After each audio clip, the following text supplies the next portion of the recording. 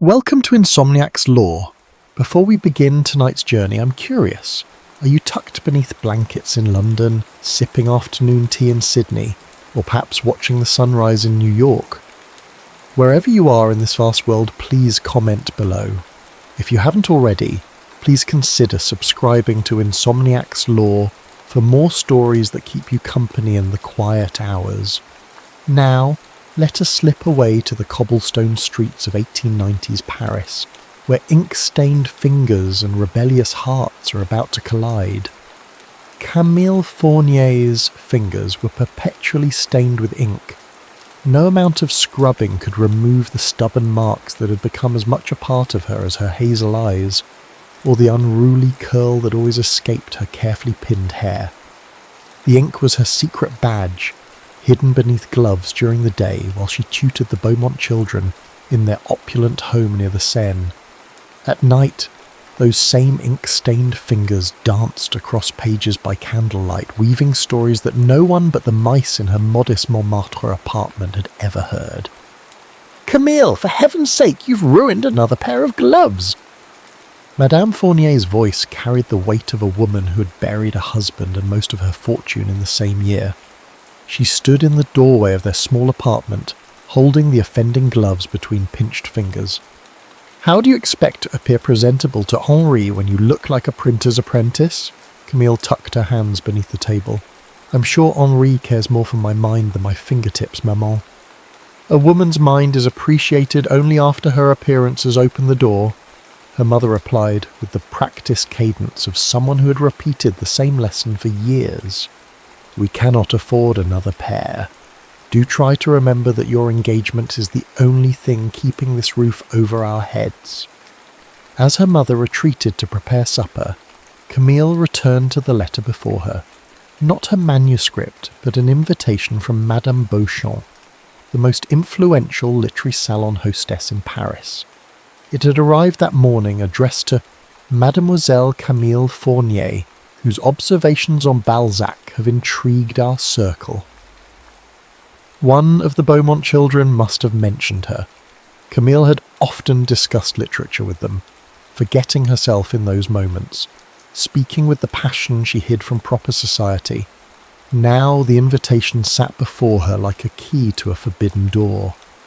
On the night of the salon, Camille wore her best dress, a deep blue that had belonged to her mother in better days, altered to fit current fashions as best they could manage. Her copper-tinged brown hair was pinned severely, as if to contain the unruly thoughts within.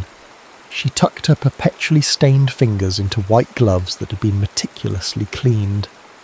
"Remember," her mother said as Camille prepared to leave, "you're there to make connections that might benefit Henri's business, not to discuss your writing fancies." The Beauchamp residence on Boulevard Saint-Germain glowed with golden light, spilling warmth onto the cobblestones. Inside, cigarette smoke hung in lazy halos above the heads of Paris's intellectual elite. Poets with unkempt hair gestured wildly next to perfectly coiffed critics. Women in silk gowns leaned forward in their chairs, ignoring propriety to engage in heated debates about Zola's latest work. Camille stood at the periphery, clutching a glass of champagne she'd barely touched, wondering if she might dissolve into the patterned wallpaper. The conversations around her sparkled with wit and audacity that made her own thoughts seem dull by comparison. "Moreau, you've mistaken sentimentality for emotional truth." A corpulent man with a walrus moustache jabbed his finger at a slim figure partially obscured by the crowd. "Your latest work romanticizes love to the point of absurdity, and you, Belmont, have mistaken cynicism for intelligence." The responding voice was rich and melodious, carrying above the murmurs of the crowd.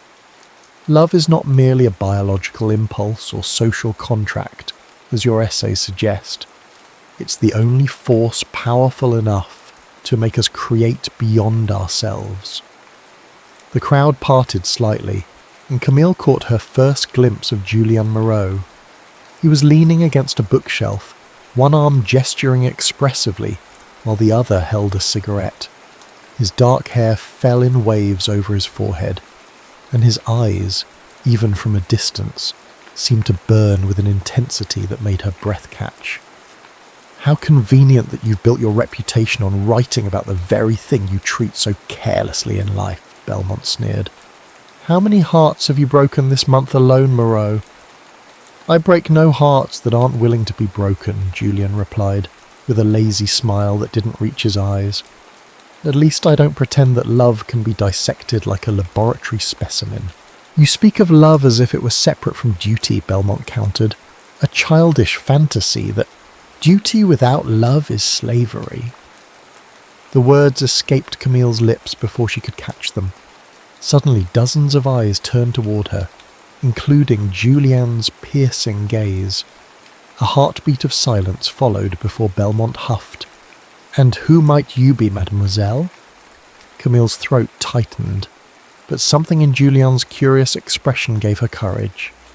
Someone who believes that duty can be meaningful when paired with love, but hollow without it, like a beautiful binding around empty pages.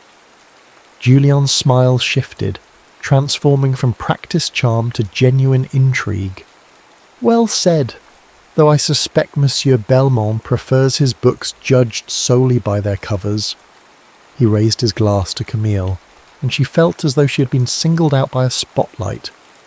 Later, as guests flowed between rooms like tributaries of a social river, Camille found herself near an open window, grateful for the cool night air on her flushed cheeks. "You've caused quite a stir, mademoiselle," a voice spoke from behind her. "Fournier," she supplied, turning to find Julien Moreau standing closer than propriety allowed. "Camille Fournier. Julien Moreau." He bowed slightly. "Though I suspect you already knew that. Your reputation precedes you, Monsieur Moreau. As does yours, apparently. Madame Beauchamp tells me you're a writer." Heat rushed to Camille's face. "I merely dabble with words." "One doesn't merely dabble with words any more than one merely dabbles with fire." He studied her with unsettling directness. "What do you write, Mademoiselle Fournier, when no one is watching?" The question felt intimate, as if he'd asked what she dreamed about. "Stories," she admitted, "about people who live more boldly than I dare." "And why don't you dare?" His voice lowered, becoming almost a caress. Before she could answer, a lady in crimson silk approached, laying a possessive hand on Julien's arm. "Darling, you promised to introduce me to Daudet." "So I did." Julien's eyes remained on Camille for a moment longer. "We'll continue this conversation another time, Mademoiselle Fournier." As he walked away, Camille realised she'd been holding her breath. She also realised with a sinking feeling that her engagement ring, Henri's grandmother's modest diamond, had left an imprint on her gloved finger where she'd been unconsciously twisting it. That night, she wrote until dawn, filling pages with a fervour she hadn't felt in months. When she finally slept, she dreamed of ink that burned like fire. 3 days after the salon, Camille sat in the back room of Librairie Rosenthal, a bookshop in Le Marais where Monsieur Rosenthal allowed her to browse volumes most booksellers wouldn't show a young woman. She was lost in a collection of Baudelaire when a shadow fell across her page. "I thought I might find you here." Julien Moreau stood before her, holding a leather-bound book. Gone was the immaculate evening attire, replaced by a slightly rumpled white shirt and vest. In daylight, she noticed the faint shadow beneath his cheekbones and the tiny scar that curved along his jaw. Camille closed her book. "How did you know where to find me?" "I asked Madame Beauchamp about the mysterious woman who silenced Belmont. She mentioned you tutor the Beaumont children, who apparently adore their teacher, who tells them stories of adventures and passion." His eyes crinkled at the corners. "Their words, not mine." Camille felt exposed, as if he'd opened a drawer containing her private thoughts. "You've been investigating me." "I've been curious." He dropped into the chair opposite hers. especially after finding this. He slid a manuscript across the table, her manuscript, the one she'd submitted to La Revue de Paris 6 months ago under the pseudonym C.F. Laurent. Her blood ran cold. Where did you get that? From the slush pile at La Revue. I occasionally read submissions for them. His expression grew serious. Your name is penciled on the inside cover. Your real name. Camille felt a flash of anger. Come to mock me, the tutor who thinks she can write? Quite the opposite. I've come because your work is extraordinary. She blinked. She'd misheard. Pardon? Your novel. It has flaws, certainly, but your voice, he leaned forward, eyes alight with genuine enthusiasm. It cut through all those mediocre submissions like a siren's call. You understand something about longing that most writers spend lifetimes trying to capture. Camille's heart hammered against her ribs. No one had ever read her work before, let alone praised it. Then why was it rejected? Because Fontaine, the editor, is a fool who thinks women should write only about domestic matters.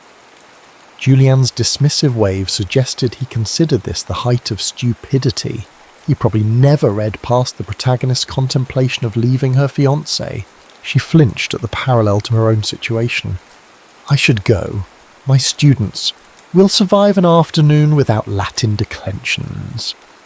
He reached for her hand as she stood, but stopped short of touching her. Meet me tomorrow. Let me help you revise it for submission elsewhere. Why would you help me? His expression softened. Because talent like yours shouldn't remain hidden. And selfishly, because I want to read what you write next. Camille should have refused. She had responsibilities. To her mother, to Henri, to propriety itself. Instead, she heard herself say, tomorrow then, here at 4. That single tomorrow stretched into weeks of tomorrows. They met in bookshops, in quiet cafes, once in the Luxembourg Gardens when the spring rain paused long enough for them to sit on a damp bench, huddled over pages dotted with revisions.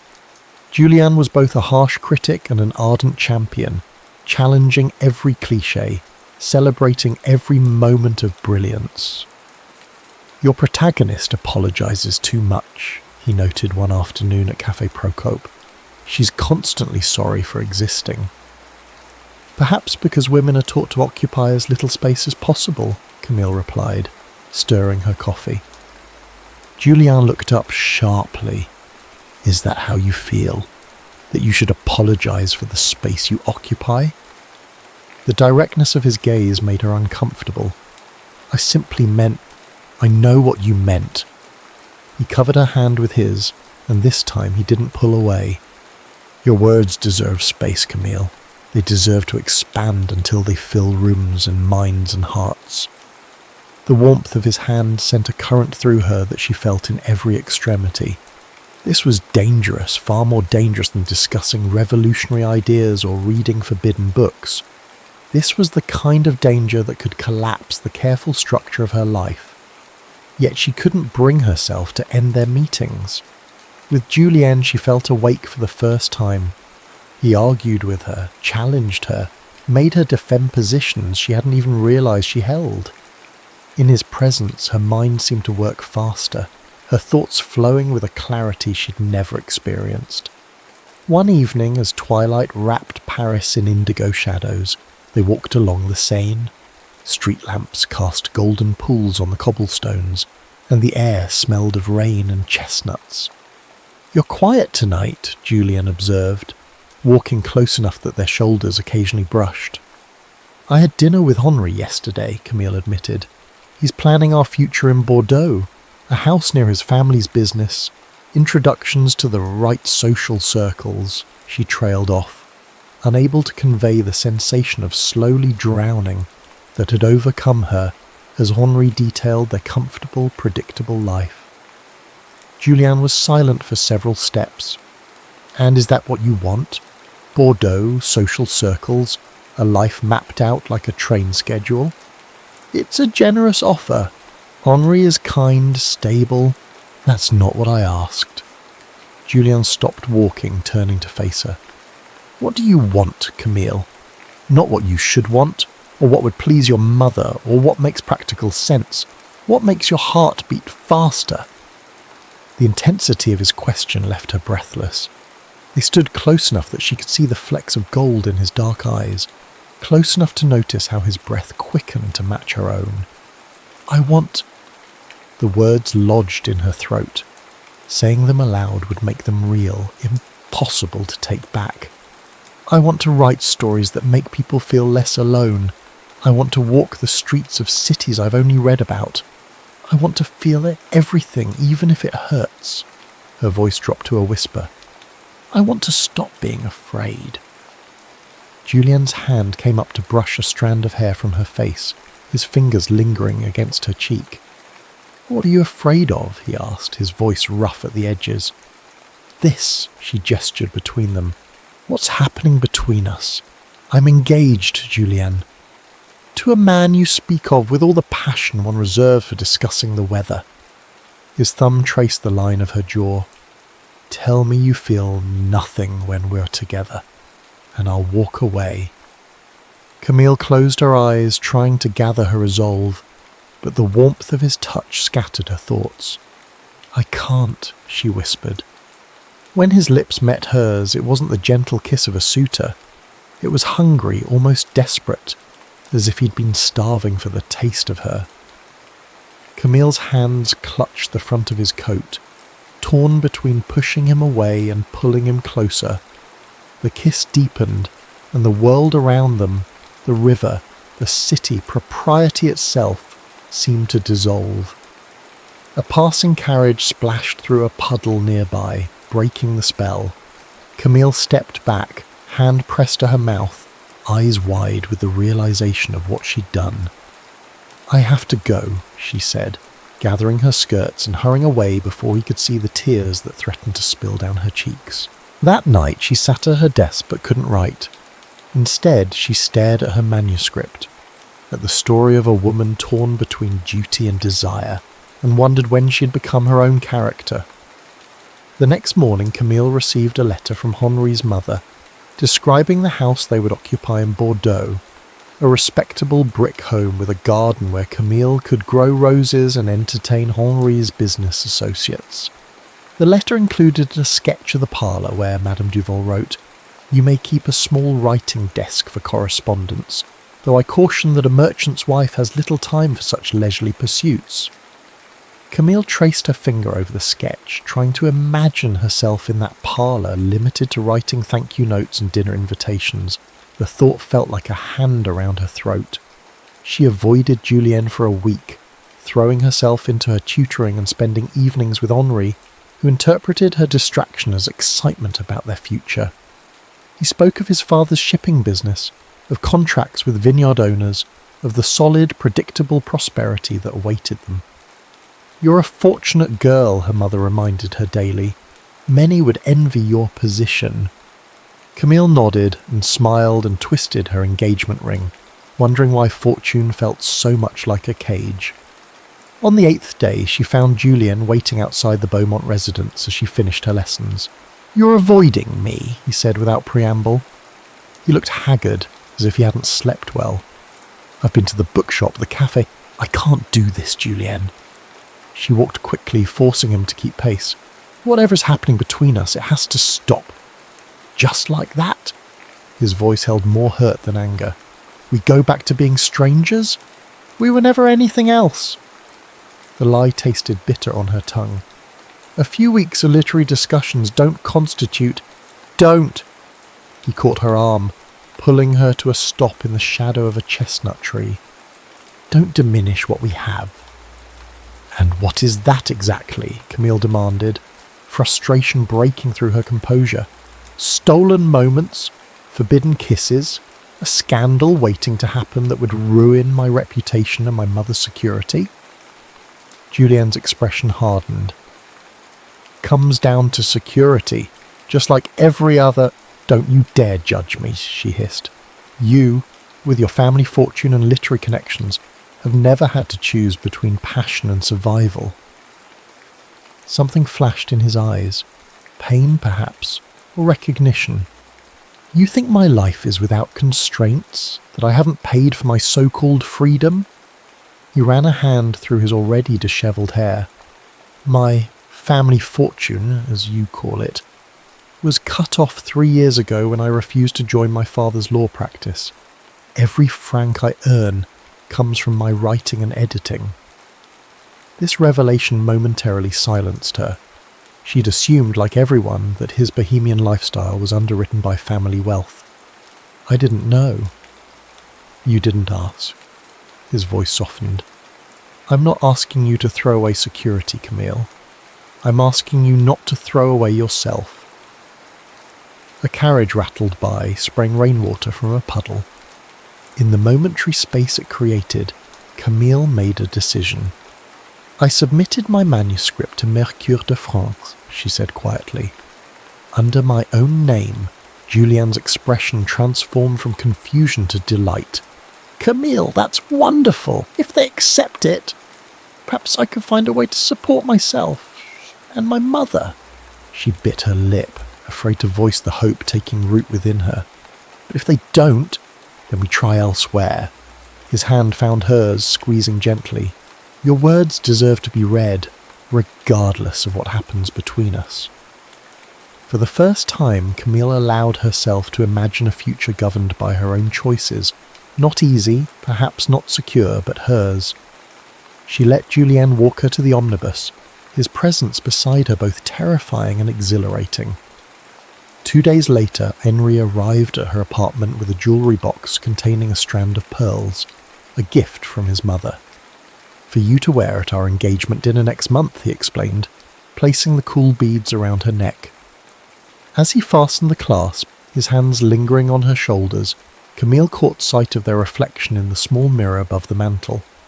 Henri, solid and dependable, his sandy hair neatly combed, his expression one of satisfied ownership, and herself, pale and constrained, the pearls like a beautiful shackle around her throat. You've been distant lately, Henri remarked, turning her to face him. Mother says it's natural for a bride to have nerves, but I've assured her you're not the flighty type. Of course not, Camille murmured, wondering when she had become such an accomplished liar. Henri studied her face. There's something different about you, something I can't quite place, because I'm awakening, she thought, because I've tasted what it means to be fully alive.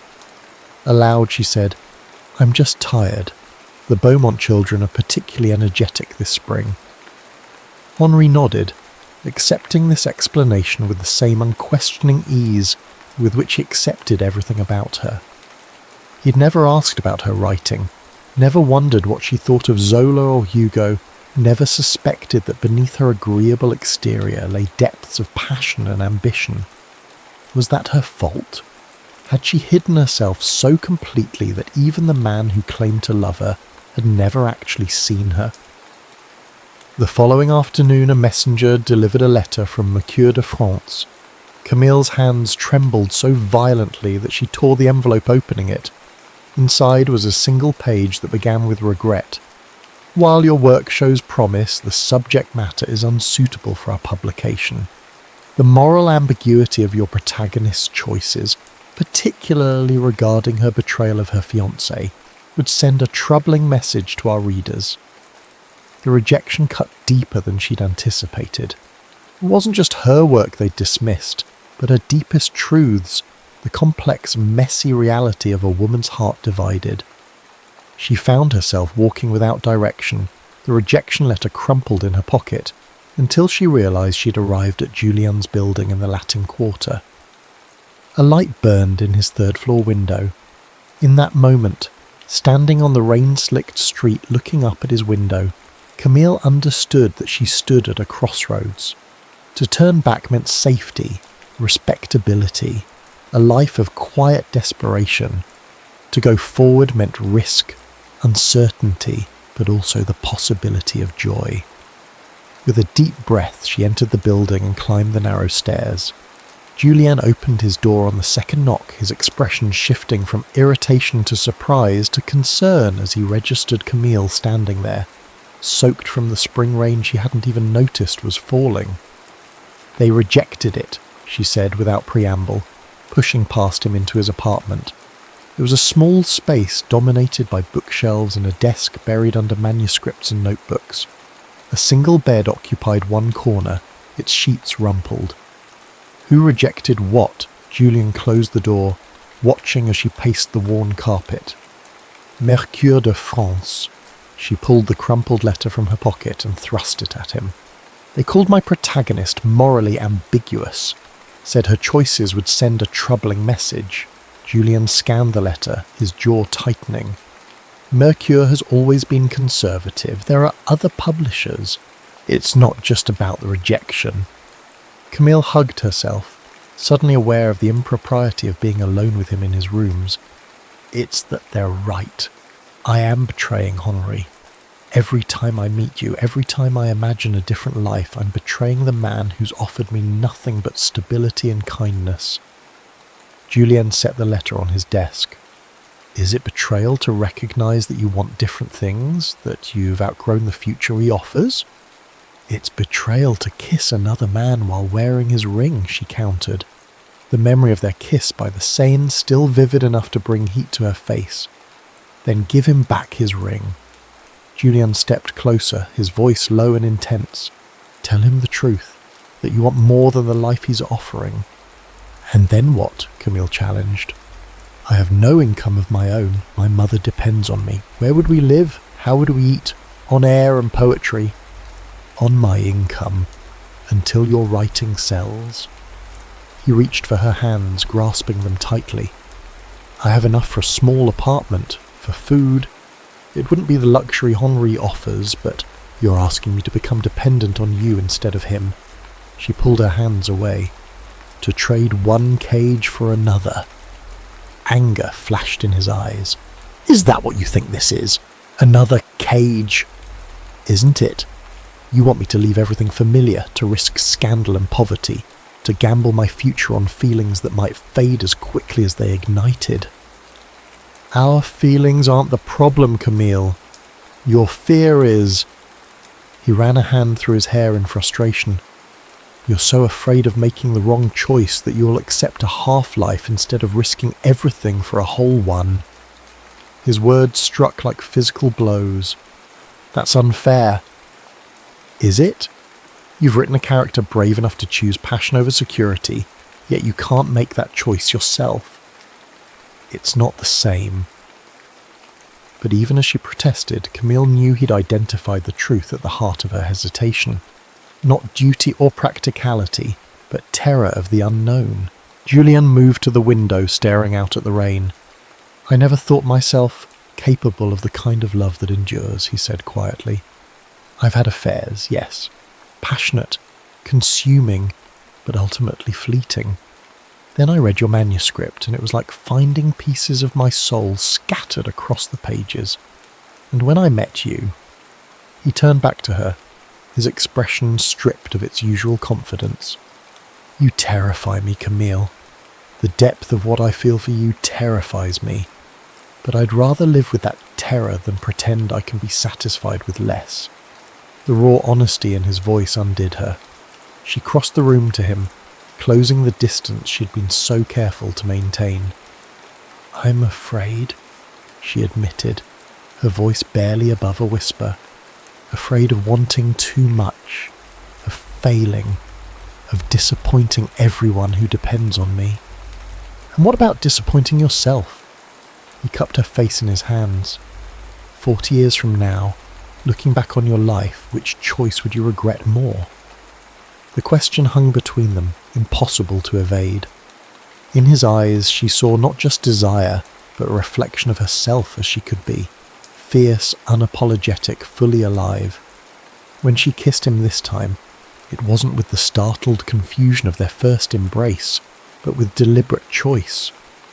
His arms encircled her, drawing her against him until she could feel the rapid beat of his heart matching her own. Later, much later, they lay tangled in his sheets, the rain still pattering against the windows. Julien's fingers traced lazy patterns on her bare shoulder, as she rested her head on his chest. "Tell me about the story you're writing next," he murmured into her hair. "I haven't decided yet." She traced the line of his collarbone, marvelling at the intimacy of this moment, at how right it felt despite everything that should have made it wrong. "Write about this," he suggested, "about finding courage, about choosing love despite the cost." Camille raised herself on one elbow to look at him. "You think anyone would publish such a scandalous tale?" His smile was tender. "I think people are hungry for truth, even when it's uncomfortable, especially then." In that moment, something clicked into place for Camille, a certainty that had eluded her until now. Whatever happened tomorrow, whatever obstacles they would face, this was where she belonged. Not in Henri's carefully planned future, but in the uncharted territory of a life shaped by her own desires. "I should go," she said reluctantly, aware of the lateness of the hour. "My mother will be worried." Julien nodded, though his arms tightened briefly around her. "What will you tell Henri?" The question sobered her. "The truth. That I can't marry him, that it wouldn't be fair to either of us." She sat up, gathering the sheets around her. "He deserves someone who loves him completely, not someone who's always looking over his shoulder at a different life." "And your mother?" Camille sighed. "That will be harder. She's sacrificed so much for my security." She twisted a strand of hair around her finger, a habit from childhood. "Perhaps I can find more tutoring positions, enough to support us both." "Or perhaps," Julien said, reaching for a folder on his nightstand, "this might help." He handed her a letter on Edition Gallimard letterhead. Camille's eyes widened as she read. "They want to publish my novel, but how?" "I sent it to them while you were avoiding me," he admitted. "André Gide is a friend. He recognized your talent immediately." Tears sprang to her eyes, not of sadness, but of overwhelming relief. "This changes everything." "It changes nothing," Julien corrected gently. "Your worth as a writer, as a woman, wasn't determined by this acceptance, but it does make the practical aspects easier." Dawn was breaking when Camille finally left Julien's apartment, the Gallimard letter tucked safely in her reticule. The streets of Paris were quiet except for the early merchants setting up their stalls and the street cleaners with their brooms. As she walked home, rehearsing the difficult conversations that lay ahead, Camille felt lighter than she had in years, as if she'd set down a burden she hadn't even realised she was carrying, the burden of living a life shaped by others' expectations rather than her own desires. Henri didn't shout when Camille returned his ring. He didn't plead or threaten. Instead, he looked at her with a mixture of hurt and resignation, as if he'd been expecting this all along. "It's him, isn't it?" he asked quietly. "That writer everyone whispers about, Moreau." Camille could have denied it, could have claimed she simply wasn't ready for marriage, but Henri deserved better than more lies. "Yes," she admitted, "but it's not just about him. It's about the life I want, the work I need to do." Henri nodded, turning the ring in his palm. "I always knew there was a part of you I couldn't reach. I thought perhaps after we were married, when you had the security of my name." He trailed off, then squared his shoulders. "I hope he makes you happy, Camille. I truly do."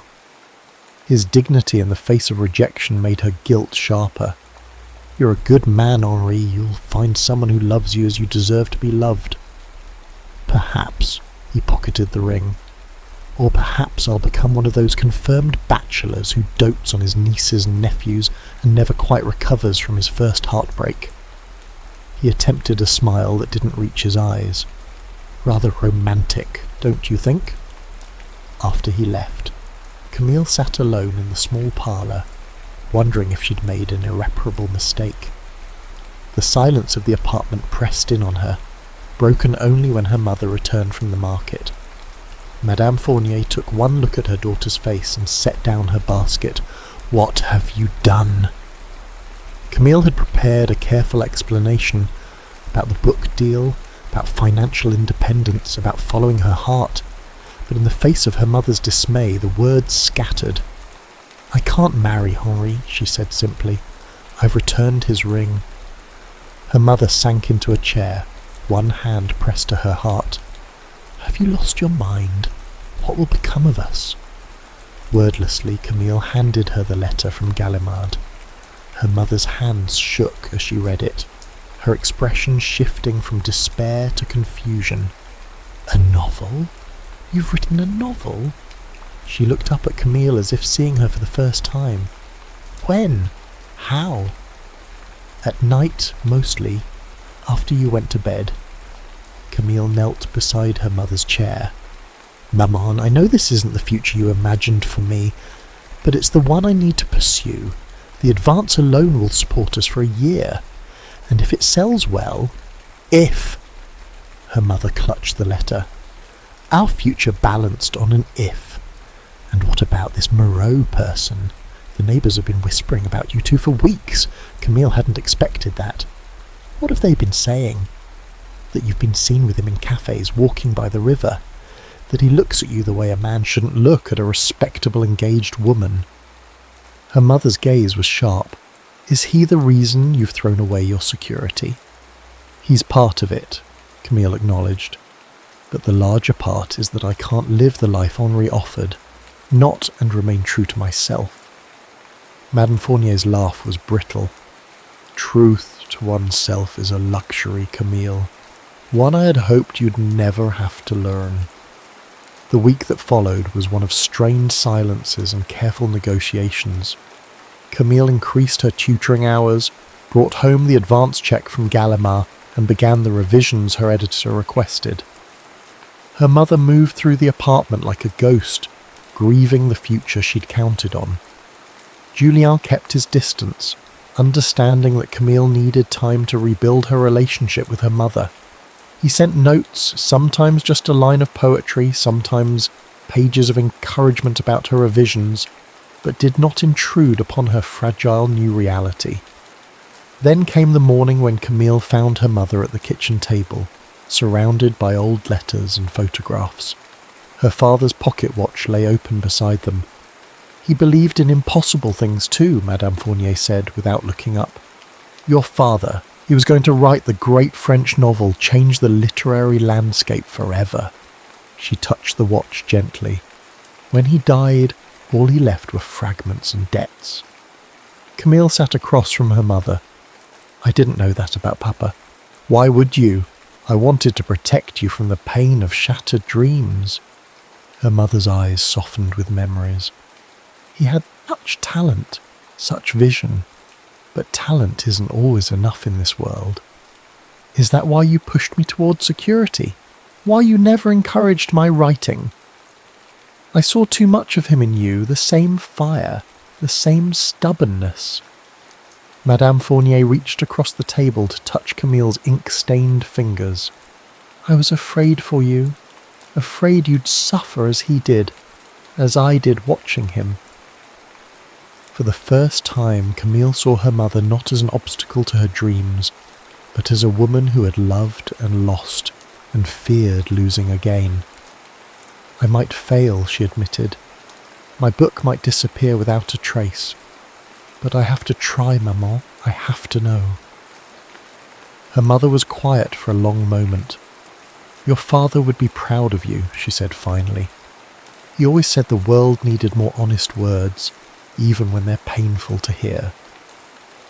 She squeezed Camille's hand. "I've been reading your manuscript. You left it open on your desk." Camille's breath caught. "And?" "It's beautiful. Disturbing in parts, but true." She straightened, some of her former composure returning. "If this Moreau character hurts you, I shall have to poison his coffee." The unexpected jest startled a laugh from Camille. "I believe you would." "Of course I would. I'm still your mother." She began gathering the letters, returning them to their box. "Now, tell me about this editor of yours. Is he paying you what you're worth?" It wasn't complete acceptance, but it was a beginning. 2 weeks later, Julien invited Camille to see his latest play at Théâtre du Châtelet. She arrived with her mother, who insisted on accompanying her, partly as chaperone, partly out of curiosity about the man who had upended their lives. The theatre hummed with anticipation. Julien's previous play had scandalised and delighted Paris in equal measure, and expectations for this new work were high. As the lights dimmed, Camille felt a flutter of nerves. She had read drafts of the play during their collaboration, but hadn't seen the final version. From the first scene, she recognised elements of their story. A young woman trapped between duty and desire, a writer who challenges her to reach for more than security. But as the play progressed, it diverged from reality. The protagonist, faced with the choice between safety and passion, chose safety. She married her stolid fiancé, abandoned her writing, and years later encountered her former love, now a celebrated author whose work she secretly read and wept over. In the final scene, the woman, now middle-aged and hollow-eyed, stood at the edge of the Seine, holding her unpublished manuscripts. As she cast the pages into the water, watching her words dissolve, the audience grew utterly silent. The actress's voice carried through the hushed theatre. Some choices cannot be undone. Some rivers carry us to shores from which we can never return. As the curtain fell, the silence held for 3 heartbeats before the theatre erupted in thunderous applause. Camille sat frozen, tears streaming down her face, struck by the vision of what could have been her fate. Her mother leaned close. "It seems your Monsieur Moreau understands the stakes," she murmured. "Perhaps he's more serious than his reputation suggests." Backstage was chaos. Admirers pressed forward with congratulations. Critics scribbled notes. Actors still in costume embraced one another. Julien stood at the centre of it all, accepting praise with the practiced charm that had once seemed so superficial to Camille, but which he now recognised as a necessary armour. When he saw her, he broke away from the crowd, crossing to where she stood with her mother. "Mademoiselle Fournier," he bowed, unexpectedly formal. "Madame Fournier, I'm honoured you could attend." "A most provocative piece, Monsieur Moreau," Madame Fournier replied, studying him with undisguised scrutiny, "though I found the ending unnecessarily tragic." "As did I," Julien agreed, his eyes on Camille. "Sometimes we need to see the darker path to appreciate the courage it takes to choose a different one." Madame Fournier's gaze shifted between them. After a moment she sighed. "I shall go speak with Madame Thibault. I believe I recognised her in the 3rd row." She fixed Julien with a stern look. "You have 15 minutes, monsieur. We still maintain some proprieties in this family." When she had gone, Julien took Camille's hands. "You're crying." "Your play. It was a warning, wasn't it? About what might happen if I chose safety over truth." "It was a fear," he corrected gently. "My fear. That you might look back someday and regret the path not taken." "I won't," she promised. "The day I returned Henri's ring, I chose my path. Whatever comes, success or failure, together or apart, I won't regret choosing to live fully." He pulled her closer, public opinion be damned. "I've had a letter from London. A publisher there wants to translate your novel once it's released here." "London?" Camille's eyes widened. "But I've never been to England." "We could go," he suggested, a new eagerness in his voice. "After your book launches, London, then perhaps Italy. You could write about cities you've never seen before, and I..." He hesitated. "I could write about a love that doesn't end in tragedy." The promise in those words, of a shared future, of adventures yet to come, filled Camille with a joy so acute it was almost painful. "I'd like that," she whispered. "All of it." 6 months later.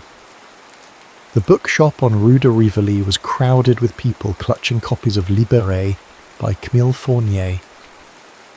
Her photograph graced the back cover, not the demure portrait her publisher had initially suggested, but one taken by Julien in his apartment, her hair loose around her shoulders, her expression fearless and direct. Camille sat at a small table, signing books and answering questions, while her mother handed out glasses of champagne with unexpected enthusiasm. In the corner, Julianne watched with quiet pride, content to remain in the background of her moment. When the crowd thinned, a young woman approached, clutching the book so tightly her knuckles were white. "Mademoiselle Fournier," she began hesitantly. "Your novel, the way you write about choices, about defying expectations." She glanced nervously at an older woman, her mother perhaps, hovering nearby. "Gave me courage to show my own writing to someone." Camille's heart swelled. This was why she had written, why she had risked everything for this moment, for this connection across the gulf of experience. "May I give you some advice?" she asked the girl. "Please, write the story that scares you the most," Camille said, echoing words Julianne had once spoken to her. "That's the one worth telling." Later that night, in their small but comfortable apartment overlooking a courtyard filled with chestnut trees, Camille sat at her desk, a blank page before her. Julianne moved behind her, placing a cup of tea at her elbow before pressing a kiss to the top of her head. "Beginning the next one already?" he asked, nodding toward the page. "Just making notes." She leaned back against him. "Ideas for a story about a young woman who finds her voice, and a man who learns that loving doesn't have to mean losing himself." "Sounds familiar," he teased, his hand coming to rest on her shoulder. "Though I hope this one ends happily." Camille turned in her chair to look up at him. Does such a thing exist? A truly happy ending? Perhaps not an ending, he conceded, but a happy continuation that I believe in. As he spoke, Camille dipped her pen in ink, the familiar stain of possibility marking her fingers, and began to write. Not an ending, but a continuation of a story still unfolding, a love written in ink that would never fade, the end.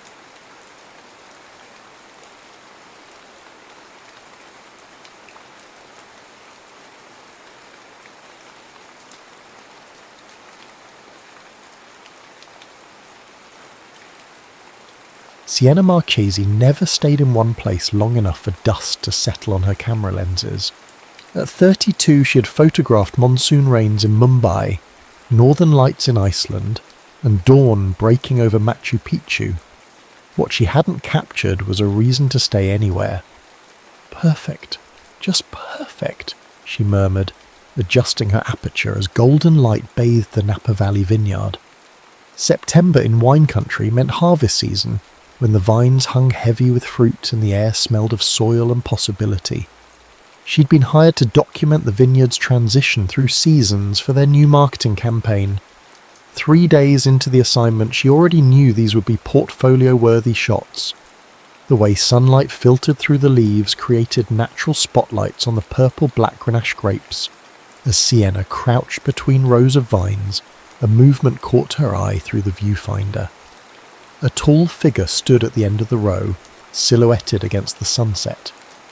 Without thinking, she adjusted her focus and clicked. The man turned at the sound, catching her in the act. "Did you just take my picture?" His voice carried an edge of surprise rather than annoyance. Sienna lowered her camera. "Professional hazard. Sorry about that." She wasn't actually sorry. The shot was magnificent, his profile carved in amber light. He approached with measured steps, dressed in a tailored suit that seemed at odds with the rustic surroundings. "I'd appreciate if you deleted it. I'm here for a private event." "The Townsend wedding rehearsal." Sienna stood, brushing soil from her knees. "They know I'm here. I'm doing the vineyard's seasonal portfolio." He stopped a few feet away. Close up, she noticed how the golden hour softened what might otherwise be a stern face. Strong jawline, straight nose, eyes the colour of roast coffee beans. Daniel Carter. He extended his hand with a precision that suggested he measured each movement. Sienna Marchesi. Her hand met his, warm and calloused from years of gripping camera equipment. "Want to see how you look through my lens?" Reluctance crossed his features, but curiosity won. He nodded. Sienna pulled up the image on her camera's display. In the photo, Daniel stood with one hand in his pocket, face turned slightly toward the setting sun. The light transformed his serious expression into something wistful, almost yearning. "That's not how I see myself," he said, voice softer. "That's why we need photographers," Sienna replied. "We capture what you can't see in the mirror." A small group called from the terrace above the vineyard. "Dan, we're starting the toast!" "That's my cue." He lingered a moment longer than necessary. "Are you staying for the evening tasting? The vineyard opens it to everyone on the property." Sienna hadn't planned to, but something about the way the light caught in his eyes made her reconsider. "I might. I've been told I should experience what I'm photographing. Then maybe I'll see you there." He turned to leave, then paused. "And you can keep the photo." The evening tasting was held in the vineyard's stone cellar, where hanging lights cast a warm glow over oak barrels and glasses of ruby liquid. Sienna arrived just as the sommelier began explaining the blind tasting process. "Each numbered glass contains one of our award-winning wines. Your challenge is to identify them using only your senses." Sienna found herself at a table with strangers, including Daniel, who had loosened his tie and rolled up his sleeves. The formal facade had cracked slightly, revealing something more approachable underneath. "Not a wine connoisseur?" he asked, when she sniffed a glass with theatrical exaggeration. "I know what I like when I taste it," she replied. "But my expertise stops at red and white and occasionally bubbly." A ghost of a smile touched his lips. "Systematic approach works better. First colour, then aroma, then... Where's the spontaneity in that?" She cut him off, reaching for glass number 3 without looking at her tasting notes. "Sometimes you have to trust your instincts." They reached for the same glass simultaneously. Their fingers brushed, then lingered. In the split second before they both pulled away, something electric passed between them. "Your systematic approach is making you predictable," she teased, covering the moment with humour. "And your spontaneity is making you reach for a Merlot when you clearly preferred the Cabernet." Sienna raised an eyebrow.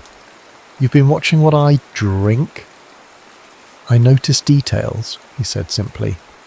"Occupational necessity." "And what occupation requires such attention?" "Architecture." He took a deliberate sip from his glass. "I design spaces for people to inhabit. Getting the details wrong means creating a beautiful space no one wants to live in. So you build permanent structures, and I capture fleeting moments," Sienna mused. "We couldn't be more different." Something unreadable crossed his face. "Perhaps that's what makes this conversation interesting."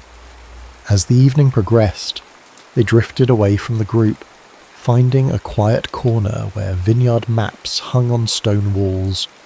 Sienna learned that Daniel's firm was based in San Francisco, that he'd known the groom since college, that he lived alone in a converted industrial loft he'd designed himself.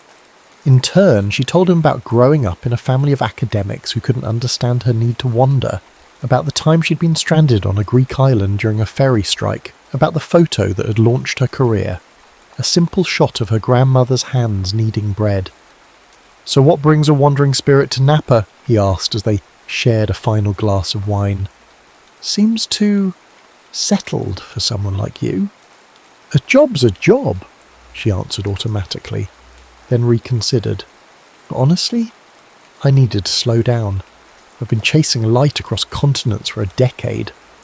Sometimes you need to sit still and let the light find you." Daniel's eyes held hers. "And has it found you?" The question felt weighted with meaning she wasn't ready to examine. Sienna glanced at her watch. "It's late. I should go. Early shoot tomorrow." He walked her to her rental car, their steps synchronized on the gravel path. "Will you be at the wedding tomorrow?" he asked. Sienna shook her head. "I'll be shooting the East Vineyard at dawn, then heading back to San Francisco. The golden hour waits for no photographer. They reached her car, and an awkward moment followed. The universal uncertainty of endings between people who feel a connection, but lack context for it. It was nice meeting you, Daniel Carter. Likewise, Sienna Marchesi. She drove away, watching his figure grow smaller in the rearview mirror, certain their brief intersection was complete. By morning, he would return to his structured world of straight lines and permanent foundations, while she would chase the next perfect frame of light. Neither of them could have predicted the crooked path fate had already begun drawing between them.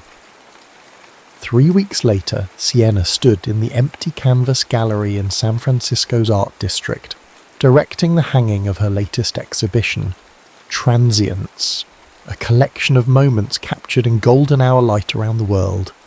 Among them a vineyard in Napa Valley, though she'd carefully excluded any photos featuring a certain architect. The lighting needs to be warmer on the vineyard series, she instructed the gallery assistant. They were shot during golden hour. I need viewers to feel that warmth. The architects handling our renovation suggested cooler tones for this wall, the assistant replied. Something about complementing the structural elements, Sienna frowned. Well, the architects aren't the artists. The work determines the lighting, not the... Actually, the architects considered the interplay between art and environment quite carefully. The voice behind her was familiar enough to raise goosebumps on her arms. Sienna turned slowly, already knowing who she'd find. Daniel Carter stood in the gallery doorway, portfolio in hand, looking as structured as she remembered. Charcoal suit, crisp white shirt, expression suggesting he'd already calculated every angle in the room. "You're the renovation architect," she stated rather than asked. "Lid on the project, yes," no surprise showed on his face. "Small world." "Or cosmic joke," Sienna muttered, then louder. "The lighting stays warm on the vineyard series." A slight inclination of his head acknowledged her authority over her own work, though something in his eyes suggested the conversation wasn't over. The gallery assistant looked between them, sensing the tension. "I'll adjust the track lighting," she said, quickly retreating. Left alone, Sienna crossed her arms. "Did you know I'd be exhibiting here? Your name wasn't on the project brief." Daniel set his portfolio on a nearby bench. "Though I admit to being less surprised than you are." "Why is that?" "The universe has patterns. You notice them in architecture. Repeated motifs, golden ratios. People reappear in your life for reasons." Sienna nearly laughed. "That sounds suspiciously like fate for someone so structured." "I said patterns, not fate." A ghost of a smile touched his lips. "When are you leaving San Francisco?" Or the question caught her off guard. "What makes you think I'm leaving?" "You said it yourself. You chase light across continents. San Francisco is just another stop." Something about his certainty irritated her. "Actually, I've taken a 6-month residency with the gallery, teaching master classes, curating, exhibiting my work." Now she had surprised him. The barely perceptible widening of his eyes gave him away. 6 months in one place? He questioned. "That's practically settling down for someone like you." "Someone like me," she echoed, voice cooling. "You've spent all of 3 hours with me, Daniel. You don't know what kind of someone I am." He inclined his head, acknowledging the rebuke. "Fair enough. Perhaps we could remedy that." "Remedy what?" "The limited hours." He maintained steady eye contact. "Dinner tonight? There's an excellent restaurant near my office." "I don't do reservations and white tablecloths," she interrupted. Daniel considered this. "Then what do you do?" "I follow what looks interesting. No plans, no reservations." Something shifted in his expression, a challenge accepted. "All right, no plans. Meet me at the gallery entrance at 7. Sienna almost refused on principle, but curiosity won out. "Fine, 7 o'clock, but I'm not dressing up." "I wouldn't expect you to change who you are," he replied, gathering his portfolio. "The lighting stays warm on the vineyard series. I'll make the adjustments in our plans." He left with measured steps, and Sienna turned back to her photographs, wondering what patterns the universe was weaving around them. At precisely 7, Daniel waited outside the gallery. He'd changed from his work suit to dark jeans and a charcoal sweater, still impeccable but less formal. Sienna arrived at 7:12, unchanged from earlier except for a vintage leather jacket thrown over her outfit. "So, where's this excellent restaurant?" she asked instead of greeting him. "I cancelled the reservation," he replied. "Tonight we follow whatever looks interesting, your rules." Surprise registered on her face. "You're willing to wander aimlessly through San Francisco?" "I wouldn't say aimlessly. I never go anywhere without knowing where I am." Sienna smiled, a real one this time. "That's not wandering, Daniel. That's just walking with extra steps." She grabbed his hand suddenly, pulling him toward the street. "Come on. First rule of wandering, move quickly when the light turns green." They spent the evening in a way Daniel had never experienced his own city. Sienna led them down alleys decorated with vivid murals, through a farmer's market closing for the evening, where they collected bread, cheese and fruit from vendors packing up, and finally to a hidden courtyard where street musicians played for scattered audiences. "This is dinner?" Daniel asked as they spread their market finds on a stone bench. "No," Sienna corrected, breaking off a piece of sourdough. "This is an experience that happens to include food." As they ate, Daniel found himself relaxing into the unplanned moment. The music, the cooling night air, the way Sienna's face animated when she talked about her work. It all created a scene he couldn't have designed, but somehow felt perfectly constructed. "You really never do this?" Sienna asked, popping a grape into her mouth. "Just exist without a schedule?" Daniel considered the question seriously. "My work requires precision. People live and work in the spaces I create. If I miscalculate a support beam by even a few inches..." "I'm not talking about your work," she interrupted gently. "I'm talking about your life." The distinction unsettled him. "They're intertwined." "They don't have to be." Sienna leaned back, studying him. What did little Daniel want to be before adults taught him to be responsible? The question transported him to a memory he rarely revisited. "I wanted to build tree houses," he admitted, "elaborate ones with rope bridges and secret rooms. I filled sketchbooks with them." "What happened to those sketchbooks?" "My father explained that architecture was about buildings that lasted, not tree houses that rotted away." Sienna's expression softened. "Some things aren't meant to last forever, Daniel. That doesn't make them less valuable." The statement hung between them, loaded with meaning beyond childhood dreams. As the evening ended, they walked along the Embarcadero, the Bay Bridge illuminated against the night sky. Their conversation had evolved from playful banter to deeper waters, her fear of losing her edge if she stayed in one place too long, his admission that his ordered life sometimes felt like a cage he'd built himself. "I should get home," Sienna said as they reached the ferry building. "Early gallery meeting tomorrow." Daniel nodded, suddenly reluctant for the evening to end. "I'll walk you to your car." "I took the BART." "Then I'll drive you home." Sienna smiled. Trying to plan the unplannable, architect. Before he could respond, she rose on her toes and kissed his cheek, a fleeting touch that somehow felt more intimate than it should have. "Thank you for cancelling your reservation," she said softly. "Good night, Daniel." She walked away, leaving him standing alone with the sensation of her lips still warm on his skin and the unsettling feeling that something in his carefully constructed world had just shifted on its foundation. Over the following weeks, Sienna and Daniel's lives intersected in ways neither had anticipated.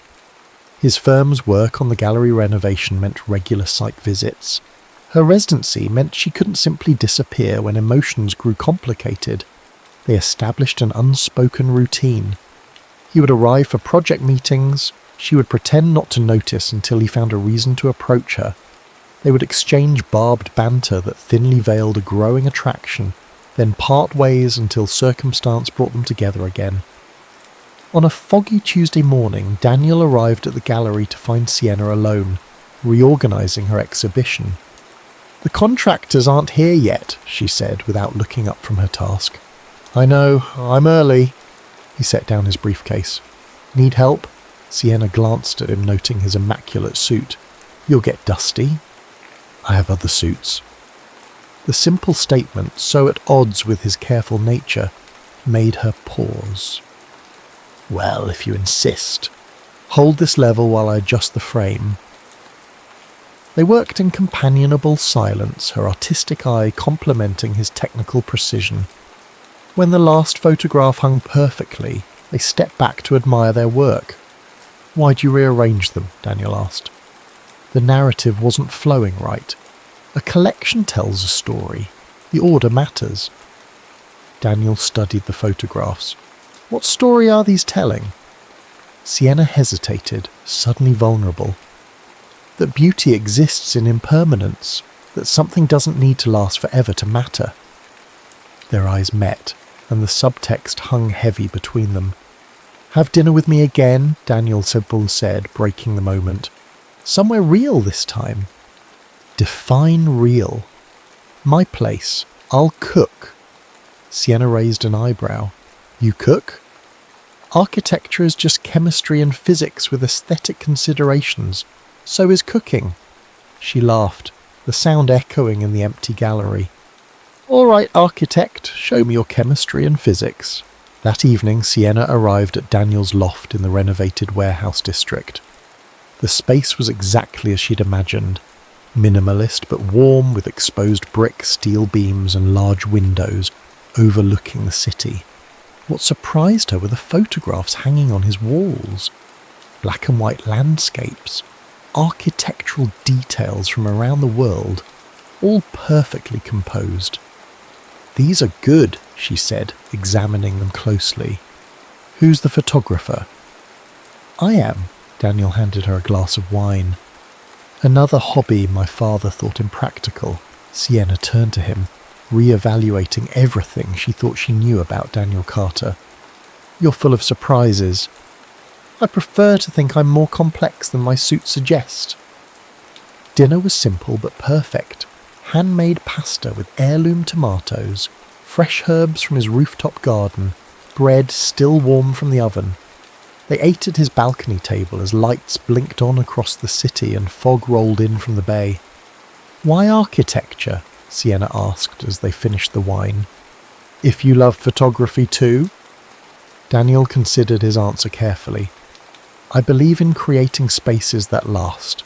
Photography captures what's already disappearing. I wanted to build what remains."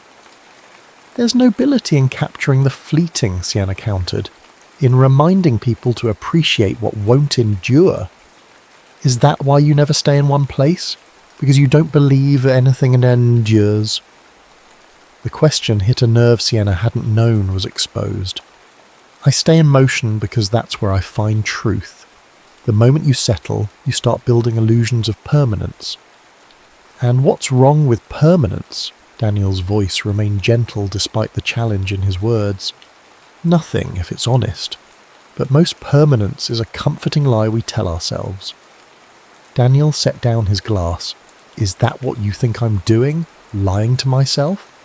"I think you've built a life around the idea that control equals safety. That if you design everything perfectly, nothing can hurt you." His expression tightened. "And you're different? Always ready to leave before anything gets too real?" The accuracy of his observation stung. Sienna stood, suddenly needing space. Maybe this was a mistake. The dinner or the conversation? Both. Neither. She ran a hand through her hair in frustration. "I don't know how to do this, Daniel." "Do what?" "This. Whatever's happening between us, it doesn't fit any pattern I recognize." Daniel rose, moving closer but not touching him. "Maybe that's the point. Maybe we're building something new." The word building hung between them. His verb, not hers. Sienna fought the urge to run. "I have an assignment," she said abruptly. 3 days in Big Sur shooting coastal landscapes for a conservation magazine. Daniel absorbed this information, his face unreadable. When do you leave? Tomorrow morning. He nodded once, processing. Then, surprising her, he asked, Do you want come? The question was so unexpected that Sienna could only stare. You want to come to Big Sur? What about work? I have accumulated vacation days, 3 years' worth according to my assistant. You'd take unplanned time off just like that? A smile touched his lips. Not just like that. For you. The simple honesty of his statement disarmed her completely. This man who measured twice and cut once, who calculated load-bearing capacities and stress tolerances, was offering to step into her unpredictable world without blueprints. It won't be luxury accommodations, she warned. I booked a cabin, 1 bedroom. His eyes held hers steadily. I'm not concerned about the accommodations. The weight of what they weren't saying filled the space between them. Sienna took a deep breath. Pack light. We leave at dawn. The drive down the coast the next morning was a study in contrasts. Sienna drove with the windows down, music loud, changing stations whenever a song bored her. Daniel sat beside her, jacket folded neatly on the back seat, gradually surrendering to the chaos of her road trip style. The cabin perched on a cliff overlooking the Pacific was rustic but charming, all weathered wood and panoramic views. While Sienna immediately unpacked her camera equipment, Daniel explored the space, his architect's eye noting the clever use of natural light, the way the structure seemed to grow from the landscape rather than impose upon it. It's beautiful, he admitted, joining her on the deck where she was already photographing the sunset, though the support beams in the main room show concerning wear. Sienna lowered her camera to look at him. Always the architect. Some habits are hard to break. And some shouldn't be broken, she conceded. Your attention to detail is part of who you are. He moved closer, carefully not touching her equipment. And your ability to find beauty in chaos is part of who you are. The setting sun bathed them in golden light as they stood side by side, watching waves crash against the cliffs below. Something had shifted between them, a mutual recognition that their differences weren't flaws but facets of a complex whole. That night, after a simple dinner, they sat before the fireplace sharing stories that had shaped them. Her parents' academic disappointment when she chose art school over university, his mother's death when he was 12, which had taught him the fragility of life and his father's response to control what could be controlled. Is that why you need everything in its place? Sienna asked softly. Because you learned early that chaos brings pain. Daniel stared into the fire. Perhaps I simply find beauty in order, the way you find it in spontaneity. They're not mutually exclusive, she mused. Order and chaos, structure and freedom. No, he agreed, finally meeting her eyes. They're not. The moment stretched between them, taut with possibility. When he finally leaned forward to kiss her, it felt inevitable, like gravity, like tide pulled by moon, like all the forces of nature they'd both spent their lives documenting and designing around. Later, as moonlight filtered through the cabin windows, Sienna traced the line of Daniel's shoulder with her fingertip. What are we doing? She whispered. He caught her hand, bringing it to his lips. I don't know, but I'm not sorry. Neither am I. She nestled closer. But I leave for Tokyo in 3 months. The Iwata Gallery wants an exhibition. Daniel was quiet for a long moment. 3 months is a lifetime in the right company.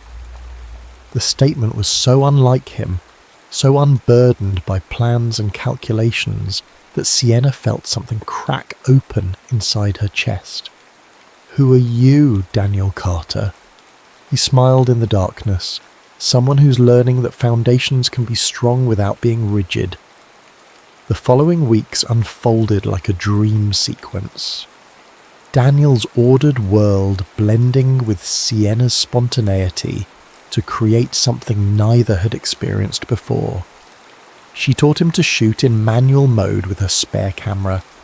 He showed her structural sketches of buildings that had never been built. They spent weekends exploring hidden corners of Northern California and weeknights at gallery events or quiet dinners in his loft. For the first time in her adult life, Sienna found herself thinking of a place as home, not because of its geography, but because of the person who waited for her there. And Daniel, who had measured his life in completed projects and 5-year plans, discovered the exhilaration of unplanned days that somehow never felt wasted. But as autumn deepened toward winter, reality began its inevitable intrusion. The Tokyo exhibition is confirmed for February, Sienna told him one evening, as they sat on his rooftop garden. 3 months, starting with the installation in January. Daniel continued watering his herbs, face carefully neutral. 3 months is manageable. I have a conference in Osaka in March. We could meet there. The practical response should have comforted her. Instead, it raised a question Sienna had been avoiding. What happened when the conference ended, when the exhibition closed? Were they planning a life of airport reunions and video calls across time zones? Daniel, she waited until he looked at her. What are we doing? He set down the watering can. Building something day by day. But what happens when the building is complete? A shadow crossed his face. Is that how you see us, with an expiration date? Everything has an expiration date. That's reality. That's fear talking, Daniel countered, his voice gentle but firm. Not reality. Sienna stood suddenly restless. My career requires mobility. Yours requires stability. Those aren't compatible long term. They could be with compromise. The word hung between them, loaded with implications neither was ready to articulate. Before they could continue, Daniel's phone rang, his assistant calling about an emergency at a project site. The conversation was postponed, but the questions remained, settling into the spaces between them like dust on unused furniture. 2 days later, as Sienna was reviewing prints for her Tokyo exhibition, her gallery liaison approached with an envelope. Special delivery, the woman said, handing it to Sienna, from Emerson Wade. Sienna's hands froze on the envelope. Emerson Wade was the editor of Geographic Eye, the world's most prestigious documentary photography magazine. She opened it with trembling fingers. Inside was a letter offering her a position as their global features photographer, a dream assignment that would take her to conflict zones, environmental crisis points, and cultural revolutions around the world. A 2-year contract, starting in 1 month. When Daniel arrived at her apartment that evening, he found her surrounded by old portfolios and tear sheets, a half-packed suitcase open on the floor.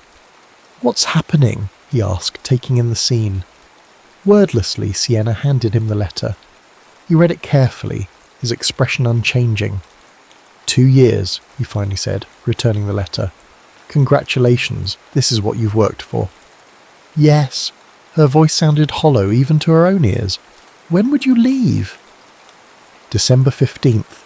Training in New York, then straight to Venezuela for the first assignment. Daniel nodded once, processing. That's 3 weeks from now. Yes. He looked around at the partially dismantled apartment, understanding dawning in his eyes.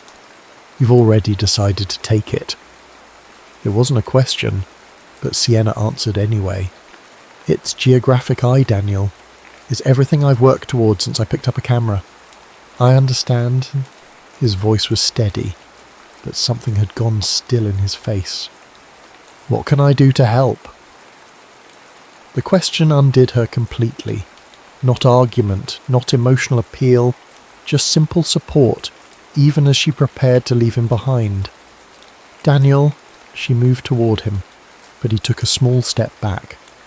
I think we both need time to process this. His architect's mask was firmly in place now. I have meetings tomorrow. Can we talk the day after? Sienna nodded, fighting the urge to bridge the physical distance between them. Of course. He left without touching her, his footsteps measured and even on the stairs. Sienna sat among the scattered evidence of her nomadic life, feeling for the first time that the freedom she'd cultivated might actually be another kind of cage. Daniel didn't call the next day or the day after. When Sienna finally reached him at his office, his assistant informed her that he'd flown to Chicago for an emergency client meeting. The pattern repeated for a week, brief, polite texts explaining his unavailability, always with legitimate reasons that nonetheless formed an impenetrable barrier. 10 days after she'd received the letter, with her departure date looming, Sienna made a decision. She took a taxi to his loft, used the key he'd given her months earlier, and waited. It was past midnight when Daniel finally returned home, looking exhausted. He stopped short at the sight of her sitting on his couch. "Sienna," her name sounded rough in his throat. "I didn't know you were coming." Clearly, she stood studying the man who'd somehow become essential to her. "You've been avoiding me." "I've been working." The defense sounded weak even to his ears. "You've been hiding," she corrected gently, "and I understand why." Daniel set down his briefcase, removing his jacket with careful movements. "Do you?" "You're protecting yourself, building walls before I can leave you." He looked at her then, really looked at her, his composure finally cracking. "What would you have me do, Sienna? Beg you to stay? Ask you to choose between me and the career you've worked toward your entire adult life?" "No," she said quietly. "I'd never ask you to give up architecture for me. I wouldn't expect you to ask me to give up photography for you." "Then we've reached an impasse. Have we?" Sienna moved closer. "Or have we just failed to imagine an alternative design?" Something flickered in his eyes. Hope, perhaps, or at least willingness to listen. "I'm taking the geographic eye position," she continued. "It's 2 years, and yes, I'll be travelling constantly, but that doesn't mean we have to end." Daniel's laugh held no humour. "Long distance for 2 years? With your schedule? Mine?" "It won't be easy," she admitted, "but nothing worthwhile ever is." "And after the 2 years, what then? Another assignment in another part of the world?" The question hit the heart of their dilemma, not just the immediate separation, but the fundamental difference in how they viewed life. Home for him was a physical place with foundations. For her, it had always been wherever her camera led. Until now. "I don't know what happens after 2 years, Sienna admitted. But I know that for the first time in my life I'm scared of leaving somewhere. Someone! She reached for his hand, relieved when he didn't pull away. "I'm not asking you to wait for me, Daniel. I'm asking if we can find out what this is without sacrificing who we are." Daniel looked down at their joined hands, the architect in him calculating structural integrity, stress points, the mathematics of a relationship stretched across continents. "I need time to think," he finally said. "Not to avoid you, but to actually think this through." Sienna nodded, releasing his hand. "I understand. I'll be at the gallery tomorrow, finalising shipments for Tokyo." She moved toward the door, then turned back. "For what it's worth, I never expected you. You weren't in any plan I made." "Nor you in mine," Daniel replied softly. "Perhaps that's why this matters so much." December arrived with unrelenting rain, turning San Francisco's hills into glistening rivers and the sky into a uniform grey that made Sienna's photographer's heart ache for contrast. 5 days before her scheduled departure for New York, she stood in the empty gallery where her exhibition had been, watching workers crate the last photographs for shipment to Tokyo. The renovation Daniel's firm had designed was nearly complete. New lighting that respected the artwork, expanded walls that created better flow, a central skylight that would bathe the main gallery in natural illumination. His vision realised in physical space, even as the architect himself had been absent for days. "Miss Marchese," the gallery director approached. "There's someone asking for you at reception." Hope flared briefly. then died when a courier appeared instead, holding a small package. Delivery for Siena Marchesi. The box contained a leather-bound book with no note. Opening it, Siena found photographs. Daniel's photographs, spanning years. Shots of buildings he'd designed, architectural details from his travels, and mixed among them newer images, her profile against a Big Sur sunset, her hands adjusting a camera lens, her silhouette in his loft doorway. The final page held a single image, the candid shot she'd taken of him in the vineyard during golden hour, their very first meeting. Beneath it, in architect's precise handwriting, the Napa Valley Vineyard, 7:15 p.m, September 12th. The moment my foundation shifted. With trembling fingers, Siena turned to the book's last page, where she found not a photograph but a detailed architectural drawing, a treehouse elaborate enough for adults, with rope bridges and secret rooms perched in ancient redwoods.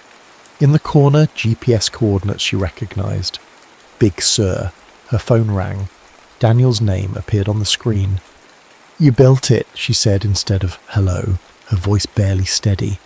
"I broke ground 2 weeks ago." His voice sounded different, lighter somehow.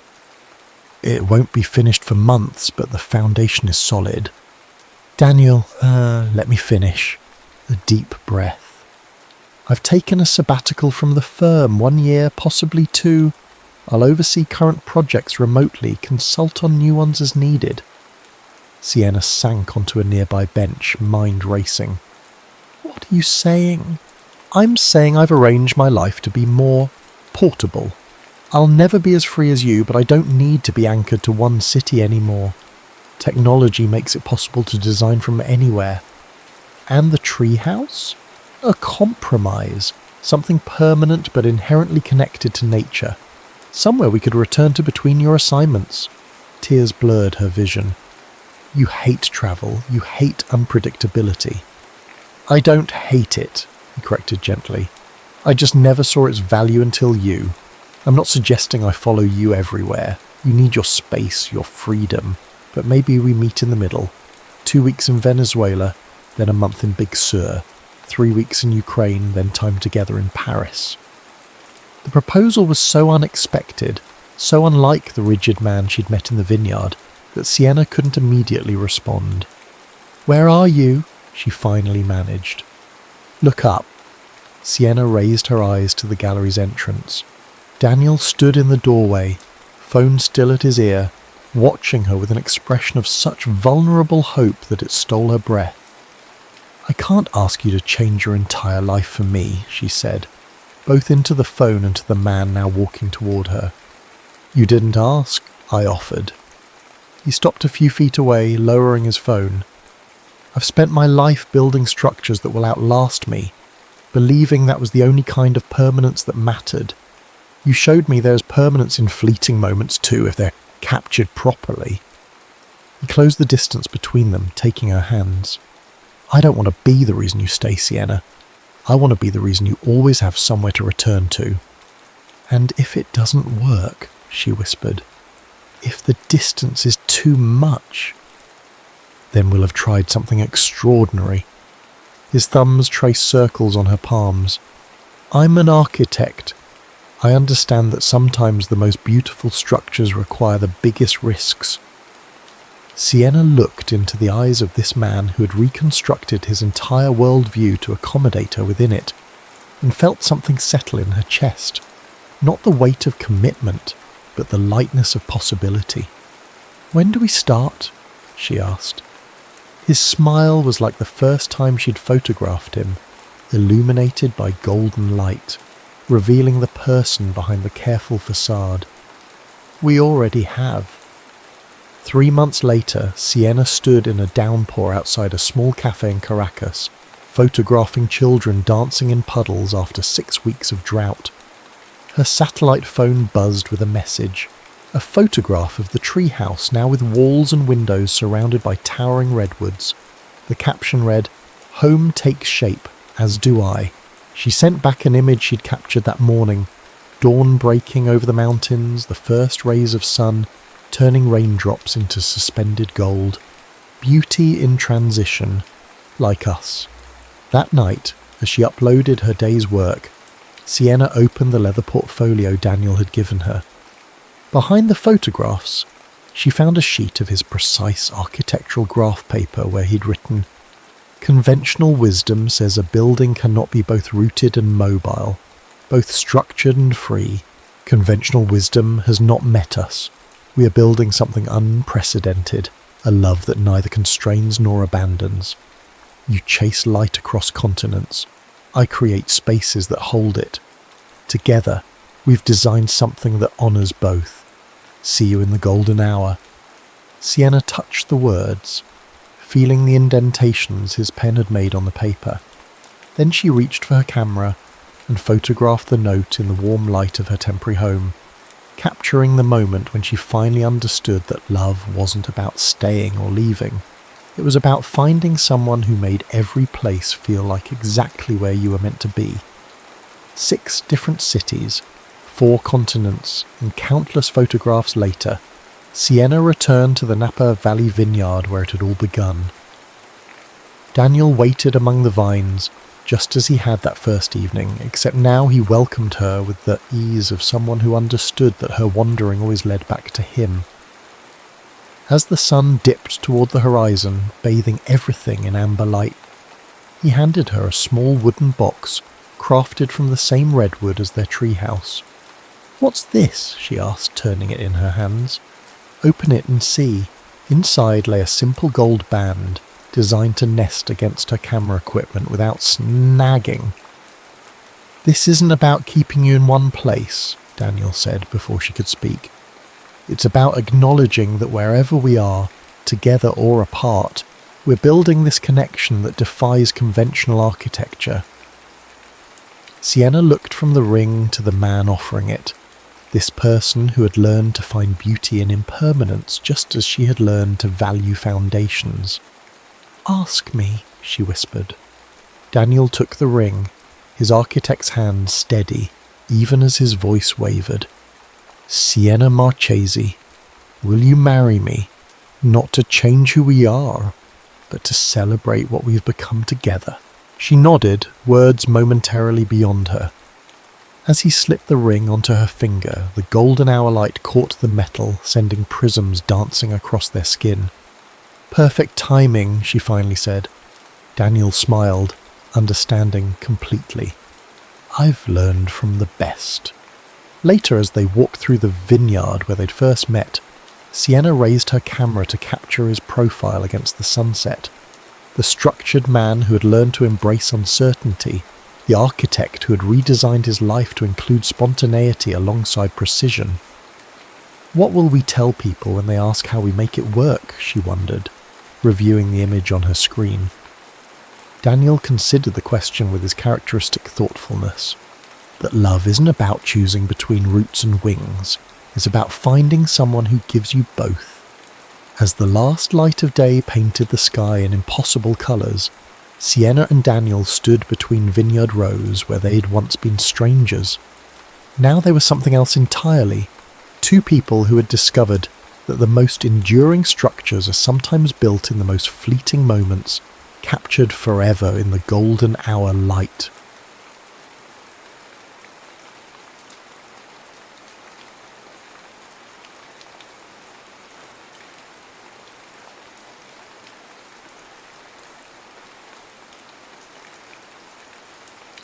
Maya Castillo's heels clicked against the polished marble of Wexler and Associates' lobby, the sound echoing in the empty space. It was nearly midnight, but the weight of expectation kept her tethered to her desk long after her colleagues had gone home.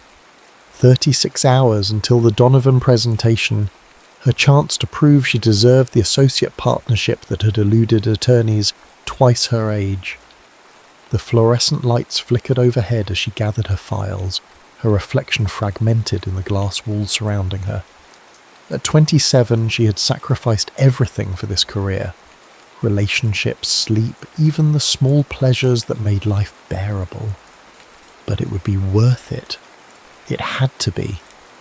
Her gaslight blinked angrily as she merged onto the freeway. A detour sign redirected her through an unfamiliar part of East Los Angeles, streets she normally avoided.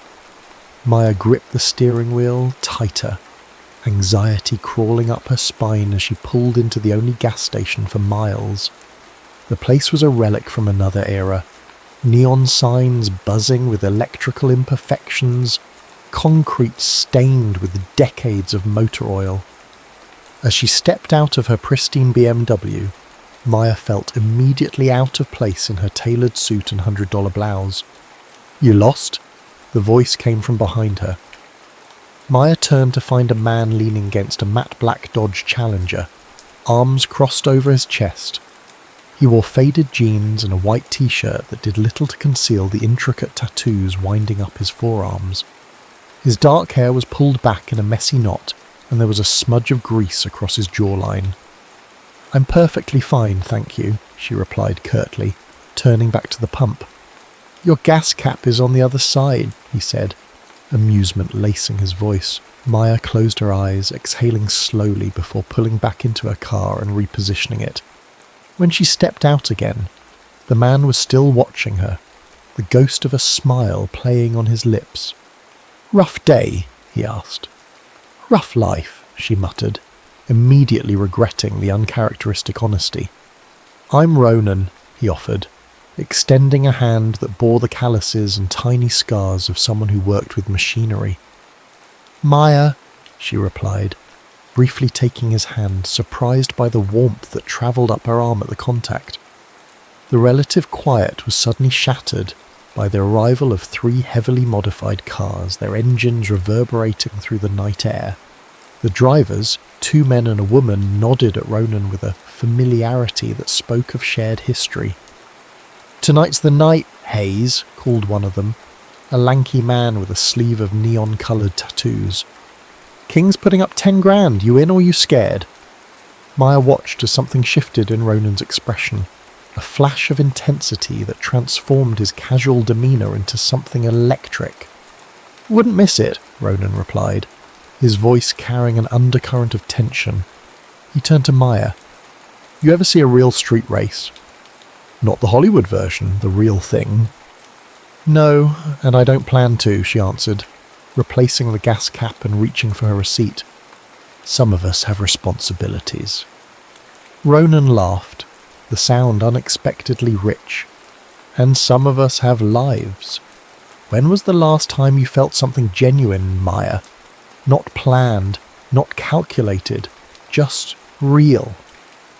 The question struck a nerve, exposing a truth she'd buried beneath billable hours and career aspirations. When was the last time?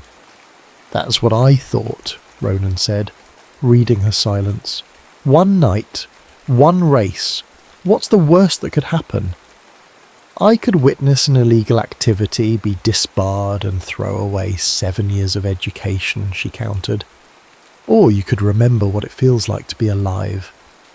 His eyes, a startling shade of green that reminded her of summer storms, held hers. "Sometimes the biggest risk is playing it safe your whole life." Maya should have walked away, should have gotten into her car and driven back to her sterile apartment with its untouched furniture and empty refrigerator, should have reviewed her notes for tomorrow's deposition and fallen asleep to the sound of legal podcasts. Instead, she heard herself say, "If you get arrested, I'm not representing you." Ronan's smile widened, revealing a chipped front tooth that somehow added to rather than detracted from his appeal. Noted counsellor. And just like that, Maya Castillo, who had never so much as jaywalked, found herself climbing into the passenger seat of a stranger's car, the smell of leather and motor oil filling her lungs as they pulled away from the safety of the gas station's fluorescent lights and into the neon-drenched unknown. The interior of Ronan's Challenger was surprisingly immaculate, a stark contrast to his dishevelled appearance. Every gauge and button gleamed with meticulous care, and the engine purred with a disciplined power that spoke of hundreds of hours of tuning and refinement. "You're surprised," Ronan observed, navigating through streets that grew increasingly narrow and industrial. "That your car isn't a rolling trash can." A little, Maya admitted. You can tell a lot about a person by how they treat their machine, he said, downshifting with practiced ease as they approached a red light. It's the one thing in life you can completely control, every response, every movement, every outcome. Maya glanced at him, surprised by the philosophy. Sounds a lot like the law. Ronan's laugh was short. Except the law isn't honest. Cars are. They don't care who you are or where you come from. They respond to respect and attention to detail. Nothing more, nothing less. They pulled into what appeared to be an abandoned warehouse district. Despite the dilapidated exteriors, the place was alive with activity. Dozens of cars lined up, their polished bodies reflecting the improvised lights strung between buildings. People milled about, a diverse crowd united by an electric anticipation that hung in the air like static. "Welcome to the real Los Angeles," Ronan said, parking alongside vehicles that collectively represented millions in modifications and engineering. As they stepped out, Maya felt immediately conspicuous in her business attire. Eyes turned toward her, curious and calculating. A woman with silver hair and full-sleeve tattoos approached, eyeing Maya with undisguised suspicion. "You bringing cops now, Hayes?" she asked, her tone casual but her eyes sharp. "She's with me, Vex," Ronan replied, his hand finding the small of Maya's back in a gesture that was both protective and possessive. "Maya, this is Vex, best fabricator in the city, and the only person I'd trust to build a roll cage." "Charmed," Maya managed, extending a hand that Vex reluctantly shook. "A lawyer, huh?" Vex said, glancing at Ronan with raised eyebrows. "Living dangerously, Romeo." Before Maya could ask how Vex knew her profession, a tall man with close-cropped hair and an air of dangerous authority approached. The crowd parted for him, conversations dimming to whispers. "That's Axel King," Ronan murmured. "Local legend and complete psychopath. He's why we're here tonight." King stopped before them, his gaze dismissing Maya entirely as he focused on Ronan. "Hayes, didn't think you'd show after what happened in Long Beach." "Wouldn't miss it," Ronan replied, his casual tone belied by the tension in his shoulders. 10 grand, quarter mile, no restrictions," King said, "unless you're not up for it." "I'm up for it," Ronan replied evenly. "Let's make it interesting. If I win, you forgive Decker's debt." King's eyes narrowed. "And if I win?" "You get the challenger. Title and keys, no questions asked." Maya stiffened beside him. The car wasn't just transportation. It was clearly Ronan's livelihood, his passion. Betting it was like an artist wagering their hands. "Deal," King said with a predatory smile. 10 minutes. As he walked away, Maya turned to Ronan. "Are you insane? That car is your—" "It's just a car," Ronan interrupted, though the tightness around his eyes suggested otherwise. "Decker's my friend, and King will destroy him over a $5,000 loan. Some things matter more than metal and engines." Before Maya could respond, they were swept into the preparations for the race. Ronan handed her his phone and wallet, their fingers brushing in a contact that sent an inexplicable current through her. "For safekeeping," he explained, his voice softer than before, "in case things go sideways." "That's not reassuring," Maya replied, clutching the items as the implications of what was about to happen settled over her. This wasn't just illegal, it was dangerous. People died in these races. The cars lined up, Ronan's Challenger against King's modified Nissan GT-R, a vehicle that looked more weapon than transportation. Drivers took their positions, engines growling like caged predators. The crowd formed a corridor, and at the centre stood a woman with a flare in each hand. "If the cops show, run for the east exit," Vex instructed Maya, materialising beside her. "And stay close to me. Some of these people would love to get their hands on a pretty lawyer like you." The flares ignited, casting the woman's face in an eerie red glow. She raised her arms, and the engines roared in response, drowning out all other sound. Maya's heart hammered against her ribs as the flares dropped, and the cars launched forward with such violence that her breath caught in her throat. What followed was a blur of sound and light, screaming engines, squealing tyres, the flash of headlights as the vehicles reached impossible speeds down the improvised track. The crowd surged forward, following the race to its conclusion, carrying Maya along like a leaf in a current. By the time she pushed through to the finish line, it was over. Ronan stood beside his car, face flushed with victory, as King slammed his door in undisguised fury. The crowd erupted, money changing hands as bets were settled. "You did it," Maya breathed as she reached him, surprised by the relief flooding through her. "Did you doubt me, counsellor?" Ronan asked, his smile genuine for the first time that night. "Completely," she admitted, returning his grin. The celebration was cut short by the distant wail of sirens. The crowd scattered instantly, a well-rehearsed evacuation that spoke of frequent police intervention. "Time to go," Ronan said, grabbing her hand and pulling her toward the Challenger. Maya found herself laughing as they peeled away from the scene, the adrenaline of the moment overriding her usual caution. They drove in companionable scent until the city fell away, replaced by winding roads that climbed into the hills overlooking Los Angeles. Ronan finally pulled over at a secluded viewpoint. The city sprawled below them like a circuit board of light. "What did you think?" he asked as they leaned against the hood of his car, the cooling engine ticking beneath the metal. "I think you're all going to end up in prison or the morgue," Maya replied honestly. "Probably," Ronan agreed with a surprising lack of concern. "But at least we'll have lived before we get there." His words hung between them, an indictment of the safe, controlled existence she had constructed. "Why did you bring me here?" she asked finally. "'Cause you look like someone who needed to remember what it feels like to not know what comes next," Ronan said, his gaze fixed on the horizon. "To feel something without analysing it first." In the dim light, with the city glittering below and the stars scattered above, Maya felt a dangerous shift in her carefully ordered world. This man, this stranger with his philosophical observations and reckless decisions, had seen through her in a way that was both terrifying and exhilarating. "I should go home," she said, the words lacking conviction even to her own ears. "Should and want are different things," Ronan observed, turning to face her. "What do you want, Maya Castillo?" The question hung between them, loaded with possibilities. What did she want? Not just in this moment, but in the life stretching before her, a life suddenly revealed as a series of safe choices leading to a predetermined outcome. "I want," she began, the words sticking in her throat.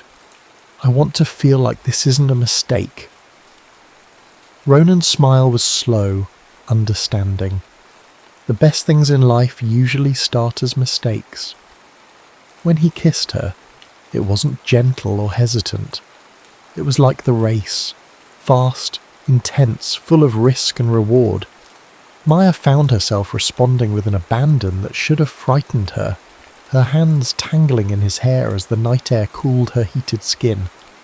Later, as he drove her back to her car, reality began to reassert itself.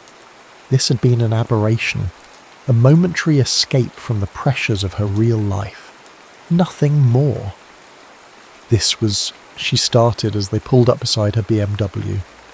"A moment," Ronan finished for her, no trace of resentment in his voice. "A night you needed, but nothing more." Maya nodded, relieved by his understanding yet inexplicably disappointed. "Thank you," she said, the words inadequate for the strange gift he'd given her. A few hours of freedom from her own expectations. Ronan didn't push. He just smiled, that crooked smile that did something unusual to her equilibrium.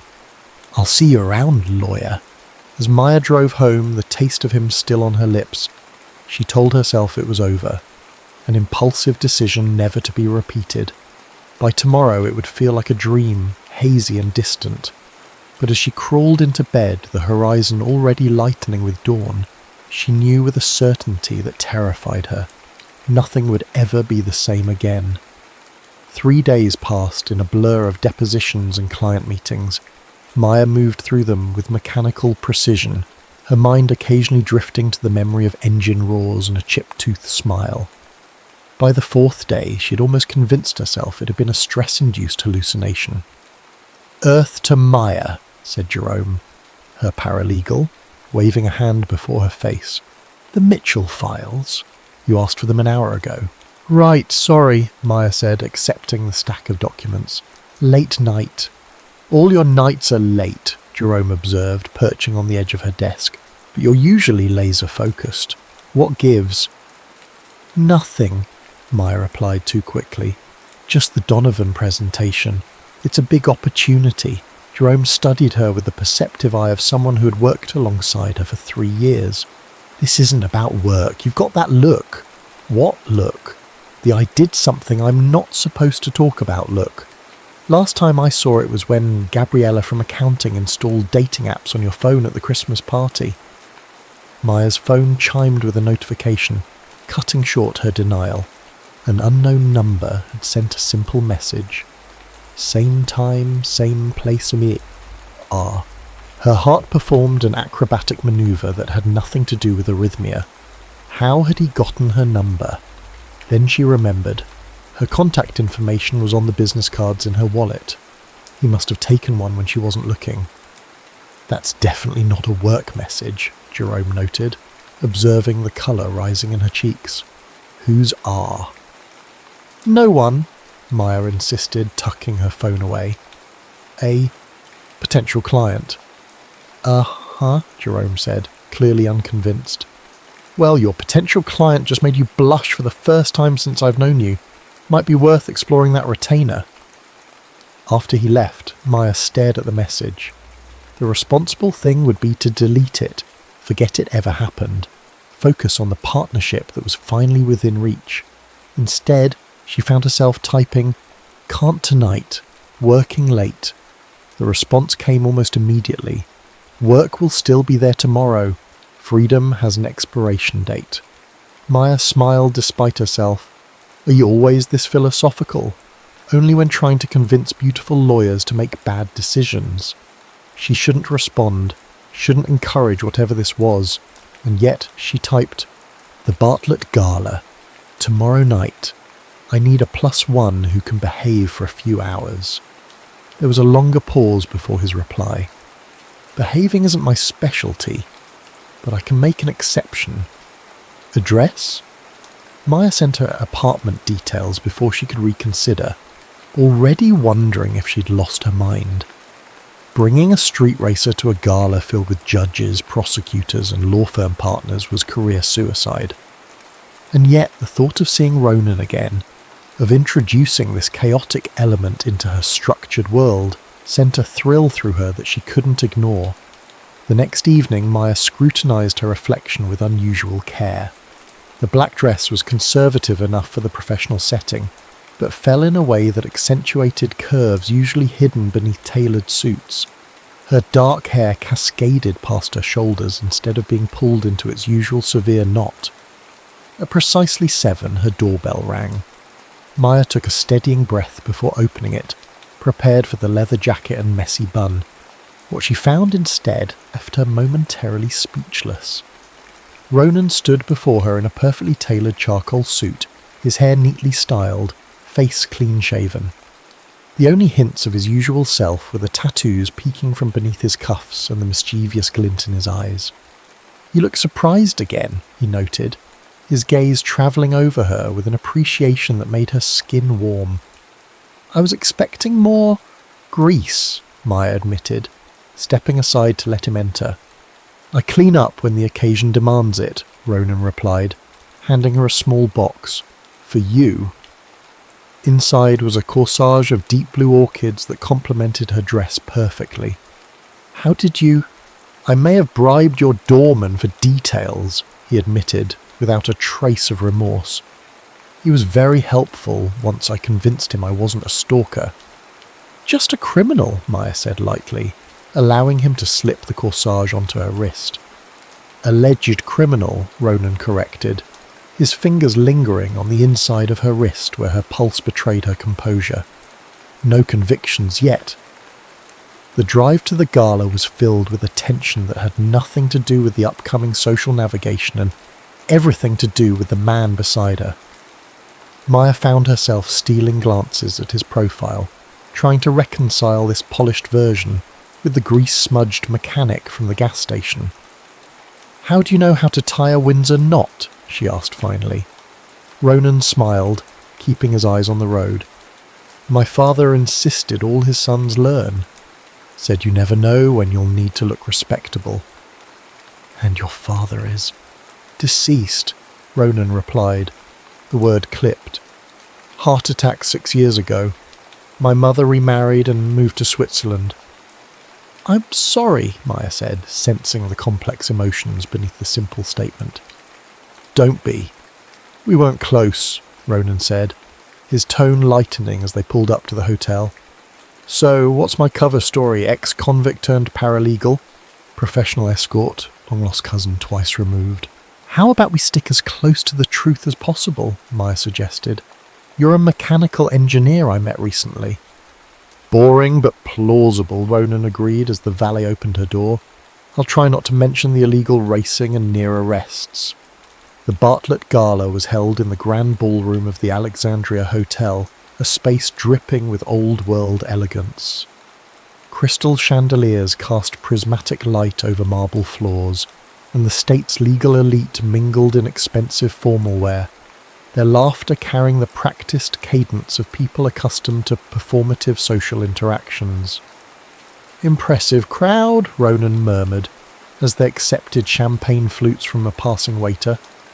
"So these are the people who decide who goes to prison."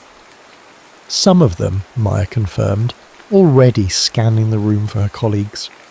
"Others just make obscene amounts of money interpreting laws written by people who don't understand them." "And that's your aspiration?" Ronan asked, genuine curiosity in his voice. Before Maya could respond, a hand clasped her shoulder. "Maya Castillo," boomed the voice of Judge Raymond Holbrook, a man known for his harsh sentences and harsher opinions. "Your opening statement in the Westlake case was magnificent. Had Prosecutor Simmons sweating through his shirt." "Thank you, Your Honour," Maya replied with practised humility. "This is my friend Ronan Hayes." The judge extended a hand which Ronan shook with perfect poise. "Hayes? Any relation to Edward Hayes of Hayes Automotive?" Maya glanced sharply at Ronan, whose expression revealed nothing beyond polite interest. "My grandfather, sir." "Fantastic man," the judge continued. "Revolutionized American muscle cars in the 70s. Your father must be Christopher then. Shame about his passing. Brilliant engineer." "You knew my father?" Ronan asked, his casual tone belied by the tension in his shoulders. "Served on several charitable boards with him," the judge confirmed. "Your family's contributions to the Children's Hospital wing were most generous. Are you following in the family tradition?" "In my own way," Ronan replied diplomatically. As the judge moved on to greet other guests, Maya turned to Ronan with wide eyes. "Hayes Automotive, the luxury car empire? That Hayes?" Ronan took a long sip of his champagne. "It's not something I advertise." "So all that talk about not having advantages was true," Ronan interrupted, his voice low but intense. "I walked away from that life. Haven't taken a dime from the family trust since I was 22. "Why?" Maya asked, genuinely confused. The Hayes fortune was estimated in the billions, their custom vehicles the choice of celebrities and royal families worldwide. "Because it came with conditions I couldn't live with," Ronan replied, his gaze sweeping the room. "A predetermined path, expectations, board meetings, and shareholder concerns. Sound familiar?" The parallel to her own life wasn't lost on Maya. Before she could respond, her boss materialized beside them, his smile not reaching his eyes. "Maya, a word." Gregory Wexler didn't wait for a response before steering her away from Ronan, his grip on her elbow just shy of painful. "What are you thinking bringing him here?" "He's a family friend," Maya lied smoothly. "Is there a problem?" "The problem is that you're up for the Donovan case, a senator campaigning on a platform that includes cracking down on illegal street racing," Wexler hissed. "And you're parading around with Ronan Hayes, who's been arrested 3 times for exactly that. Do you think the legal community doesn't gossip?" Maya's stomach dropped. "You've done research on him?" "The moment I saw him with you," Wexler confirmed. "His family may have influence, but he's a liability. End this, whatever it is, or you can forget about the partnership." As Wexler strode away, Maya felt as though the floor had tilted beneath her. Everything she'd worked for was suddenly at risk, and for what? A man she barely knew, whose world was the antithesis of everything she had built her life around. Maya turned to find Ronan watching her, understanding in his eyes. Without a word, he offered his arm, leading her through the crowd and onto the terrace where the cool night air offered temporary reprieve from the suffocating atmosphere inside. "Your boss seems charming," Ronan said dryly, loosening his tie. "He says I should stay away from you," Maya replied, deciding honesty was the simplest approach. "Smart man," Ronan agreed unexpectedly. "I'm definitely bad for your career trajectory." "Is that all you have to say?" Maya asked, surprised by his calm acceptance. "What do you want me to say? That he's wrong?" "He's not." Ronan leaned against the balustrade, the city lights reflecting in his eyes. "I am a liability to someone like you. I have arrests on my record. I race illegally. I fix cars under the table for people who can't afford legitimate shops." "Then why did you agree to come tonight?" Maya demanded, frustration rising. "Because I wanted to see your world," Ronan replied simply. "Wanted to understand what keeps you so tightly wound, what makes you afraid to live beyond the lines." The assessment stung precisely because it contained truth. Maya had spent her entire adult life constructing a persona of control and ambition, sacrificing spontaneity and joy in pursuit of a goal that kept shifting just beyond her reach. "You don't know me," she said, the words lacking conviction. "I know enough," Ronan countered. "I know you were the first person in your family to go to college.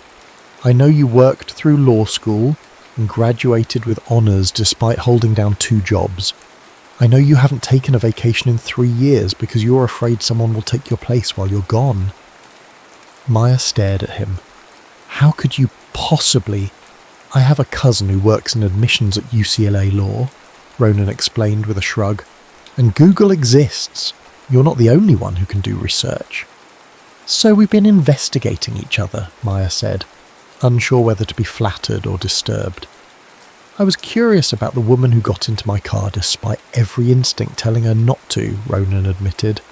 "The woman who looked at street racing and saw something beyond criminals and chaos." "What did I see?" Maya asked, genuinely curious about his perception. "Freedom," Ronan said simply. "The thing you want most and fear most at the same time." The words settled over her with the weight of undeniable truth. For a long moment they stood in silence, the sounds of the gala muted behind them. "I should go back inside," Maya said finally, though everything in her wanted to stay in this moment, suspended between worlds. Ronan suggested, a familiar mischief returning to his expression. "You could come with me." "Where?" "To see how the other half lives," he replied, extending his hand. "No races this time, something different." Maya knew what the responsible choice was. She should rejoin the gala, network with the partners, secure her position. She should nod politely to Ronan and walk away, back to the life she had carefully constructed. Instead, she placed her hand in his, the simple action feeling like the most reckless thing she'd ever done. "Lead the way," she said, and followed him into the night. Days turned into weeks. and what had begun as a curiosity transformed into something neither of them had anticipated.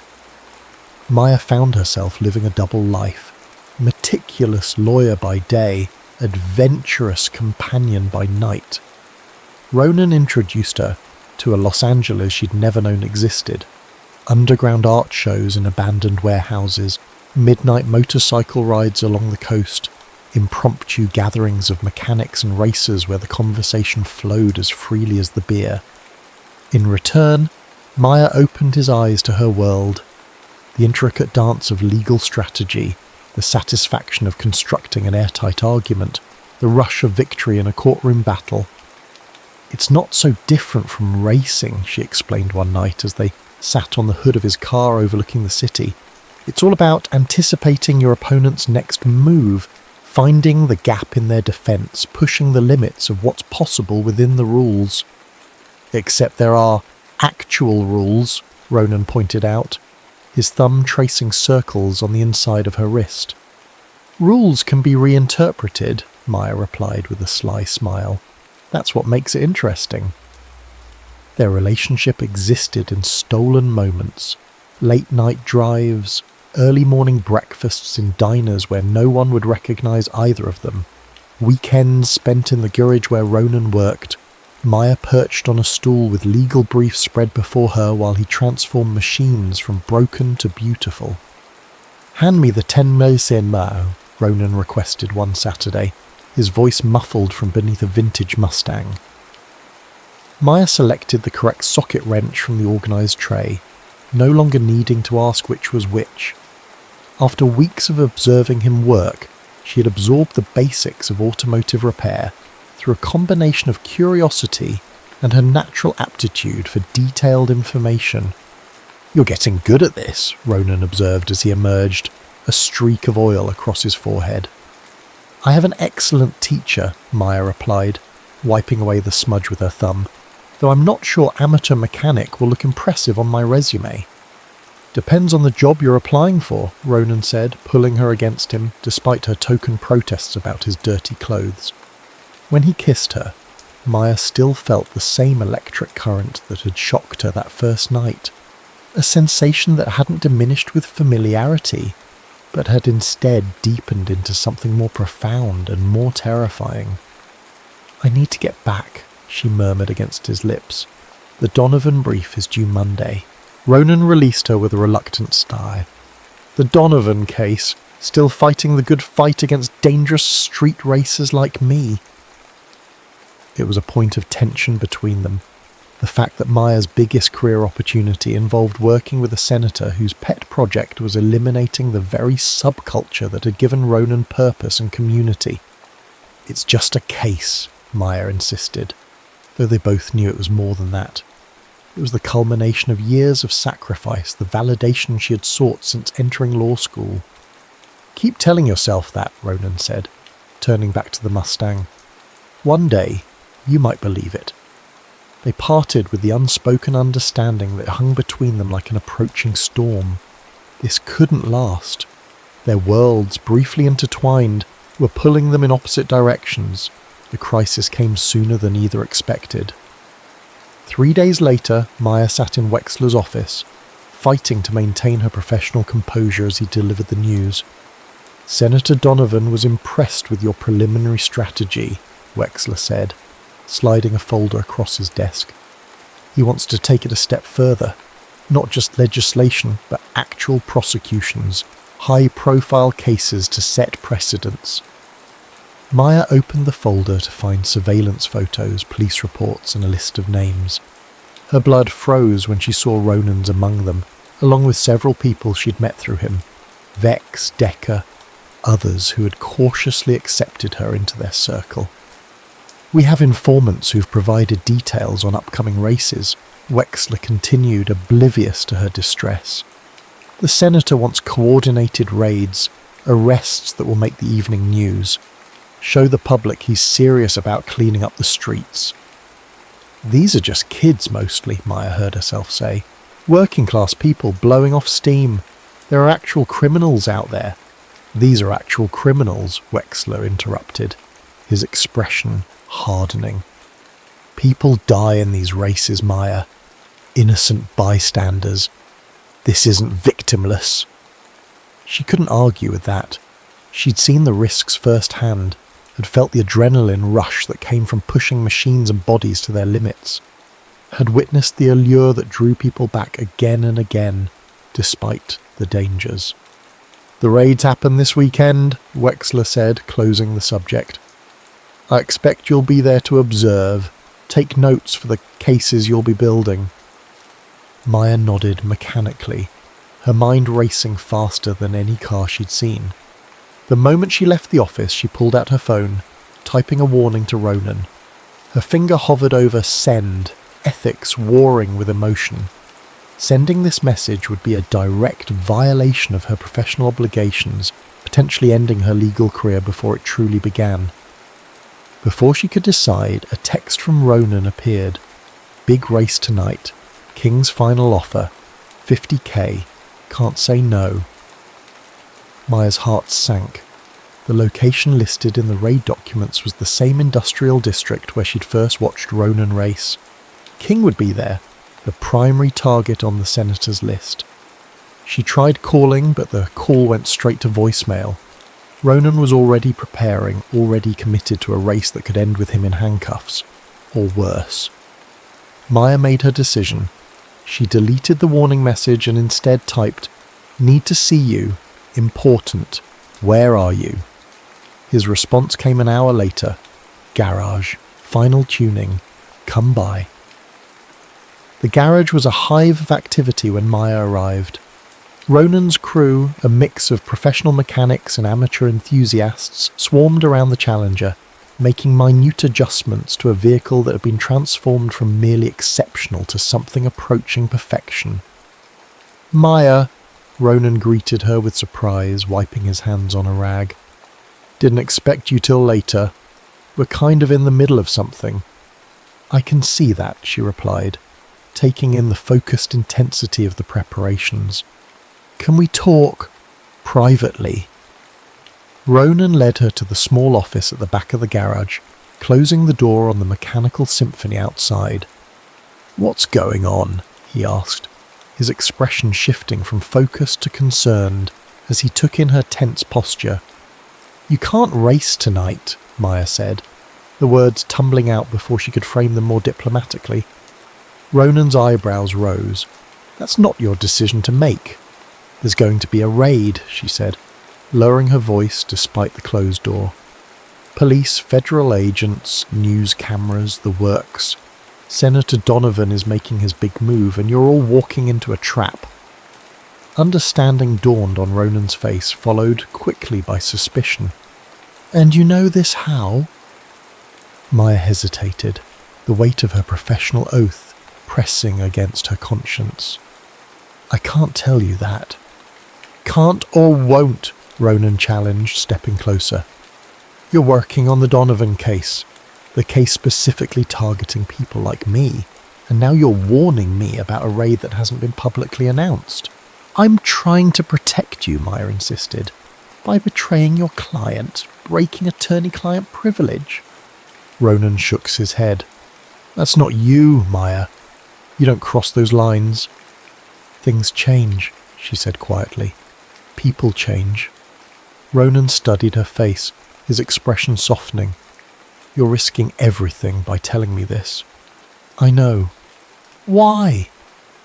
The question hung between them, demanding an answer Maya wasn't sure she was ready to give. Because somewhere between that first night at the gas station and now, the line between their worlds had blurred. Because the thought of him in handcuffs, or worse, in the path of a desperate racer trying to evade arrest, was unbearable. "Because I care about what happens to you," she said finally. "More than I should." Ronan ran a hand through his hair, conflict evident in his posture. "I can't back out now. Not from this race." "Why? What makes this one so important?" Maya demanded, frustration rising. "Because King has something I need," Ronan replied, his voice dropping to a near whisper. "Something I've been working toward for 2 years." "Money?" Is that worth going to prison for? Not money, Ronan corrected. Proof. Documentation that he's been fixing races, threatening drivers, running a chop shop out of the East Side. The kind of evidence that would put him away for a long time. Maya stared at him. You're collecting evidence? Against King? I'm not just racing for the thrill, Maya, Ronan said, a shadow passing over his features. King killed my friend Marcus 2 years ago. Forced him off a canyon road during a race when Marcus refused to throw the competition. Made it look like an accident, but we all knew. Why didn't you go to the police? Maya asked, though she already knew the answer. With what? The word of illegal street racers? Ronan gave a bitter laugh. Besides, King has half the local precinct in his pocket. Small payments, looking the other way, the occasional tip about rival operations. The system you believe in so much. It failed us a long time ago. The revelation threw Maya's carefully constructed worldview into disarray. She had always seen the law as imperfect but fundamentally sound, a system that, for all its flaws, strived toward justice. Yet here was Ronan pursuing justice through means the law would condemn. So what's your plan? She asked. Win the race, get the evidence, then what? Give it to someone who can actually do something with it, Ronan replied. Someone with the integrity and position to make sure it doesn't disappear into a filing cabinet.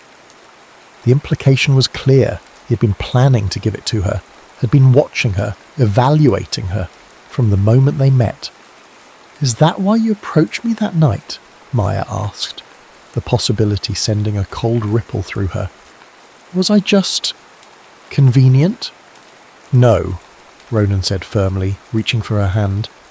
That was coincidence. Pure chance. But the more I got to know you, the more I realised you might be the answer I'd been looking for.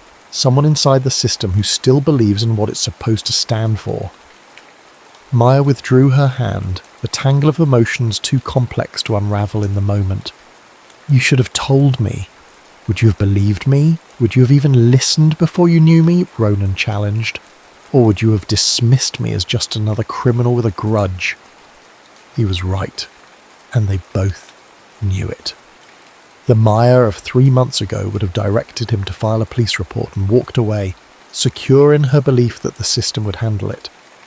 I need to do this, Jay, Ronan continued. I need what King has, but I'll tell the others about the raid, get them to stay away, minimise the collateral damage. And what about you? Maya demanded. If you're caught, I won't be, Ronan said with a confidence that didn't reach his eyes. I'm pretty good at disappearing when I need to.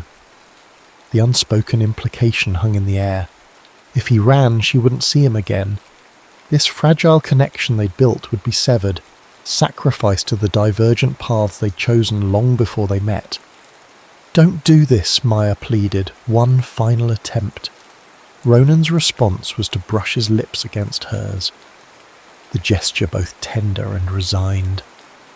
Some races you can't walk away from, he murmured against her mouth, no matter the cost.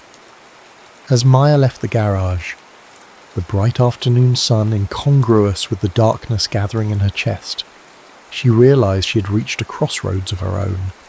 Continue on the path she had mapped out for herself, secure the partnership, build the career, maintain the safety of the known, or risk everything for a man whose world challenged everything she thought she wanted.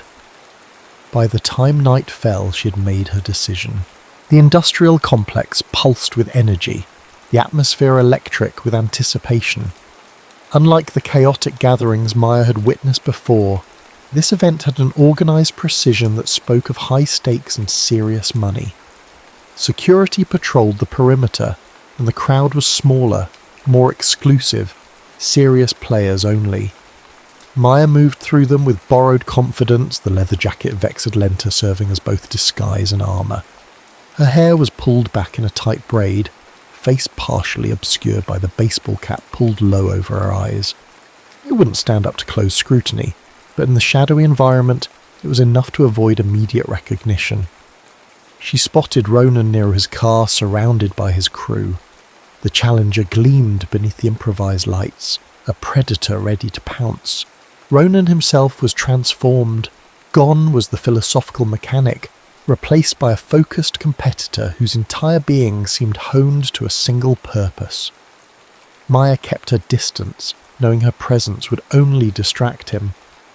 The raid was scheduled for midnight, giving her less than an hour to find a way to either stop this race or ensure Ronan wasn't caught in the inevitable chaos.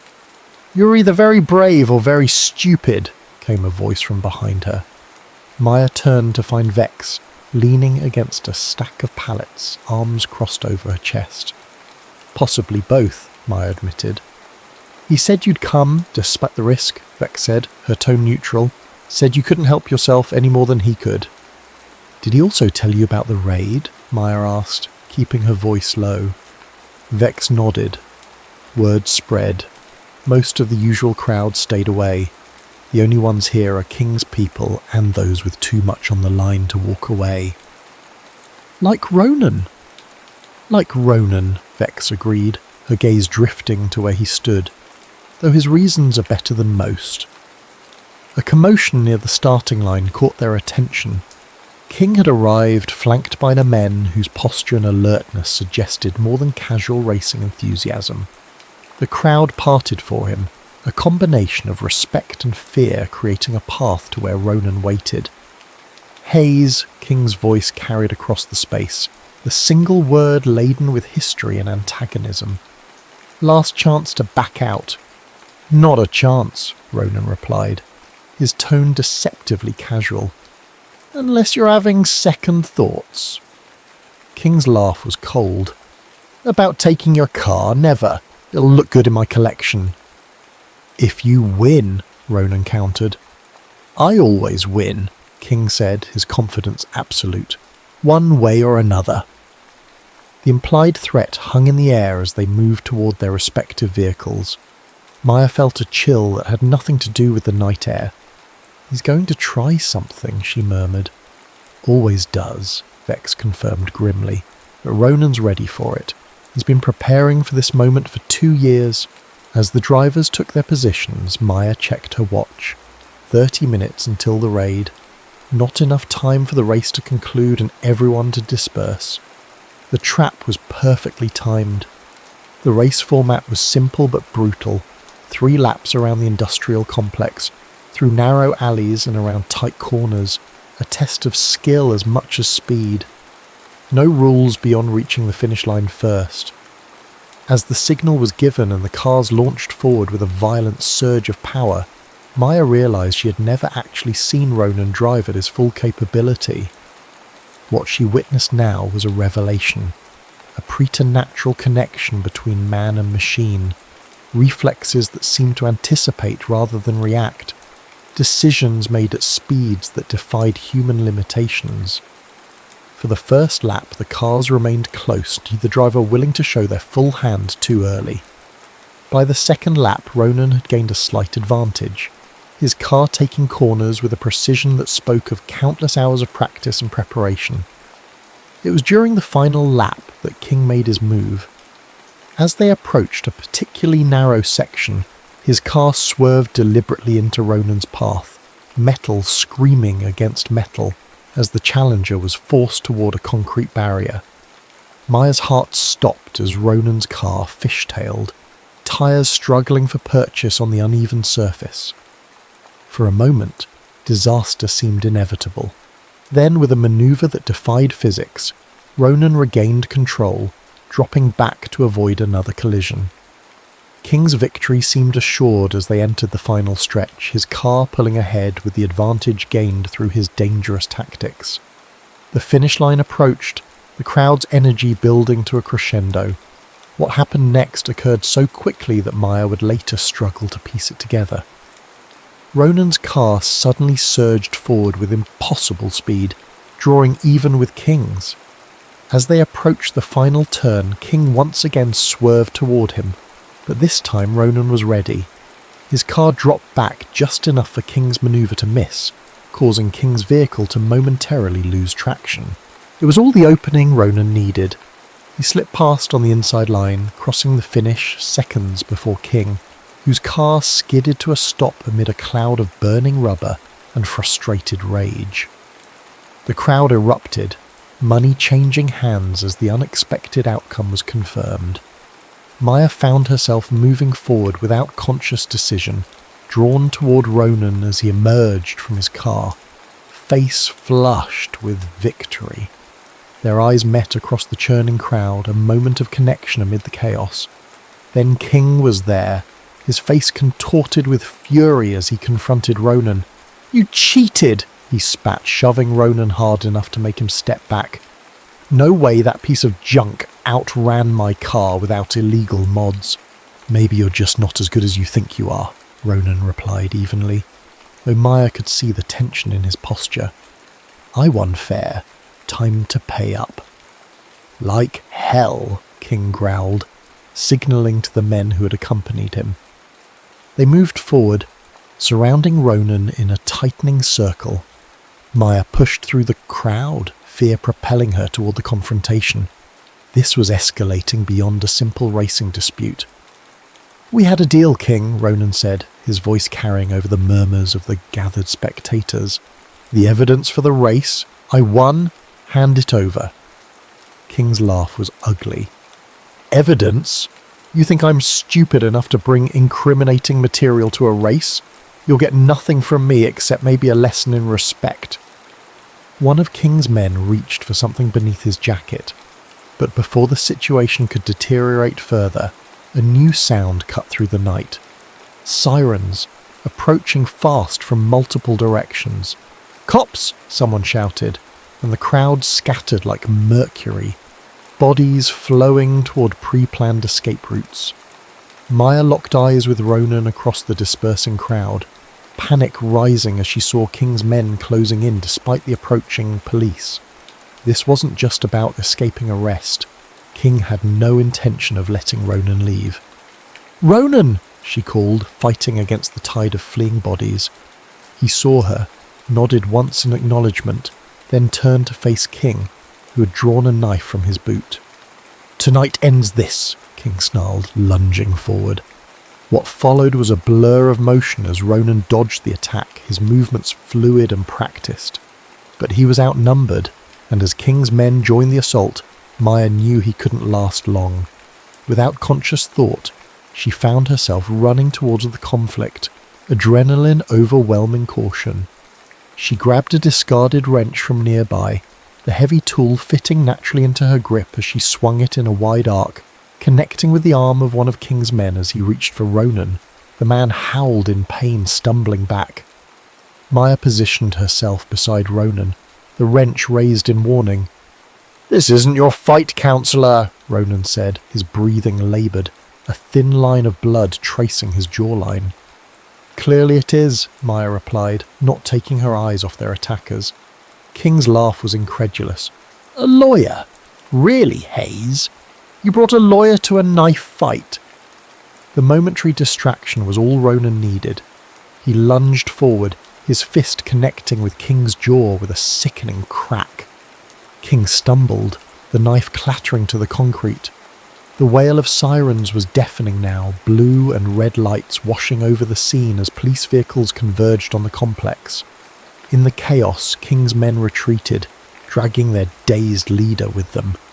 "We need to go," Ronan said, grabbing Maya's hand. "Now!" They ran through the maze of buildings, the sound of pursuit echoing behind them. Maya's lungs burned, her legal career flashing before her eyes with each step. If she was caught here, there would be no explaining away her presence, no professional redemption. They reached the far side of the complex where a chain-link fence separated them from the adjacent property. Ronan boosted Maya up, her hands gripping the cold metal as she climbed. She dropped to the other side, ignoring the sting as gravel bit into her palms. Ronan followed, landing beside her with a grunt of pain. Only then did Maya notice the dark stain spreading across his side. "You're hurt," she said, reaching for him. "It's nothing," he insisted, though his pallor suggested otherwise. "We need to keep moving." They made it 3 blocks before Ronan stumbled, his breathing increasingly laboured. Maya supported him as they ducked into the shadow of an abandoned storefront, her hands coming away slick with blood when she examined his wound. "This is bad," she said, fear sharpening her voice. "You need a hospital." "Can't," Ronan gasped. "They report knife wounds to the police. I'll be arrested the moment they patch me up." "So what's the alternative, bleeding out in an alley?" Maya demanded, applying pressure to the wound. "I'm not watching you die for pride." Ronan's laugh was pained. "Not pride, the evidence. It wasn't at the race because King keeps it where he thinks it's safe, in his house." "And you know this how?" Maya asked, though she already suspected the answer. "I've been planning this for 2 years," Ronan reminded her. "Every detail, every contingency. I knew he wouldn't bring it to the race, win or lose. The race was just to get him out of the house." Understanding dawned. "You have someone breaking in while he's at the race?" Ronan nodded, wincing at the movement. "Vex. She should be finishing up right about now." As if summoned by the mention of her name, a motorcycle rounded the corner, its engine a muted purr as it pulled alongside them. Vex removed her helmet, her expression shifting from triumph to concern as she took in Ronan's condition. "Got it," she said, patting a backpack secured to her chest. "Everything we need to put King away for a long time. But we've got bigger problems now. You look like hell." "Feel worse," Ronan admitted. "What about the others?" "Scattered when the cops came. Most got away," Vex reported. "King and his crew were picked up 3 blocks from here. Apparently King was too busy bleeding to run very fast." Despite the pain, Ronan smiled. Couldn't have happened to a nicer guy. Vex turned her attention to Maya, her gaze assessing. "You went back for him?" It wasn't a question, but Maya nodded anyway. "I couldn't just leave him." "Guess you're not what I expected, lawyer," Vex said, the words carrying a weight of reluctant approval. "Come on, I know a place." The place turned out to be a veterinary clinic in East Los Angeles, its lights dim but not dark. The veterinarian, a middle-aged woman with kind eyes and a no-nonsense demeanour, asked no questions as she examined Ronan's wound. "Not as bad as it looks," she declared after a thorough cleaning. "Missed anything vital, but you've lost blood. You'll need rest, antibiotics, and no sudden movements for at least a week." As she stitched the wound, Maya stood by the window, watching the street for signs of pursuit. Her phone had been buzzing incessantly, calls from Wexler, from colleagues, all wondering where she was as the raid unfolded without her presence. "What happens now?" she asked Vex, who was organising the contents of the backpack on a countertop. "Now we use this," Vex replied, indicating the files, memory drives and photographs spread before her. Bank records, race-fixing documentation, evidence of the chop shop operation, even a video of King threatening a driver. It's everything we need. "And how exactly do you plan to use it?" Maya asked. "You can't just walk into a police station." "No," Vex agreed, her gaze direct. "But you can walk into a prosecutor's office." The proposal hung in the air, its implications clear. They had obtained this evidence illegally.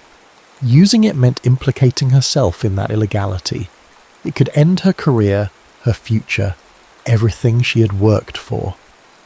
But it could also bring justice for Marcus and everyone else King had harmed. It could dismantle a criminal operation that the traditional justice system had failed to touch.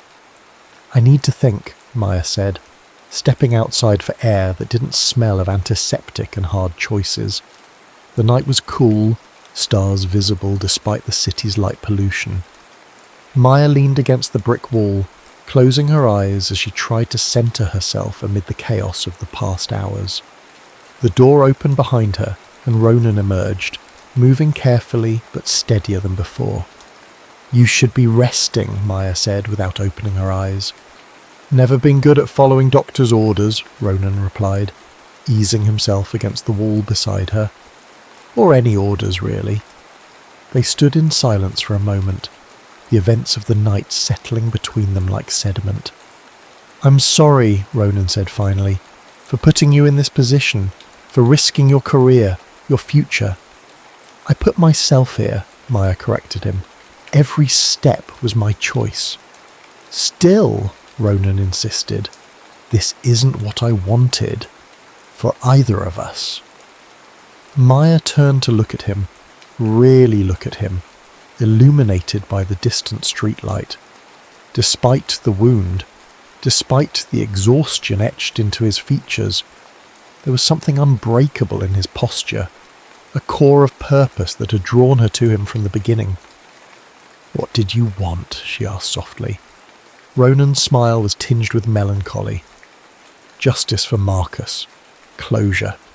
Maybe redemption in some way." "And after," Maya pressed, "if you'd gotten the evidence without complications, without me involved, what then?" "I don't know," Ronan admitted. "I've been so focused on the goal that I never really thought about what comes after." The honesty was refreshing in its simplicity. No grand promises, no elaborate plans, just the acknowledgement of a future not yet defined.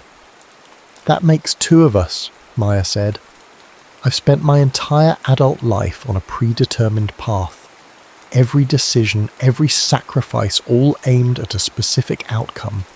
And now you're standing outside a veterinary clinic at 3 a.m. with a street racer, and evidence that could bring down a criminal empire," Ronan finished for her, a trace of his usual humour returning. "Not exactly the partnership track." Maya laughed despite herself, the sound surprisingly light in the heavy night. "Not exactly." Their hands found each other in the darkness, fingers intertwining with a familiarity that belied the brevity of their connection. For all the chaos, for all the danger, this simple contact felt like an anchor in a storm. "I can't ask you to risk everything for this," Ronan said, his grip tightening. "For me." "You're not asking," Maya replied, the decision crystallizing as she spoke. "I'm choosing. We got the evidence legally or not, but what we do with it now, that's where I can help. There are channels, procedures that could protect the source while still using the information." Ronan studied her face, hope and skepticism warring in his expression. "You really think you can make this work within the system?" "I think the system is imperfect," Maya said carefully, "but it's still the best tool we have for justice if used correctly, and I'm pretty good at using it correctly." The first hint of dawn was lightening the eastern sky, a new day emerging from the chaos of the night. Maya knew that with daylight would come consequences, explanations and hard choices, but for now, in this moment between worlds, she found a clarity she'd been seeking her entire life. "What now?" Ronan asked, mirroring her thoughts. Maya smiled, squeezing his hand. "Now we live." The words were simple, but they contained multitudes. A recognition of the paths not taken, the rules not followed, the unexpected joy found in the spaces between structure and chaos. As they walked back into the clinic, toward Vex and the evidence and the complicated future awaiting them, Maya felt something she hadn't experienced since childhood. The exhilarating uncertainty of a life not planned to the minute. Whatever came next, justice for Marcus, professional consequences, the evolution of this unexpected connection between them, they would face it together, under the neon sky that had witnessed their collision of worlds.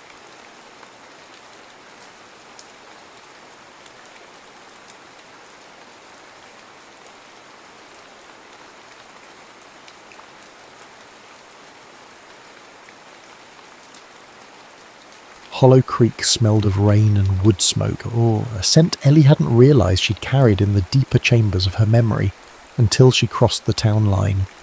The familiar green canopy of the Appalachian foothills closed in around her rental car, a borrowed sanctuary from the relentless California sun. Years melted away, leaving her feeling strangely adrift, as if she'd stepped back into a half-remembered dream. Her mother's stroke had been sudden, a sharp crack in the foundation of Ellie's carefully constructed life. 1 minute, emails about a piece on Moroccan spice markets. The next, a panicked call from the hospital, the doctor's voice gentle but grave. And just like that, successful travel writer Ellie Carter became just Ellie again, daughter returning home, or what was left of it. The town itself, it was smaller somehow than she remembered. Or perhaps she had just grown larger, her world expanding while Hollow Creek remained stubbornly, beautifully the same. The same clapboard houses lined Main Street, the same worn storefronts, the same gentle curve of the river where the ancient willow wept its leafy tears onto the bank. Familiar, yes, but also foreign. Like an old photograph, the colours muted, the edges softened by time. She was an outsider looking in, even though her roots were buried deep in this soil.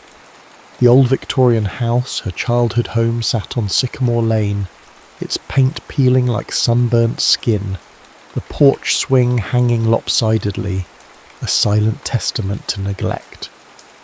Her mother, strong and vibrant just months ago, was frail in the hospital bed they'd set up in the downstairs parlour.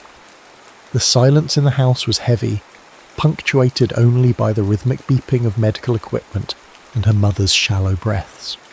Days blurred into a routine of hospital visits, lukewarm coffee, and the Sisyphean task of sorting through her mother's accumulated belongings. Each object, a faded photograph, a chipped teacup, a hand-stitched quilt, whispered stories of a life Ellie had both shared and left behind. She found herself avoiding certain rooms, certain corners of the house where memories clung like dust motes in the afternoon sun, memories of laughter, of arguments, of a life lived fully, and of him. It was inevitable, of course, that she'd run into Adam. Hollow Creek wasn't big enough to avoid anyone, especially not someone as rooted as he was. She saw him first at the hardware store, the bell above the door jingling a tinny welcome as she stepped inside. The scent of sawdust and varnish hit her like a physical blow, a visceral reminder of her past. He was behind the counter, his back to her, talking to old Mr. Henderson about lumber prices. He was broader now, his shoulders filling out the worn denim shirt, his hair darker, shorter, but the set of his jaw, the way he held his head, instantly recognisable. Her breath hitched. It had been 15 years. 15 years of carefully curated silence, of unspoken agreements to remain strangers. She'd pictured this moment 1,000 times, in 1,000 different ways, each scenario ending with the same knot of unresolved emotion tightening in her chest. He turned then, sensing her presence, and his eyes, once bright with youthful exuberance, now held a depth she couldn't quite decipher. A flicker of recognition, then something, guarded, shuttered. "Ellie," he said, his voice rougher than she remembered, the single word carrying a weight of unspoken years. "Adam," she managed, her own voice a breathy whisper. The small talk that followed was stilted, awkward, a fragile dance around the elephant in the room. He asked about her mother, offered condolences, his words polite, distant. She reciprocated, asking about his work, about his life in Hollow Creek. He answered in monosyllables, his gaze fixed somewhere beyond her shoulder. The air between them crackled with unspoken tension, a live wire humming with the ghosts of their shared past. As she left the store, the bell jingling again behind her, she could feel his eyes on her back, a weight she carried all the way back to the silent, echoing house. Hollow Creek was familiar, yes, but Adam was a ghost.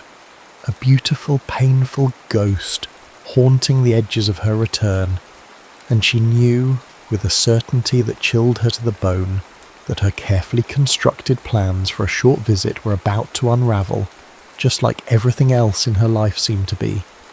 Small-town gossip, Ellie quickly rediscovered, was a living, breathing entity. Whispers followed her like shadows, clinging to her presence in the bakery, the post office, even the quiet aisles of the grocery store. "Ellie Carter's back," they'd murmur, their eyes lingering a beat too long, a silent question hanging in the air. "Do you think she'll stay this time?" The question, unspoken but palpable, echoed her own internal turmoil. Stay? Here? In Hollow Creek? The very idea felt both suffocating and strangely comforting. Suffocating because this town held the ghost of everything she had tried to escape, the confines of small-town expectations, the weight of a promise broken. Comforting because it was home in a way that no sun-drenched beach in Bali or bustling market in Marrakesh ever could be. Adam remained a persistent, unsettling presence at the edges of her awareness. She saw him around town, a fleeting glimpse across the town square, his truck parked outside the diner, a figure disappearing into the hardware store. Each sighting was a jolt, a reminder of what was and what could have been. He kept his distance, a deliberate avoidance that stung more than she cared to admit. His eyes, when they did briefly meet hers, were different. The easy warmth, the playful spark she remembered, was gone, replaced by something colder, harder. Unspoken burdens, yes, that was the word. He carried the weight of Hollow Creek in his gaze, the responsibility of his father's legacy, the quiet acceptance of a life lived within these familiar hills, a life she had rejected. One sweltering afternoon, while sorting through her mother's overflowing attic, Ellie stumbled upon an old photo album. Dust motes danced in the sunbeams filtering through the grimy attic window, illuminating faded images of her past. There they were, frozen into time. Teenage Ellie and Adam, all gangly limbs and awkward smiles, their eyes bright with dreams as vast as the Appalachian sky above them.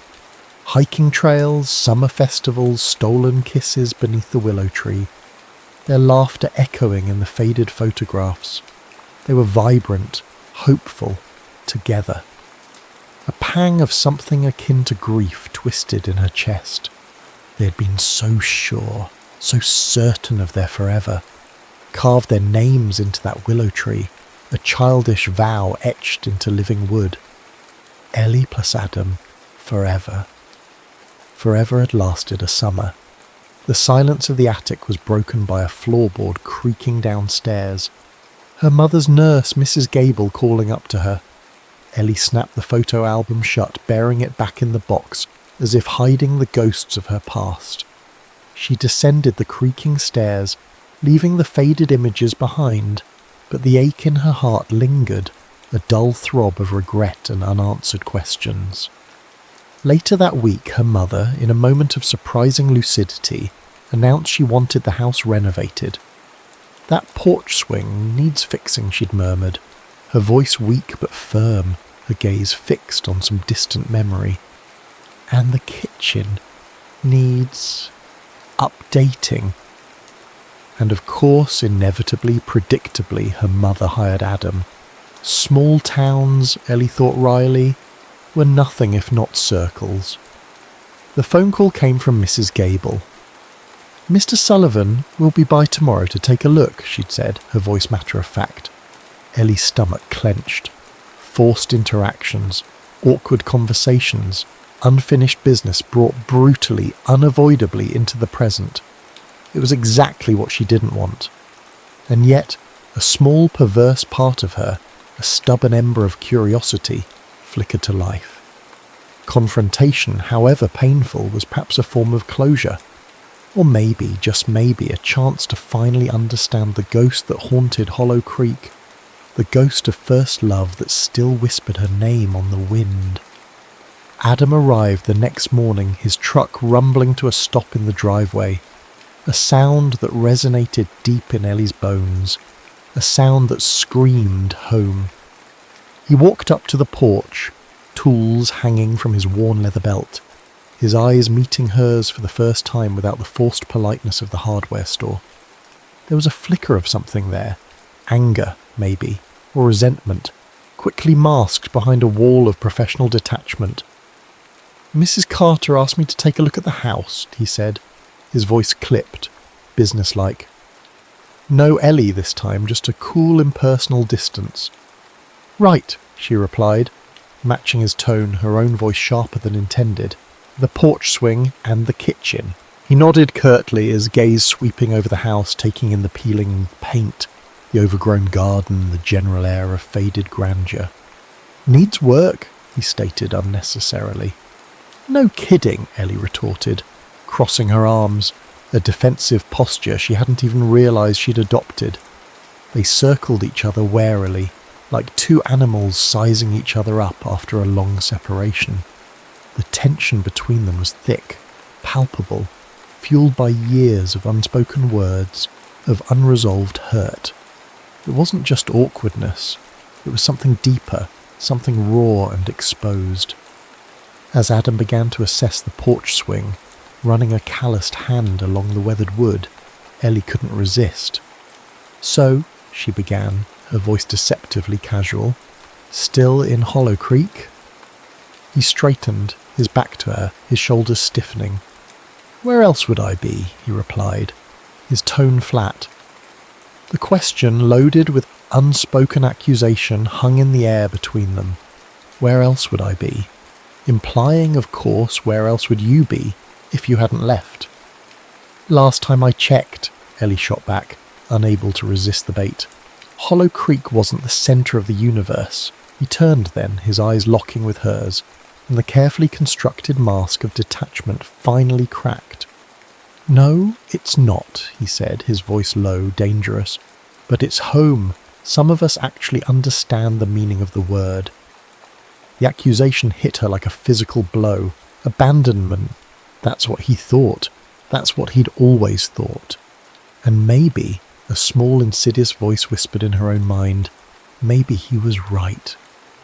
And some of us, she retorted, her voice rising, have lives to live beyond carving names into willow trees and staying stuck in the same damn place forever. He scoffed, stepping closer, his eyes blazing with a mixture of anger and something else, something deeper, something vulnerable. Is that what you think this is? Being stuck? This is my life, Ellie. My family, my roots. Something you apparently decided to outgrow. Outgrow? She repeated, her voice trembling with a fury that had been simmering beneath the surface for years. I didn't outgrow anything. I had dreams, Adam, dreams that were bigger than this town.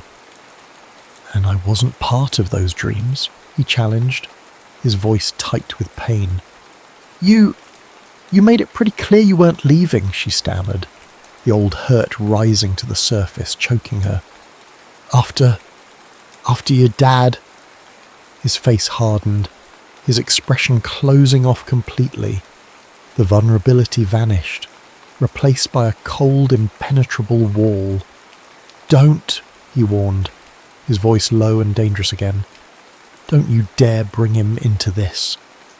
Silence descended between them, heavy and charged, broken only by the distant chirping of birds and the rustle of leaves in the wind.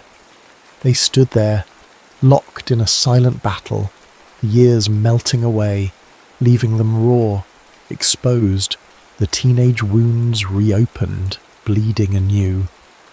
The porch swing, neglected and broken, swayed gently in the breeze, a silent witness to their fractured past, a broken promise hanging heavy in the humid Appalachian air.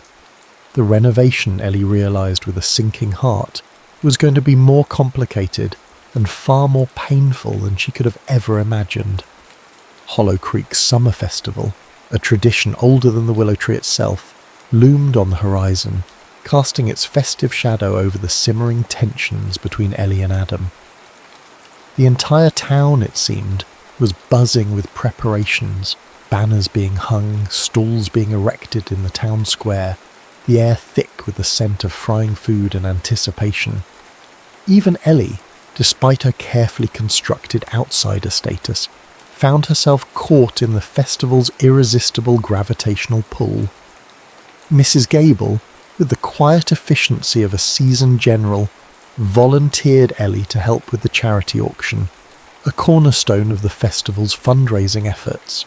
And of course, in the small-town logic that seemed inescapable, the person in charge of building the auction stage and crafting the donated items was none other than Adam Sullivan, carpenter extraordinaire. Forced proximity. It was the universe, or perhaps just Hollow Creek, having a cruel joke at her expense.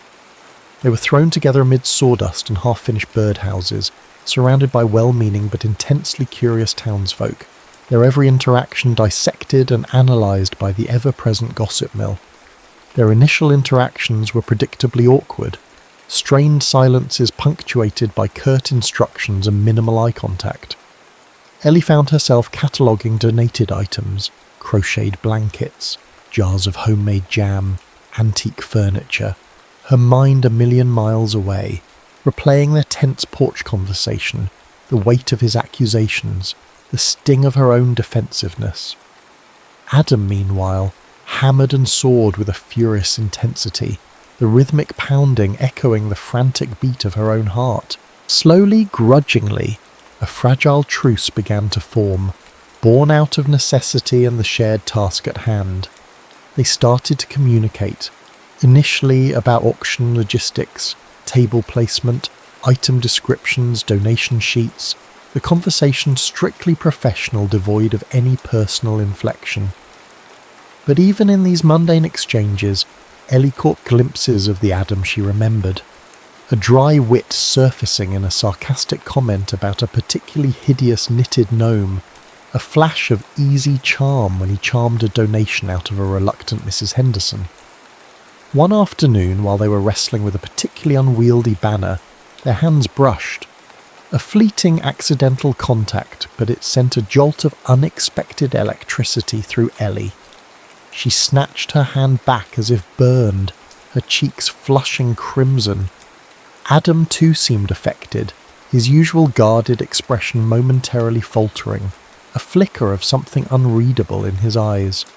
The auction preparations forced them to work side by side, their physical proximity a constant reminder of their intertwined past. They started to fall into a rhythm, a strange, uneasy dance of cooperation and avoidance. He'd hand her a hammer, their fingers almost touching. She'd ask his opinion on the best way to display a quilt, his gaze lingering on her a beat longer than necessary. The air around them, still thick with tension, began to carry a different charge, a subtle shift from animosity towards something else, something complicated, messy, undeniably there. The festival, meant to be a celebration of Hollow Creek, was inadvertently becoming a crucible, forging a new, uncertain path between Ellie and Adam, a path paved with awkward silences, stolen glances, and the lingering echoes of a love that refused to stay buried. The barn dance, the highlight of the summer festival, pulsed with the infectious energy of bluegrass music and small-town camaraderie. String lights twinkled like captured fireflies, casting a warm golden glow over the swirling dancers, the scent of hay and wood smoke mingling with the sweet perfume of summer blossoms. Ellie, reluctantly dragged to the festival by a persistent Mrs. Gable, found herself standing at the edge of the dance floor, watching the joyful chaos unfold. She saw Adam across the crowded barn leaning against a rough-hewn post, his gaze sweeping over the dancers, settling briefly on her before quickly shifting away. He looked different here in his element, surrounded by his community. The gruff carpenter softened by the festive atmosphere, a hint of the old Adam flickering in his eyes. A slow song began, the tempo shifting, the music mellowing into a melancholic waltz. Couples swayed closer, their movements slower, more intimate, the barn suddenly filled with a different kind of energy, a quieter, more sensual hum. And then, he was there, standing before her, his hand outstretched, hesitant, uncertain. "Dance?" he asked, his voice low, almost a whisper, barely audible above the music. Ellie hesitated, her mind a whirlwind of conflicting emotions. Saying yes felt like crossing a line, acknowledging the unspoken pull between them, the simmering undercurrents of their shared history. Saying no felt cowardly, a retreat back into the carefully constructed walls she had built around her heart. She took his hand. His touch was warm, calloused, instantly familiar, sending a shiver of recognition down her spine. He led her onto the dance floor, their bodies moving together almost instinctively, as if they had danced just yesterday, not 15 years ago. The years melted away in the slow circling steps. His hand on her back, the scent of pine wood and something uniquely him filling her senses, the way their bodies fit together perfectly, effortlessly, like two halves of a whole. It was all there, the ghost of their past, the echo of their first love, suddenly vividly present. The world narrowed to just the two of them, the music fading into a background hum, the other dancers blurring into indistinct shapes. They moved in silence, their bodies speaking a language their words couldn't articulate, a language of shared memories, unspoken regrets, and a lingering, undeniable connection. He smelled the same, Ellie realised, a poignant ache tightening in her chest. Pinewood and home. He had always smelled like home, and for a fleeting, dangerous moment, in the warmth of the barn, surrounded by the music and the laughter and the familiar faces of Hollow Creek, she let herself imagine what it would be like to be home again. As the song neared its end, he pulled her closer, their faces inches apart, his gaze searching hers, something vulnerable, something raw, shining in his eyes. The near kiss hung in the air, charged with unspoken longing, with the weight of years, with the terrifying possibility of rekindled flames. And then, abruptly, he pulled away, stepped back, breaking the spell, shattering the fragile intimacy of the moment. "Thanks," he mumbled, his gaze shifting away, his voice rough, almost curt again. He turned and walked away, disappearing into the crowd, leaving Ellie standing alone on the dance floor, breathless, shaken, the ghost of a kiss lingering on her lips, the echo of a love she thought she had buried, suddenly, terrifyingly alive. Back in the quiet solitude of the old house, the energy of the barn dance still thrumming beneath her skin, Ellie sought refuge in the attic again, seeking distraction, seeking answers, seeking, perhaps unconsciously, to understand the ghost that Adam had become. She pulled down the box of old photos, the faded images now holding a new, painful resonance after their dance. Tucked beneath the photo album, bound together with a faded ribbon, she found them. Letters, a stack of them addressed to Ellie, in Adam's unmistakable, slightly slanted handwriting. Letters she had never seen before, letters never sent. Her heart pounded in her chest, a frantic drumbeat against the silence of the attic. She untied the ribbon, her fingers trembling slightly, and unfolded the top letter. The date was just weeks after she had left for college. The words blurred through a sudden rush of tears. He wrote about the house feeling empty without her mother, about the workshop being silent without his father, about the town feeling smaller somehow, without her in it. He wrote about missing her laugh, her quick wit, the way she used to tilt her head when she was thinking. He wrote about the willow tree, about their carving, about forever. And he wrote about the pain, a raw, visceral pain that bled through the ink onto the page. She read on, letter after letter, her heart aching with each word. He wrote about his struggles to keep the workshop afloat, about the weight of responsibility that had fallen on his young shoulders, about the fear of failing his father, of failing her. He wrote about the town's expectations, the unspoken pressure to stay, to carry on the family legacy. And he wrote, again and again, about missing her, about longing for her, about the agonizing silence that had grown between them. In one letter, dated months after she had left, his handwriting was jagged, almost illegible, the words raw with a desperate vulnerability. He confessed to wanting to call her, to drive to her college, to beg her to come back, but he hadn't. He wrote about his fear of rejection, his fear of holding her back, his fear of not being enough. And then the words trailed off, the letter unfinished, ending abruptly mid-sentence. The later letters were different, more distant, the pain replaced by a forced stoicism, a carefully constructed wall of indifference. He wrote about work, about town events, about mundane details, as if trying to force himself to move on, to bury the raw vulnerability of those earlier letters. But even in the forced detachment, Ellie could sense the undercurrent of sadness, the lingering ache of loss. Guilt washed over her, a cold, suffocating wave. She had left. She had pursued her dreams, her ambitions, her life, without a backward glance, assuming what? That he would understand, that he would wait, that forever was just a childish word carved into a willow tree, easily forgotten, easily erased. She had never considered his pain, his struggles, the weight he had been carrying. She had been so focused on her own escape, her own desires, that she had blinded herself to his reality, his sacrifice. Had she made a mistake leaving? Had she thrown away something real, something precious, something that could have been forever? The unanswered letters lay heavy in her lap, a silent testament to years of missed communication, of unspoken words, of a love lost not to fate, but to fear, to pride, to the agonizing silence that had grown between two young hearts beneath the weeping willow's shade. The heavens opened that evening, unleashing a torrential Appalachian storm that rattled the old house to its foundations.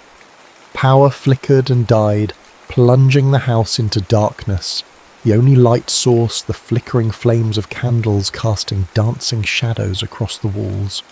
Ellie, trapped inside with the storm raging outside, felt a strange sense of inevitability, like the storm was mirroring the tempest brewing within her own heart. Adam predictably appeared at the door, soaked to the bone, a concerned frown etched on his face. "Power's out all over town," he announced, shaking the rain from his hair. "Thought your mum might need help." It was a flimsy excuse, Ellie knew, but she didn't call him on it. The storm, the darkness, the shared isolation seemed to dissolve the carefully constructed barriers between them, leaving them exposed, vulnerable, stripped bare of pretense. They huddled in the living room, the candlelight casting long, distorted shadows, the sound of rain lashing against the windows a constant rhythmic drumming. Forced together, confined by the storm, they finally talked, really talked. Not polite small talk, not veiled accusations, but raw, honest, heart-wrenching conversation, the kind they had avoided for 15 years. Ellie started, hesitantly, about the letters. She showed them to him, the faded ink, the raw vulnerability of his teenage heart laid bare on the yellowed pages. He read them in silence, his face unreadable in the flickering candlelight, the only sound the relentless drumming of the rain. When he finally looked up, his eyes were shadowed, his expression a mixture of pain and something akin to relief. I never sent them," he said, his voice low, almost ashamed. "Why not?" Ellie whispered, her own voice thick with emotion. He shrugged, a helpless gesture. Pride, maybe. Fear. Stupidity. Take your pick. He paused, then met her gaze, his eyes searching hers. "I was scared, Ellie. Scared of losing you again. Scared of not being good enough for you. Scared you'd look back and regret staying with me in Hollow Creek." His words, raw and honest, cracked something open within Ellie, a dam of unspoken emotions finally breaking. "Adam," she began, her voice trembling. I was scared too. Scared of being trapped. Scared of losing myself in this town. Scared." of not being enough for you, for the life you wanted here. They talked for hours, the storm raging outside, mirroring the storm of emotions finally unleashed between them. They talked about his father, about the weight of his loss, the responsibility he'd felt to stay, to carry on the family name. They talked about her dreams, her wanderlust, her desperate need to escape, to define herself beyond the confines of Hollow Creek. They talked about the misunderstandings, the unspoken assumptions, the agonizing silence that had grown between them, festering like an unhealed wound. And as they talked, as they finally laid bare their past pain, their past fears, something shifted between them. The anger, the resentment, the years of hurt began to melt away, replaced by a fragile understanding, a hesitant forgiveness. The storm raged on, but inside the candlelit house, amidst the shadows and the rain, a different kind of storm was subsiding, leaving behind a fragile, tentative peace. Just as the storm began to dissipate, the first rays of dawn painting the eastern sky in soft hues of pink and grey, Ellie's mother woke, surprisingly alert, her voice stronger than it had been in weeks. "Ellie dear," she said, her gaze clear, focused. "I've been thinking." Ellie braced herself. Her mother's thinking often led to life-altering pronouncements. "This house," her mother continued, her gaze sweeping around the familiar parlour, "it's too much, too big, too many memories." She paused, then dropped the bombshell. "I'm selling it, Ellie. Moving to Florida. Near your Aunt Carol." Ellie stared at her mother, stunned. Florida?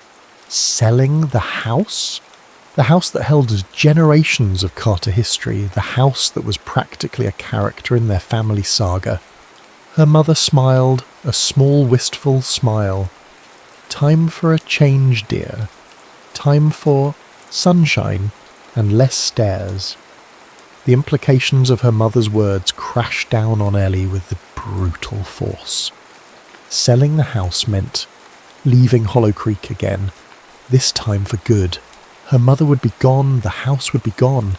Her last tangible connection to this town, to her past, would be severed. The nomadic life she had carefully constructed, the life of constant travel, of fleeting connections, suddenly felt hollow. The rootlessness she had embraced now seemed like a kind of exile, a self-imposed banishment from the only place that had ever truly felt like home. She looked at Adam, who had stayed the night, dozing fitfully in an armchair, his face still etched with exhaustion and lingering sadness. He stirred, sensing her gaze, and looked up, his eyes meeting hers, questioning, vulnerable. He wouldn't ask her to stay. Ellie knew that with a painful certainty. He had been hurt too deeply, rejected too completely to risk opening himself up to that kind of pain again. Pride, fear, stupidity, he had said it himself. And she too was bound by her own fears, her own pride, her own stubborn refusal to be the first to break. The moment of truth had arrived. Stay in Hollow Creek, tethered to her past, to Adam, to the uncertain possibility of a second chance, or return to her nomadic life, to the illusion of freedom, to the familiar ache of loneliness, knowing she was leaving a part of herself behind again. The decision, heavy and momentous, hung in the air between them, as silent and as suffocating as the pre-storm calm. The days that followed were a blur of packing boxes, real estate agents, and the bittersweet ache of saying goodbye to a life that was both familiar and fading. Ellie threw herself into the logistics of the move, a frantic flurry of activity to avoid facing the inevitable, the goodbye that loomed between her and Adam. They worked side by side on the house renovations, a strained silence settling between them, a fragile intimacy forged during the storm dissolving like morning mist. He fixed the porch swing, meticulously sanding and painting the weathered wood, his movements precise, economical, his expression closed off, unreadable. She packed boxes, carefully wrapping her mother's precious china, each delicate piece a sharp reminder of the life she was dismantling. Their interactions were polite, perfunctory, limited to necessary instructions and logistical updates. He'd ask about paint colours, she'd ask about the timeline for the kitchen remodel. They moved around each other like strangers, ghosts in the echoing rooms of the house that held the echoes of their shared past. The day of her departure arrived, grey and overcast, mirroring the leaden weight in Ellie's heart. Her rental car was packed, the engine idling in the driveway, ready to pull her away, back to her other life, the life that suddenly felt so pale, so insubstantial compared to the route she was leaving behind. Adam stood on the porch watching her, his silhouette stark against the grey sky. He didn't offer to help with her luggage, didn't offer a hug, didn't even offer a goodbye. Just stood there, silent, stoic, a figure carved from the Appalachian stone itself. Ellie walked towards him, her footsteps heavy, each step pulling her further away from him, further away from Hollow Creek, further away from a possibility she was too afraid, too proud to grasp. She stopped before him, the silence stretching out between them, thick with unspoken words, with unacknowledged grief. She searched his eyes, searching for a sign, a flicker of hope, anything that would give her a reason to stay, a reason to turn back. But his gaze remained guarded, shuttered, reflecting back only her own fear, her own uncertainty. "Goodbye, Adam," she said, her voice barely above a whisper, the words tearing at her throat. He nodded once, curtly, his lips pressed into a thin, tight line. No words, no gesture, just a silent acknowledgement, a final, devastating goodbye. She turned away, blinking back tears, and walked to her car, each step feeling heavier than the last. She got in, slammed the door shut, a final echoing sound that seemed to reverberate through the silent house. She started the engine, the rumble filling the suffocating silence, and pulled out of the driveway, glancing one last time in the rearview mirror. He was still standing there, on the porch, watching her go, a solitary figure silhouetted against the grey sky, fading into the distance, disappearing from her life. Again. This time there were no words, no promises, no willow tree carvings. Just two broken hearts watching each other walk away, again, into the vast, uncertain expanse of forever. And this time it felt truly, irrevocably, like forever. The miles blurred past, highway stretching out before her like a ribbon of grey asphalt, mirroring the grey sky she had left behind. California felt 1,000,000 miles away, both geographically and emotionally. The sun, when it finally broke through the cloud cover, felt harsh, unwelcome, lacking the soft, filtered light of the Appalachian foothills. Ellie drove in a daze, replaying her goodbye with Adam, the agonizing silence, the unspoken words, the final, devastating emptiness of his gaze. Had she made a mistake leaving? Again? Had she been so blinded by fear, by pride, that she had walked away from her second chance, from the only thing that had ever truly mattered? She pulled into a rest stop, needing coffee, needing to clear her head, needing desperately to escape the suffocating weight of her own regrets. As she stretched her legs, the scent of pine needles and damp earth momentarily transported her back to Hollow Creek, back to the familiar embrace of the Appalachian woods. And then she remembered the willow tree, the carving. Ellie plus Adam, forever. Childish, foolish, but a promise she had broken, a promise she had dismissed, a promise that perhaps had been more real than she had ever allowed herself to believe. A sudden, irrational urge seized her, a desperate need to see the willow tree again, to touch the bark, to trace the faded carving with her fingers, to somehow reconnect with that lost, innocent version of herself, the girl who had believed in forever. She pulled out her phone, her fingers trembling as she typed Hollow Creek into the GPS. The route recalculated, a sharp U-turn back towards the east. Her heart pounded in her chest, a frantic mixture of hope and fear. Was she crazy? Turning back? Running towards her past instead of away from it? As she drove, the miles melting away in reverse, a memory surfaced, unbidden. A memory she hadn't consciously recalled in years.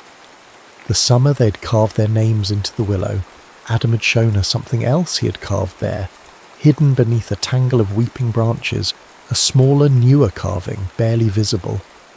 He'd been shy, hesitant when he showed it to her, his cheeks flushed, his eyes full of unspoken longing. She remembered tracing the new carving with her finger, the rough bark scratching against her skin, the simple words etched into the wood. Always. Always what? She had asked, her teenage heart fluttering with a mixture of anticipation and nervousness. He had just shrugged, his gaze shifting away, his voice a mumbled whisper. Just. Always. She pulled into Hollow Creek as dusk began to settle, the town bathed in a soft golden light that felt both familiar and achingly poignant. She drove straight to the riverbank, her heart pounding with each mile, each turn, each familiar landmark. The willow tree stood there, majestic, ancient, its branches weeping down towards the river, exactly as she remembered, exactly as she had always known it would be. She parked the car and ran to the tree, her breath catching in her throat. And there it was, carved into the trunk, just beneath their old carving, freshly etched into the wood, gleaming white against the dark bark. Not always, but something even more powerful, even more profound. No matter how far you go, it read, carved in Adam's unmistakable hand, you'll always be home to me. Tears streamed down Ellie's face, hot and cleansing, washing away years of doubt, years of fear, years of running from a love that had never truly faded. Home, she whispered, the word catching in her throat, the truth of it resonating deep in her soul. She wasn't running from Hollow Creek. She was running from love, from the vulnerability of it, the risk of it, the terrifying, beautiful possibility of it. She wasn't a rootless wanderer, a successful travel writer defined by her escapes. She was Ellie Carter, daughter of Hollow Creek, and she was home.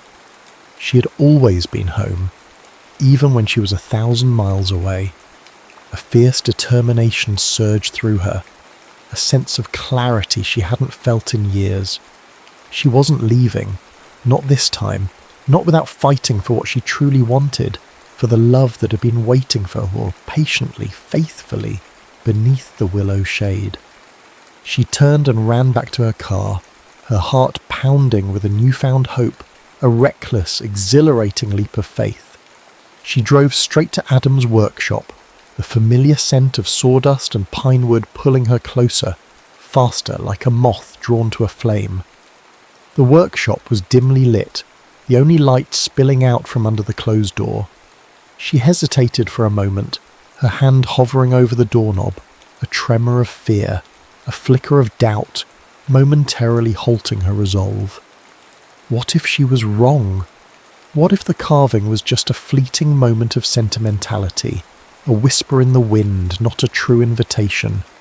What if he had moved on? What if she was just setting herself up for another heartbreak? But the memory of his eyes, searching hers under the candlelight, the warmth of his hand in hers on the dance floor, the raw vulnerability in his unsent letters, these were not fleeting moments. These were echoes of a love that ran deeper than fear, stronger than pride. She pushed open the door.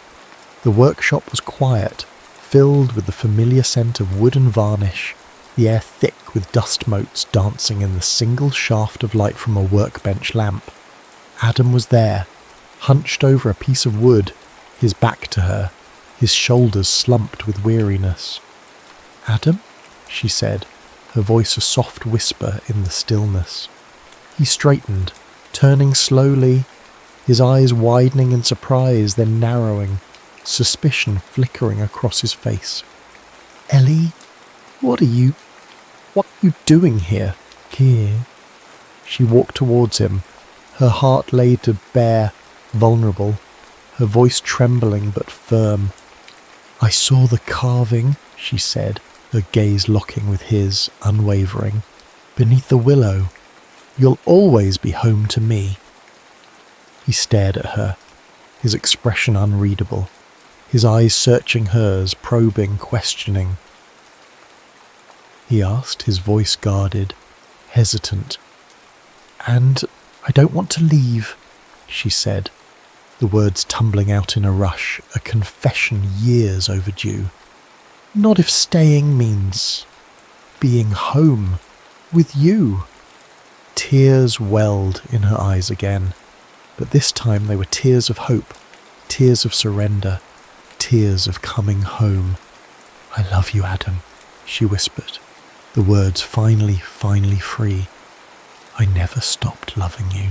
The silence in the workshop stretched out thick with unspoken emotion, with the weight of years, with the terrifying vulnerability of Ellie's confession hanging in the air. Adam stood frozen, his expression a mixture of disbelief, hope, and lingering fear. He searched her eyes, searching for truth, searching for forever. And then, slowly, painstakingly, the walls around his heart began to crumble. The guardedness in his eyes softened, replaced by a hesitant warmth, a flicker of the old Adam, the Adam she had loved, the Adam she had never truly let go of. He stepped towards her, his hand reaching out, tentatively cupping her cheek, his touch sending a jolt of electricity through her, a spark igniting the dormant embers of their love. "Ellie," he whispered, his voice thick with emotion, I never stopped loving you either." The confession, simple and profound, broke the last of the barriers between them. Tears streamed down his face now too, mingling with hers, washing away the years of pain, the years of separation, the years of unspoken longing. He pulled her closer, his arms wrapping around her, holding her tight, a fierce, possessive embrace that spoke volumes more than words ever could. She buried her face in his chest, inhaling the familiar scent of pine wood and home, the scent that had haunted her dreams, the scent that finally, blessedly enveloped her completely. He tilted her face up, his gaze searching hers, his eyes shining with a love that had weathered 15 years of silence, 15 years of distance, 15 years of unspoken pain. And then he kissed her. It wasn't a tentative kiss, not a hesitant reawakening. It was a kiss born of years of longing, of pent-up emotion, of a love that had been simmering beneath the surface, waiting for its moment to ignite. It was passionate, desperate, tear-filled, a kiss that tasted of forgiveness, of homecoming, of second chances, a kiss that sealed their fate irrevocably, completely. Beneath the weeping willow, bathed in the soft glow of the rising moon, Hollow Creek erupted in quiet joy. Whispers spread like wildfire through the town, hushed murmurs of congratulations, knowing smiles, knowing nods. "Ellie's back," they whispered, their voices filled with a quiet satisfaction. "And this time, she's here to stay. Some love stories," they murmured, "are just meant to be." Months spun into seasons, painted in the vibrant hues of Appalachian autumn, the crisp whites of winter snow, the blossoming greens of spring. Hollow Creek embraced Ellie's return, welcoming her back with open arms, as if she had never truly left. Her mother, settled and content in her Florida sunshine, beamed with knowing approval during their frequent video calls. Ellie and Adam, side by side, embarked on a new kind of adventure, a different kind of travel writing. They renovated a dilapidated storefront on Main Street, transforming it into a bookstore cafe, a haven for book lovers and coffee aficionados, a testament to their shared passions, a cornerstone of their shared future. The Willow and Words, Ellie named it, a playful nod to their intertwined history. Adam's woodworking graced every corner of the cafe. Hand-carved bookshelves, rustic tables, a cosy reading nook nestled by the window, overlooking the town square. Ellie's travel journals lined the shelves, alongside carefully curated selections of local authors and literary classics, her words weaving stories of far-off lands and the quiet beauty of home. The cafe became the heart of Hollow Creek, a place where locals gathered for coffee and conversation, where tourists lingered over pastries and pages, where the air hummed with the gentle murmur of community, of connection, of love. One warm summer evening, as the sun dipped below the Appalachian peaks, painting the sky in fiery hues of orange and purple, Ellie and Adam walked hand in hand to the riverbank, to their willow tree. The air was soft, fragrant with honeysuckle and river mist, the crickets chirping their evening serenade.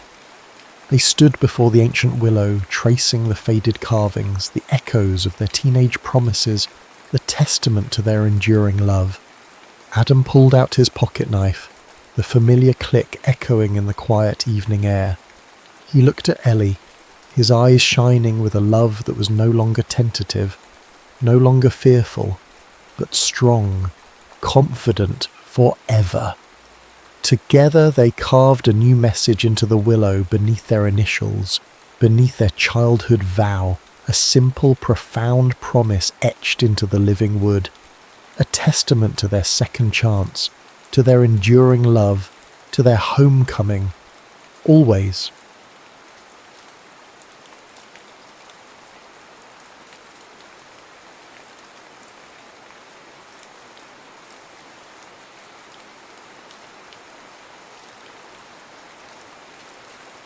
The alarm sounded at 3:15 a.m. on an early June morning in 1953, though Richard Dunbar was already awake. He'd spent the night in his darkroom, studying the prints from yesterday's shoot with growing dissatisfaction. Each image was technically perfect, his work always was, but something essential remained stubbornly absent. The same emptiness that had been haunting his photographs for months now, like the ghost of something he'd forgotten how to see.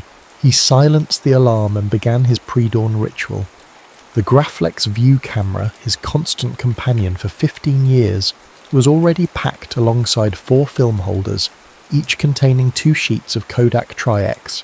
He'd loaded them the night before in total darkness, his fingers moving with the certainty of muscle memory. The sturdy wooden tripod, essential for the long exposures landscape work demanded, waited by the door. Everything was precisely where it should be, just as it had been every morning for as long as he could remember. The drive from his Lake Tahoe cabin to Yosemite Valley took just under 4 hours. He made it in 3.5, his 49 Packard eating up the empty roads as the stars slowly faded above the Sierra Nevada. The east was just beginning to pale when he parked at the Tunnel View Lookout, the iconic vista still shrouded in pre-dawn shadows. He wasn't surprised to find another car already there, a modest Ford sedan that had seen better days. Anthony Stewart's telegram had been specific about the time and place for the interview.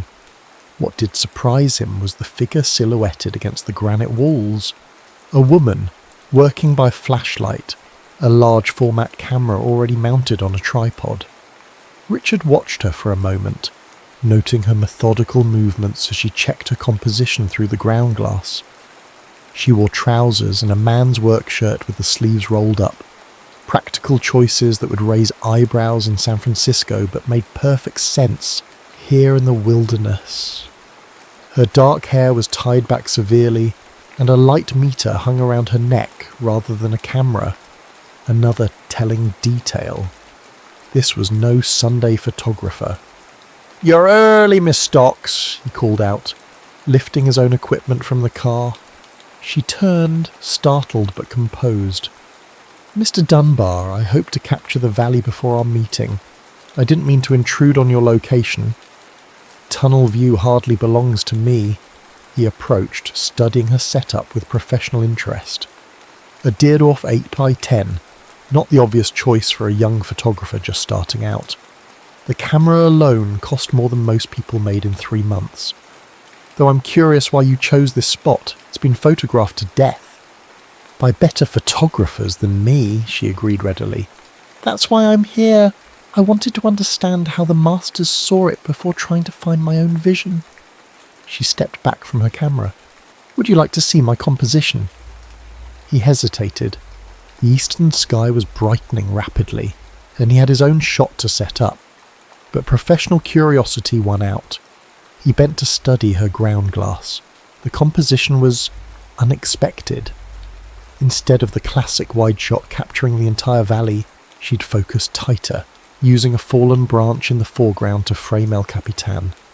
The pre-dawn light created deep shadows that gave the scene an almost abstract quality.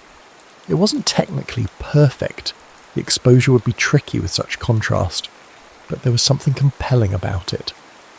An interesting choice, he said finally, but not what you would have done. It wasn't a question. No. He straightened, meeting her eyes for the first time. They were darker than he had expected, intelligent and unafraid. I would have waited for better light. Better light or safer light? She held his gaze. Sometimes the shadows tell more truth than the highlights, Mr. Dunbar. He felt an unexpected spark of something. Irritation? Curiosity? Before he could respond, she was already moving, efficiently breaking down her equipment to make room for his. He found himself watching her hands, confident, precise, treating the expensive camera with the respect it deserved. Mr. Stewart sent your portfolio, he said, beginning his own setup. Your technical skills are adequate, but this project requires more than technical proficiency. It's about capturing the essence of Yosemite, not just its surface. The essence Mrs. Stewart loved, she added quietly. Richard's hand stilled on his tripod. Margaret Stewart. He'd met her once, years ago, at a gallery showing. She'd spent hours studying his photographs, not just admiring them, but truly seeing them. Her death had hit the Bay Area art community hard. Did you know her? He asked. No. Annie's voice held a note of regret. But I studied her photographs, not the professional ones, her personal albums. Mr. Stewart shared them with me when I interviewed with him. She saw this place differently than you do. She paused, then added, differently than I do too. There was a joy in her images, even the technically imperfect ones, especially those, maybe. The observation was unexpectedly insightful. Richard found himself studying her again, trying to reconcile her youth with the depth of her understanding. She couldn't be much over 22, yet there was something in the way she spoke about photography that resonated uncomfortably with his own recent doubts. Why do you want this position, Miss Stocks? There are easier paths for a young photographer. Because I want to learn from the best. She met his eyes again. But also because I think even the best photographers can sometimes forget how to see with fresh eyes. You've mastered light, Mr. Dunbar. Your work is technically flawless. But lately, she hesitated, then pressed on. Lately, your photographs feel like they're missing something. Like you're so focused on controlling every element that you've forgotten how to let the heart of a place surprise you. The words hit him like a physical blow. They were too close to his own midnight doubts, the ones that kept him awake studying prints that grew more perfect and more empty with each passing month. That's a dangerous observation to make in a job interview, Miss Stocks. I'm not here for a safe job, Mr. Dunbar. I'm here because photography matters to me, the same way it matters to you, and because I think this project deserves both technical excellence and emotional truth. She gestured to the valley, where the first rays of sun were beginning to paint the granite walls. Look at that light. It's perfect, technically perfect. But what makes it beautiful is the way it struggles with the shadows, the way it reveals and conceals. That's what Mrs. Stewart saw, isn't it? The dance between light and shadow, between control and surrender. Richard felt something shift inside him, like a lens clicking out of focus. The valley was transforming in the dawn light, but for the first time in years, he found himself paying more attention to the photographer than the photograph. There was something compelling about her certainty, her willingness to challenge him even at the risk of losing the position. "The work will be demanding," he said finally. "Long hours, difficult conditions, most of it in backcountry, far from civilization." "I know," she smiled slightly. "I already bought hiking boots and had my mother let out my father's old work shirts." "Your father's shirts?" "He was a logger before the war. Taught me that anything worth doing is worth doing right." She turned back to her camera, beginning to pack it away. "He also taught me that the most beautiful things in nature don't wait for perfect conditions. Sometimes you have to wade into the shadows to find them." Richard watched her work, noting the efficiency of her movements, the way she handled her equipment with both strength and grace. She was young, yes, but there was something compelling about her vision, her quiet confidence, her willingness to push beyond the safe and technically perfect. "The project starts Monday," he said abruptly. "Dawn at this location. Bring your Deerdorf. And coffee." Her hand stilled on her camera case. "Strong coffee or safe coffee, Mr. Dunbar?" "Strong." He turned back to his own camera, hiding the unexpected quirk of his lips. "Very strong." The sun was fully up now, the valley awash in golden light. Richard Dunbar had spent his career pursuing technical perfection, believing that mastery meant control. But as he watched Annie Stocks pack her car, her movements sure and graceful in the morning light, he wondered if perhaps he'd been focusing on the wrong thing all along. Sometimes the most profound images emerge not from perfect light, but from the space between light and shadow, between control and surrender, between what was safely known and what remained to be discovered.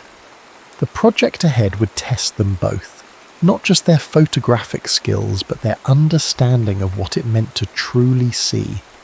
And for the first time in longer than he could remember, Richard felt something stir in his chest that felt like anticipation, like the moment before pressing the shutter, when anything, absolutely anything, seemed possible. Their first month in the field tested them both. Richard insisted on starting in the backcountry, away from the tourist-crowded valley.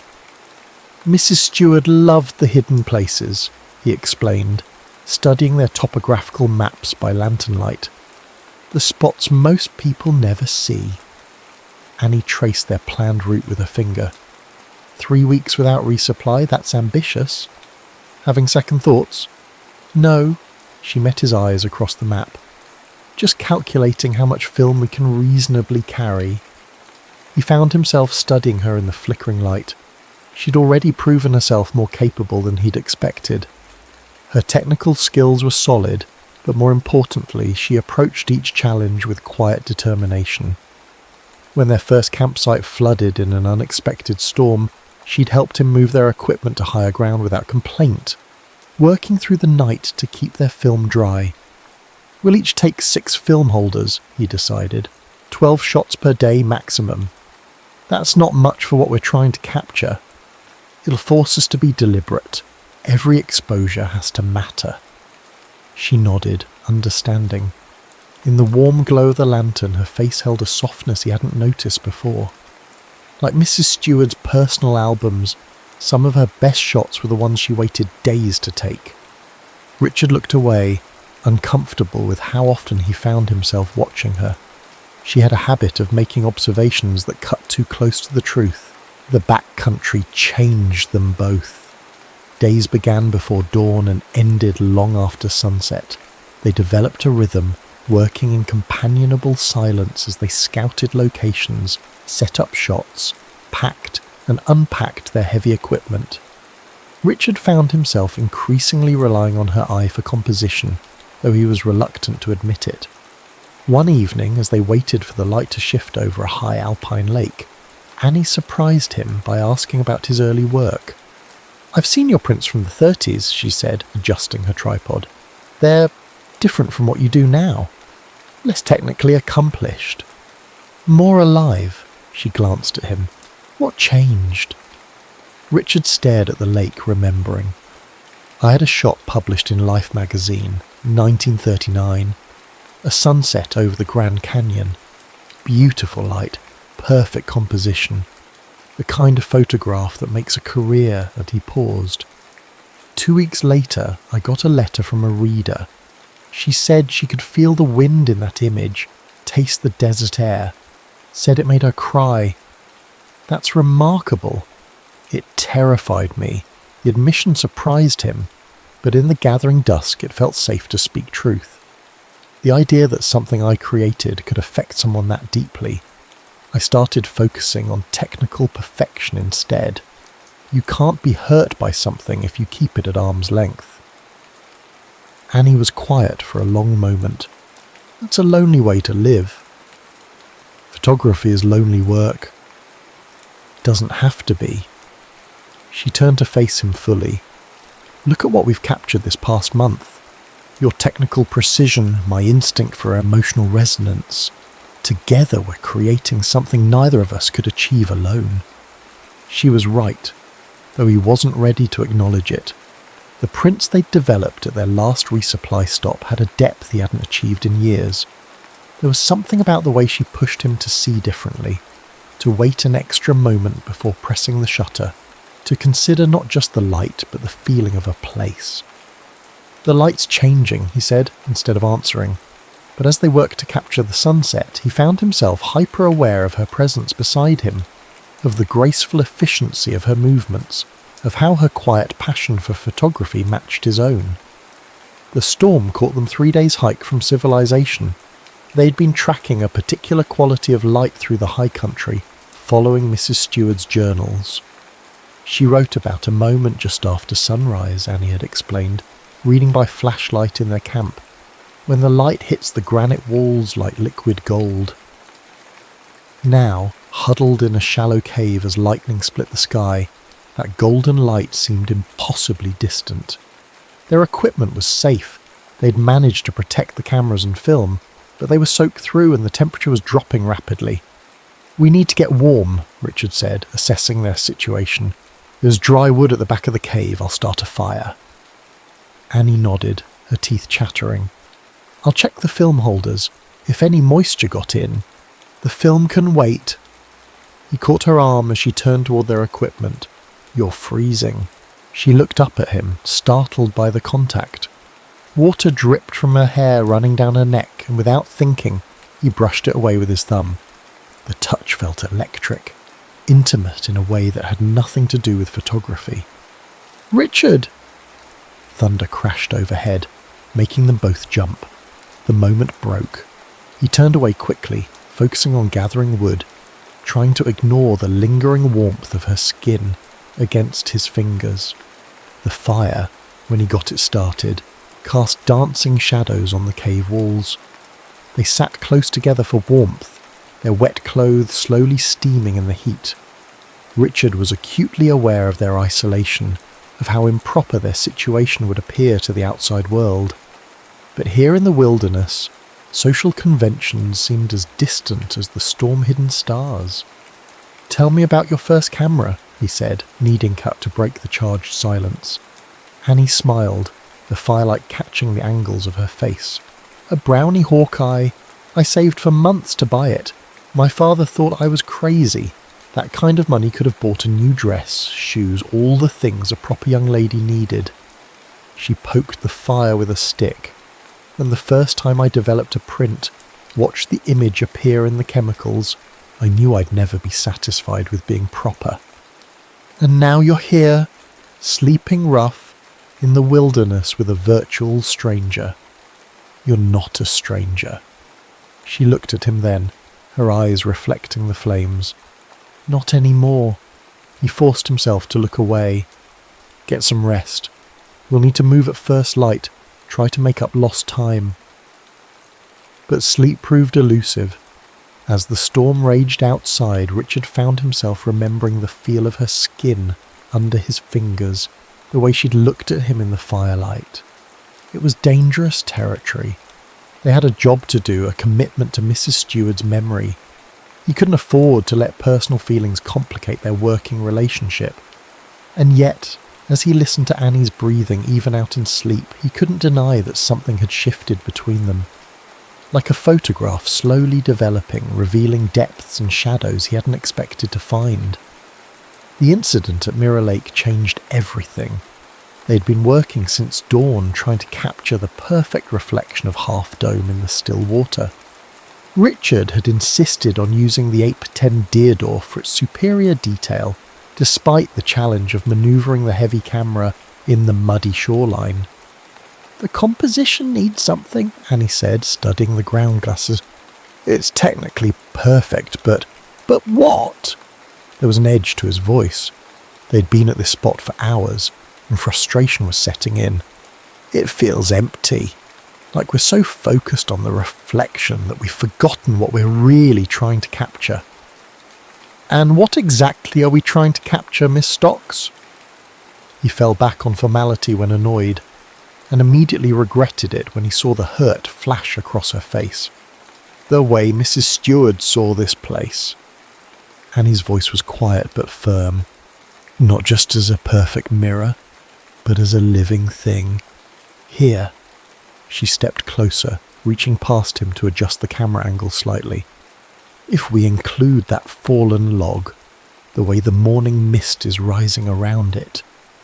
Her proximity was suddenly overwhelming.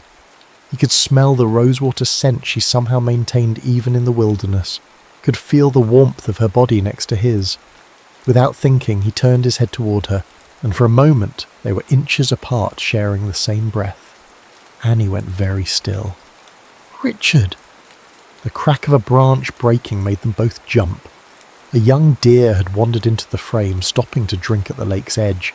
Without speaking, they both shifted into professional mode, adjusting the composition to include this unexpected gift. But something had changed. As they worked through the morning, Richard found himself hyper-aware of every accidental touch, every shared glance.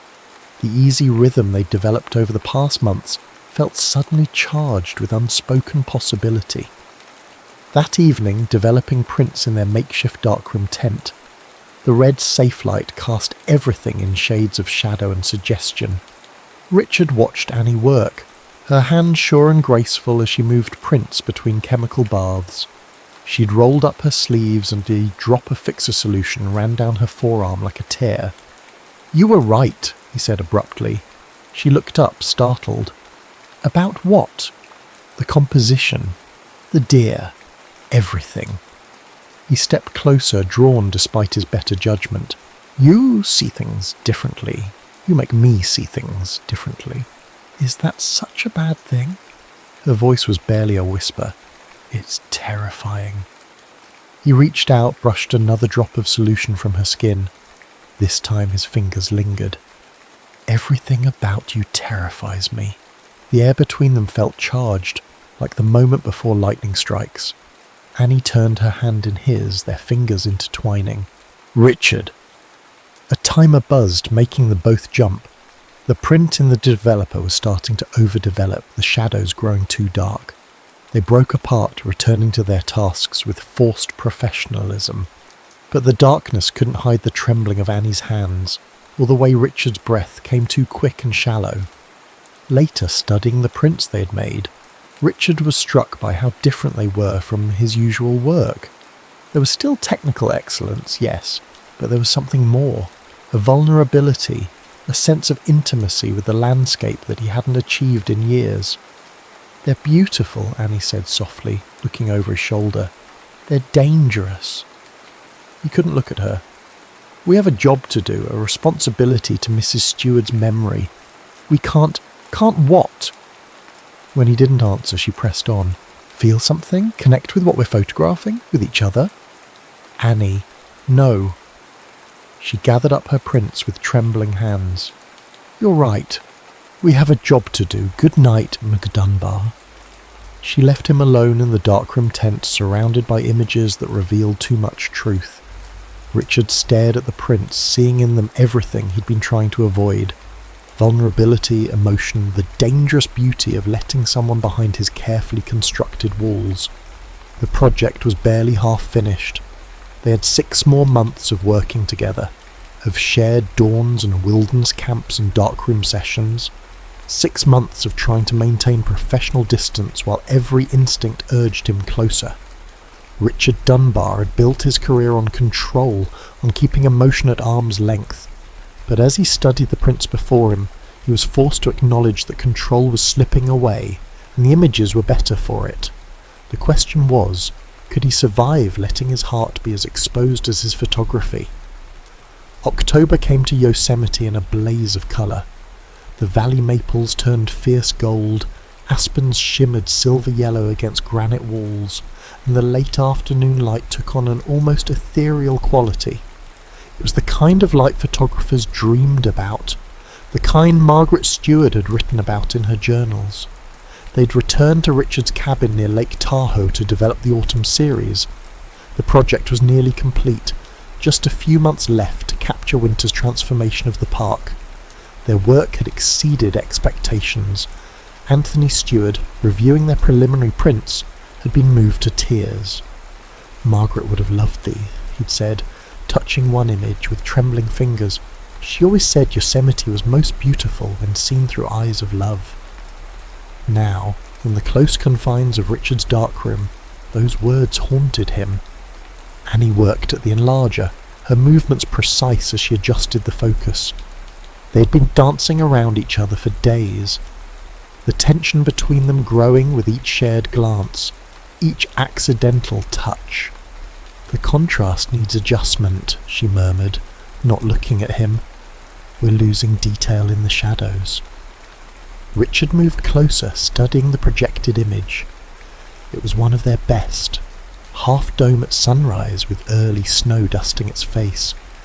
But something in the composition struck him suddenly, making his breath catch. "This isn't my shot," he said slowly. Annie's hand stilled on the enlarger. "No. When did you—" "That morning after the storm, when you were breaking camp. The light was—" She trailed off, then squared her shoulders. "I know we agreed to focus on your compositions, but something about the way the shadows played across the snow? It's extraordinary." The admission came unbidden. The image captured everything they'd been trying to achieve. Technical excellence married to raw emotional power. "Why didn't you show me sooner?" She finally looked at him, her eyes dark in the safe light's glow. "Because I saw how you looked at me when I took it. Like I'd crossed a line. Like I'd stopped being your assistant and become—" She swallowed hard. "Something else." The darkroom suddenly felt too small, too intimate. Richard could hear his heart pounding in the silence. "You've never been just my assistant." "Then what am I, Richard?" Her voice was barely a whisper. "What are we doing here?" He reached for her before he could stop himself, his fingers brushing her cheek. She leaned into the touch, and something inside him broke. The kiss was inevitable, months of tension finally spilling over. She tasted like coffee and darkroom chemicals, her hands clutching his shirt as he backed her against the enlarger. The safe light cast everything in shades of blood and shadow, turning the moment surreal. "Richard," she gasped against his mouth. "Please." The timer buzzed, harsh and insistent. They jumped apart. The print in the developer was ruined, the image degraded beyond salvation. Reality crashed back like a bucket of cold fixer. Richard stepped away, horror rising in his throat. What had he done? They had a contract, obligations. This project wasn't about them. It was about Margaret's memory, about creating something raw and true. "We can't," he said roughly. "This isn't... We have to stay professional." "Professional," Annie's voice cracked. "Is that what you call what's been growing between us? Just professional collaboration?" "The project! To hell with the project!" She grabbed one of their prints, thrust it at him. "Look at this. Really look at it. Everything that makes these images powerful is because of what's happening between us. The tension, the emotion, the way we see differently together than apart. That's exactly why it has to stop." He forced himself to meet her eyes. "We're losing objectivity, the work. The work is better because of it. Why can't you see that? Why are you so afraid of letting someone in? Because I can't lose control, the words echoed in the small space. Not of the work, not of myself, not with you. Annie went very still. When she spoke, her voice was cold. Control? Is that what you think love is about? The word love hit him like a physical blow. He turned away, unable to bear the hurt in her eyes. I see. She began gathering her things with trembling hands. Well, don't worry, Mr. Dunbar. Your precious control is safe. I quit. Annie, no. She yanked her coat from its hook. You want technical perfection? Fine, but remember what Anthony said about Margaret's vision. She saw Yosemite through eyes of love. All you see is light and shadow, and you're too afraid to admit there might be something more. She slammed out of the dark room, leaving him alone in the red-tinged darkness. Through the wall, he heard her gathering her things from the cabin's main room. The front door opened, then closed. A car engine started, faded into distance. Richard sank onto his stool, surrounded by their prints. In the safe light, every image seemed to mock him. Here was the alpine lake where they'd first talked about fear and art, the meadow where she'd taught him to wait for emotion before pressing the shutter, the storm-swept granite where she'd fallen asleep beside him, trusting him completely. And there, newly developed, her shot of half-dome. It was the kind of photograph he'd spent his career trying to create, technically perfect yet emotionally raw, the kind of image that could make a stranger cry, the kind of art that only came from letting go. Outside, snow began to fall, tiny flakes caught in the porch light. Winter was coming to the Sierras. The project's final season stretched ahead, impossible now without her. Richard stared at her ruined print in the developer, watching the image fade to black, and realised that in trying to maintain control, he had lost the only thing that truly mattered. The timer buzzed again, insistent in the darkness, but Richard didn't move to silence it.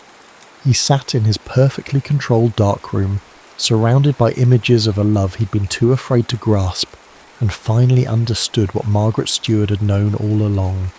Some things were beautiful precisely because they couldn't be controlled. And sometimes, the most perfect moments came not from technical precision, but from letting your heart be as exposed as your film. Snow fell for 3 days after Annie left. Richard spent them in his dark room, developing and redeveloping prints until his fingers were stained with chemicals. Each image seemed to hold a piece of her. The way she'd frame a shot differently than he would, how she'd wait for emotional resonance before pressing the shutter, her intuitive understanding of what made a photograph more than merely perfect.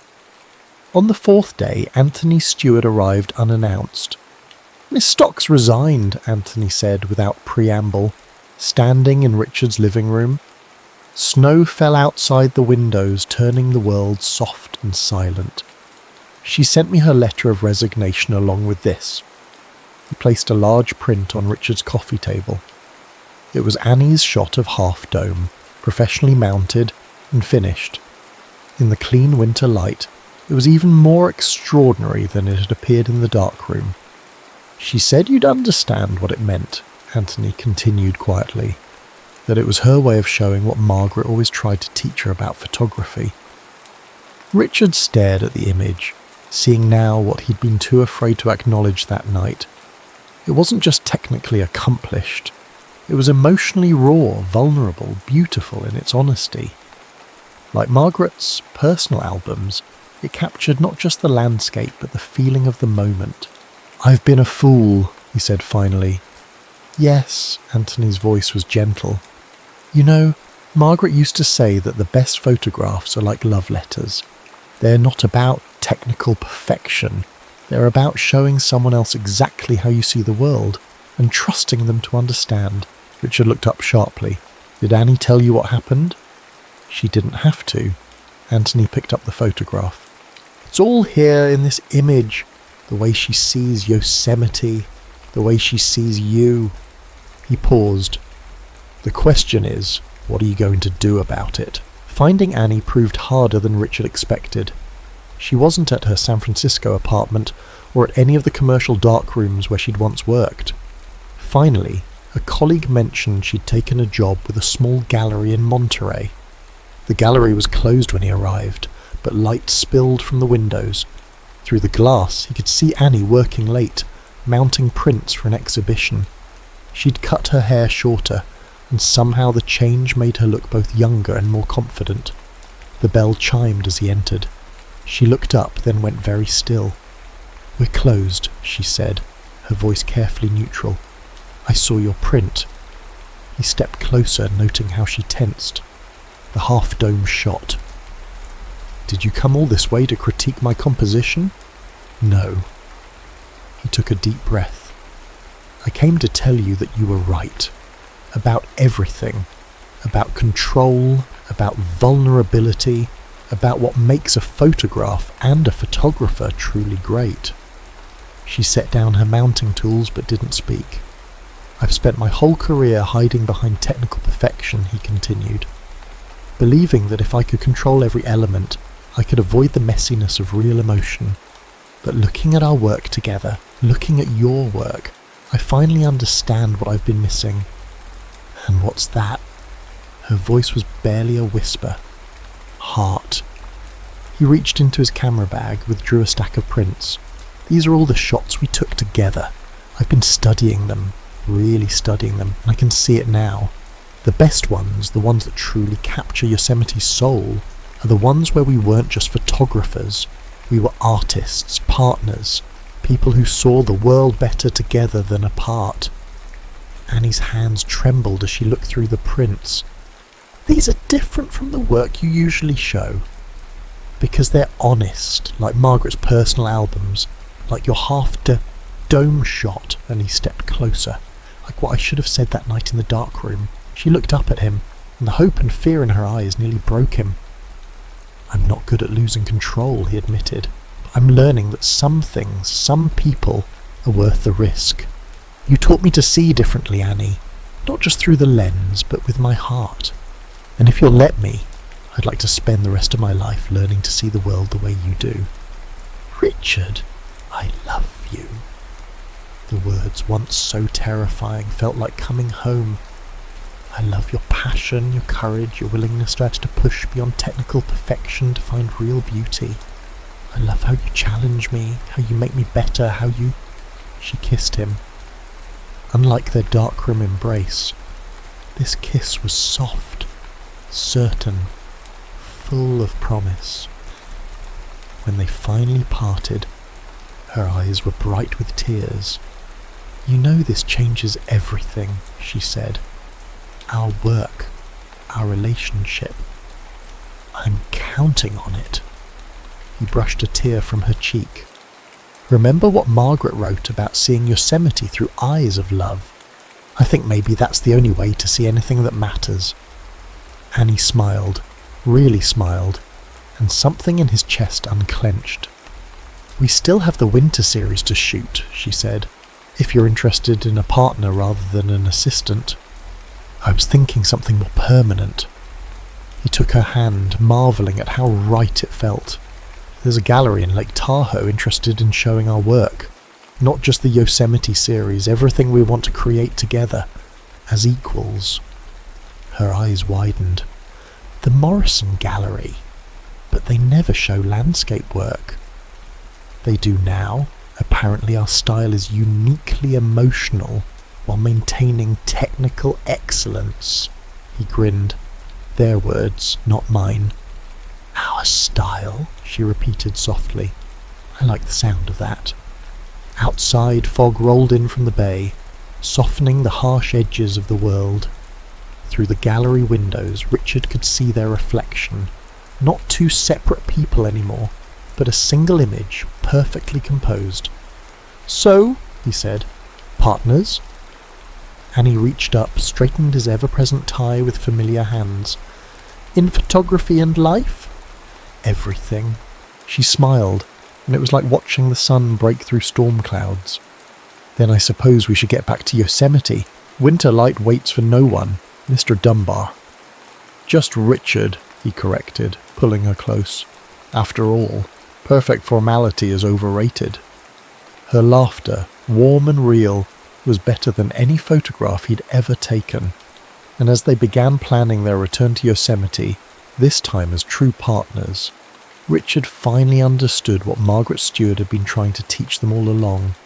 The most beautiful images, like the most beautiful moments in life, came not from controlling every detail, but from having the courage to let love change how you see the world.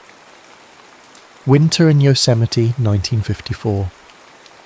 The pre-dawn air bit cold and sharp as Richard and Annie made their way up to Glacier Point. It was their last shoot for the project, over a year after their first meeting at the tunnel view. Fresh snow blanketed the valley, transforming the familiar landscape into something new and pristine. Careful with the tripod, Annie called, her breath visible in the darkness. Ice under that snow. Richard smiled, remembering how she'd corrected his composition that first morning. Now they moved in perfect sync, setting up their equipment with the ease of long practice. His Graflex and her Deerdorf stood side by side, their wooden bodies gleaming in the starlight. Margaret wrote about this view in winter, Annie said, checking her light meter. About how the snow makes everything quiet, like the whole world is holding its breath. Richard paused in his preparations, watching her work. The past 3 months had transformed them both. After their reconciliation in Monterey, they'd approached the winter series as true partners, each bringing their own vision while strengthening the others. The results had exceeded even their highest hopes. "You're staring," she said without looking up from her camera. "I'm composing." Now she did look up, smiling. "And what do you see?" "Everything that matters." The eastern sky began to lighten, painting Half Dome in subtle shades of purple and gold. They worked in comfortable silence, each finding their own angle on the emerging day. When the sun finally crested the horizon, they were ready. Richard watched Annie as she worked, marvelling at how she seemed to dance with her camera, responding to each shift of light with intuitive grace. Her technical skills had always been excellent, but now there was something more, a confidence, a joy that transformed mere expertise into artistry. "Got it," she breathed, stepping back from her camera. "Want to see?" He moved to study her ground glass, their shoulders touching naturally. The composition was extraordinary, Half Dome emerging from dawn shadows, the fresh snow creating patterns of light and dark that spoke of renewal, of beginnings. "Perfect," he said softly. "No." She turned to face him, her eyes bright in the growing light. "Not perfect. True." He understood then what he needed to do. Reaching into his camera bag, he withdrew a small package wrapped in dark cloth. "I have something for you. An early wedding gift. Richard, open it." Inside was a photograph he'd taken the day after their engagement, printed and mounted with meticulous care. It showed Annie at work, her face lit by winter sunshine as she adjusted her camera. But it wasn't just a portrait. It was a love letter in silver and light, showing her exactly as he saw her. Brilliant, passionate, absolutely essential to his world. She breathed, touching the print gently. "You've never shown me your portraits before." "I've never taken one that mattered this much." He took her hand, marvelling at how perfectly it fit in his. "I spent so many years trying to capture technical perfection that I forgot what Margaret knew all along, that the most beautiful photographs come from loving what you see." Annie's eyes filled with tears, but she was smiling. "And what do you see now?" "My future. My partner. The woman who taught me that real art, like real love, isn't about control. It's about trust." She reached up to brush snow from his collar, her touch lingering. "Speaking of trust, I have something to show you too." From her own bag, she produced a small envelope. Inside was a letter from the Morrison Gallery. Richard read it quickly, his eyes widening. They want to represent us, permanently. As partners, her voice was soft but certain. They want the Yosemite series first, but after that, they're interested in everything we want to create together. No restrictions, no limits on subject matter. Just us, seeing the world our way. Richard pulled her close, surprising them both with a kiss that tasted of snow and possibility. When they parted, the sun had fully risen, turning the valley into a wonderland of crystalline light. "We should start heading back home soon," Annie said eventually. "The reception's tomorrow at 2 and I still need to finish mounting the final prints for the exhibition." "Let me help with that," she laughed. "You? The man who once spent 3 hours adjusting a single print's contrast?" "I've learned a few things about letting go of perfection." He began packing up their equipment, movements sure despite the cold. "Besides, I have a vested interest in making sure my wife's exhibition opening is everything she deserves." "Our exhibition," she corrected gently. "Everything we create now, we create together." The following afternoon, as their friends and colleagues gathered at the Morrison Gallery, Richard stood with Annie before the centrepiece of their exhibition. It was a diptych, his view and hers of the same Yosemite dawn, mounted side by side. Different perspectives combining to create something greater than either could achieve alone. Anthony Stewart studied the images with tears in his eyes. "Margaret would have loved these," he said. "She always said that the best photographs, like the best marriages, come from two people seeing the same thing differently, but loving it equally." Richard squeezed Annie's hand, feeling the simple gold band that now matched his own. Next month they would return to Yosemite for a new project, their first as husband and wife. But for now, surrounded by their work and their loved ones, they simply stood together, watching as others discovered what they had learned. That sometimes the most perfect moments are the ones you never planned, and the most beautiful photographs are the ones taken not with technical precision, but with an open heart. Through the gallery windows, snow began to fall again, soft and clean as a new paper in a developer tray. Richard thought about all the photographs yet to be taken, all the moments yet to be shared. He and Annie had a lifetime ahead of them to capture not just images, but feelings, memories, the quiet miracle of two artists becoming one without losing their individual vision. "Ready for our next adventure?" Annie asked softly. Richard looked at his wife, his partner, his muse, and smiled. "With you, always." The snow fell harder now, transforming the Lake Tahoe street into something magical and new. Inside the warmth of the gallery, surrounded by the images they'd created together, Richard and Annie Dunbar stood hand in hand, ready to begin their greatest collaboration yet, a life viewed through the lens of love, the end.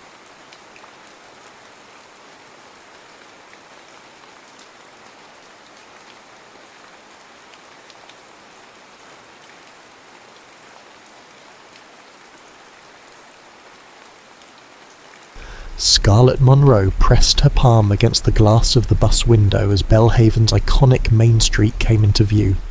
This small southern town was where she'd grown up, magnolia trees in bloom, gentle breezes wafting the sweet scent of honeysuckle, and historic storefronts that stood as silent witnesses to generations of secrets and stories. Scarlett was 28, with a proud streak born of city life. She'd left Belhaven right after high school for college, and then a demanding corporate job in New York. Burned by love more times than she cared to admit, and haunted by the notion that nothing ever lasted, she'd learned to rely on no one but herself. Now she returned with a single suitcase and a phone full of unanswered emails from her old firm. The trigger for this abrupt homecoming was her grandmother, Evelyn Monroe, who'd raised her since childhood. Evelyn's minor stroke 2 weeks ago had jolted Scarlett into confronting a reality she'd tried to escape, that Belhaven, for better or worse, had roots in her heart. When she stepped off the bus, the first thing she noticed was how quiet it all was. An old man waved from a rocking chair on the porch of the bus station, A golden retriever dozed lazily under a lamppost. The sky was a deep cloudless blue, a stark contrast to the steel-grey skyscrapers she'd left behind. Half an hour later, Scarlett was trudging up the steps of the Victorian-style house she once called home. It had the same wraparound porch, the same wind chimes dancing in the summer breeze. Her grandmother sat in a wicker chair, sipping sweet tea as if waiting for her. "Scarlett, darling," Evelyn greeted, setting the tea aside. Her face glowed with relief. She looked frailer than Scarlett remembered, but her smile was unwavering. Scarlett swallowed hard. "Hey, Nana." It was the first time she'd used that endearment in years. She leaned in to hug her grandmother gently. That evening she learned more about the aftermath of Evelyn's stroke. It had been mild, but enough to leave her fatigued. Belhaven's biggest event of the year, the Magnolia Festival, was looming, and Evelyn usually played a key role in organising it. As Scarlett settled into her old bedroom, she figured her grandmother had no business fretting about a festival. Yet Evelyn insisted. The festival was tradition, and tradition meant everything here. Early the next morning, Scarlett found herself wrangled into a planning meeting for the Magnolia Festival, courtesy of Evelyn's gentle but unyielding persuasion. A handful of locals gathered at the Belhaven Community Centre, a modest building with wide windows overlooking a yard full of blooming azaleas. Scarlett recognised a few familiar faces: Mrs. Turner from the bakery, Pastor Lewis's wife, and Mr. Johnston, who owned the hardware store. Sitting among them, flipping through festival notes, she felt like she'd stepped back in time to high school. Everyone still had that same friendly drawl, that same practised gossip about who was courting whom, who'd had a falling out, and who was newly returned to town. In the middle of it all, she caught sight of a tall, broad-shouldered man leaning against a window frame. James Hunt. He looked to be in his early 30s, wearing a worn-out plaid shirt, dust smudging his jeans. His posture told her he was either bored or confident, maybe both. He radiated an earthy calm that set him apart from the rest. There was something vaguely familiar about him, yet she couldn't quite place if they'd met. The planning session was well underway when Evelyn piped up, her voice soft but resolute. "My granddaughter's here to help with the festival, seeing as I'm not quite myself these days." Scarlett bristled. She'd only agreed to watch from the sidelines. "Actually, Nana, I'm just here to support you. I have no idea how these events run. Maybe we should leave it to the experts." James, from across the room, straightened up. "We'll take all the help we can get."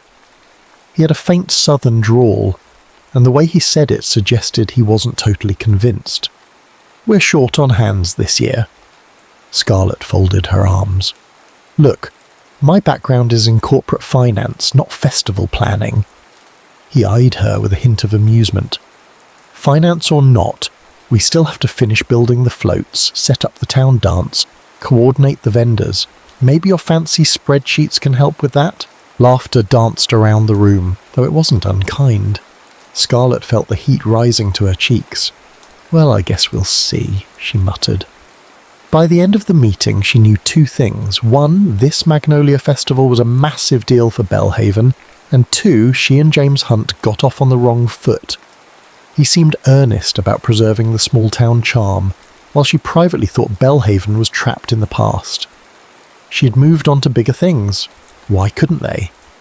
Outside the community centre, she caught up with James, feeling compelled to address their tension. "We clearly have different viewpoints," she started, trying for diplomacy. He shrugged, pressing the brim of his hat down against the sunshine. "Maybe we do. That doesn't mean we can't find common ground." Then he paused, as if searching her face for a deeper meaning. "Scarlett Monroe. No. I heard you left for New York a while back. This town can rub people wrong if they aren't used to it." "I grew up here," she reminded him, bristling again. "I didn't just magically appear." "Then you know how folks are." He gave a small shrug and stepped away, leaving her with more questions than answers. Scarlett trudged home, trying to shake off the confrontation, but her grandmother was waiting with a new surprise. "James came by earlier, asked if you'd help restore the old barn on his ranch for the festival dance. I told him yes." Scarlett's jaw dropped. "Nana, I can't." "You can," Evelyn said firmly. "Besides, it'll keep you out of trouble." Trouble indeed. She'd known James Hunt for all of 5 minutes, and he already sparked an odd mixture of curiosity and irritation within her. Yet she couldn't deny the flitting sensation in her chest, the same feeling that once drew her to risk and excitement. Maybe she was bored, maybe she was lonely, maybe she just needed a distraction while she figured out how to handle her grandmother's health and her own future. The next day she found herself on a gravel driveway leading to a sprawling ranch just outside of town. The fences were painted white, magnolia trees dotted the landscape, and a wide pasture stretched into the horizon where horses grazed lazily. James was waiting by a red truck, arms folded. "Welcome to Hunt Farm," he greeted. His tone wasn't exactly warm, but it wasn't cold either. "Barn's over that way." She followed him, noticing the stoic set of his jaw. "So, you want to fix this up for a dance?" She gestured at the barn's peeling paint and sagging doors. "Yeah," he said softly. "It was my father's barn. I promised the festival committee we'd revive it for the big night. But time's been short." Scarlett raised an eyebrow. He didn't elaborate, but she sensed there was more to it. Some personal attachment, perhaps. "All right, where do we start?" They spent the afternoon clearing debris, sweeping the dusty floor, and stacking bales of hay in a makeshift corner. It was surprisingly rewarding work. She forgot the city, the deadlines, the hustle and bustle. For a moment, as sunlight filtered through the slats of the barn walls, she found a quiet sort of joy in manual labour. James noticed her fascination. "Not exactly corporate finance, is it?" She leaned on her broom, smirking. "That's true. But hey, I'm flexible." Despite the teasing, they fell into a rhythm, neither too friendly nor dismissive. She'd scoff, he'd retort, but after an hour or two the tension softened. A sense of shared purpose took over, and though they came from vastly different worlds now, they aligned in the day's task.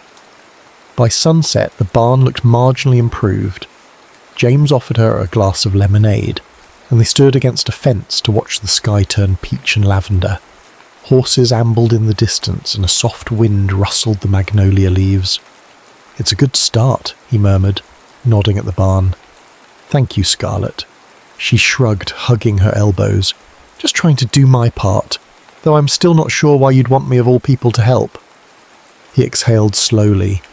"'Cause you're here, and we need all the hands we can get. But also," he paused, searching for the right words, "I have a feeling that maybe you need this place as much as it needs you." Scarlett opened her mouth to protest, but nothing came out. For a fleeting moment, she considered that maybe he was right. Maybe she needed something tangible, some sense of belonging after years of corporate isolation. The breeze picked up, carrying the faint aroma of magnolia blossoms. She glanced at him, feeling a sudden flutter in her chest, as though the evening air was charged with possibility. But she pushed it aside. She didn't believe in second chances, especially not from a place she'd once vowed never to return to. "Anyway," he continued, clearing his throat, "see you tomorrow. We've got more paint and boards to haul." Scarlett simply nodded, turning away before the vulnerability in his voice made her question her own defences. The barn might be salvageable, but her heart, well, that was another story entirely.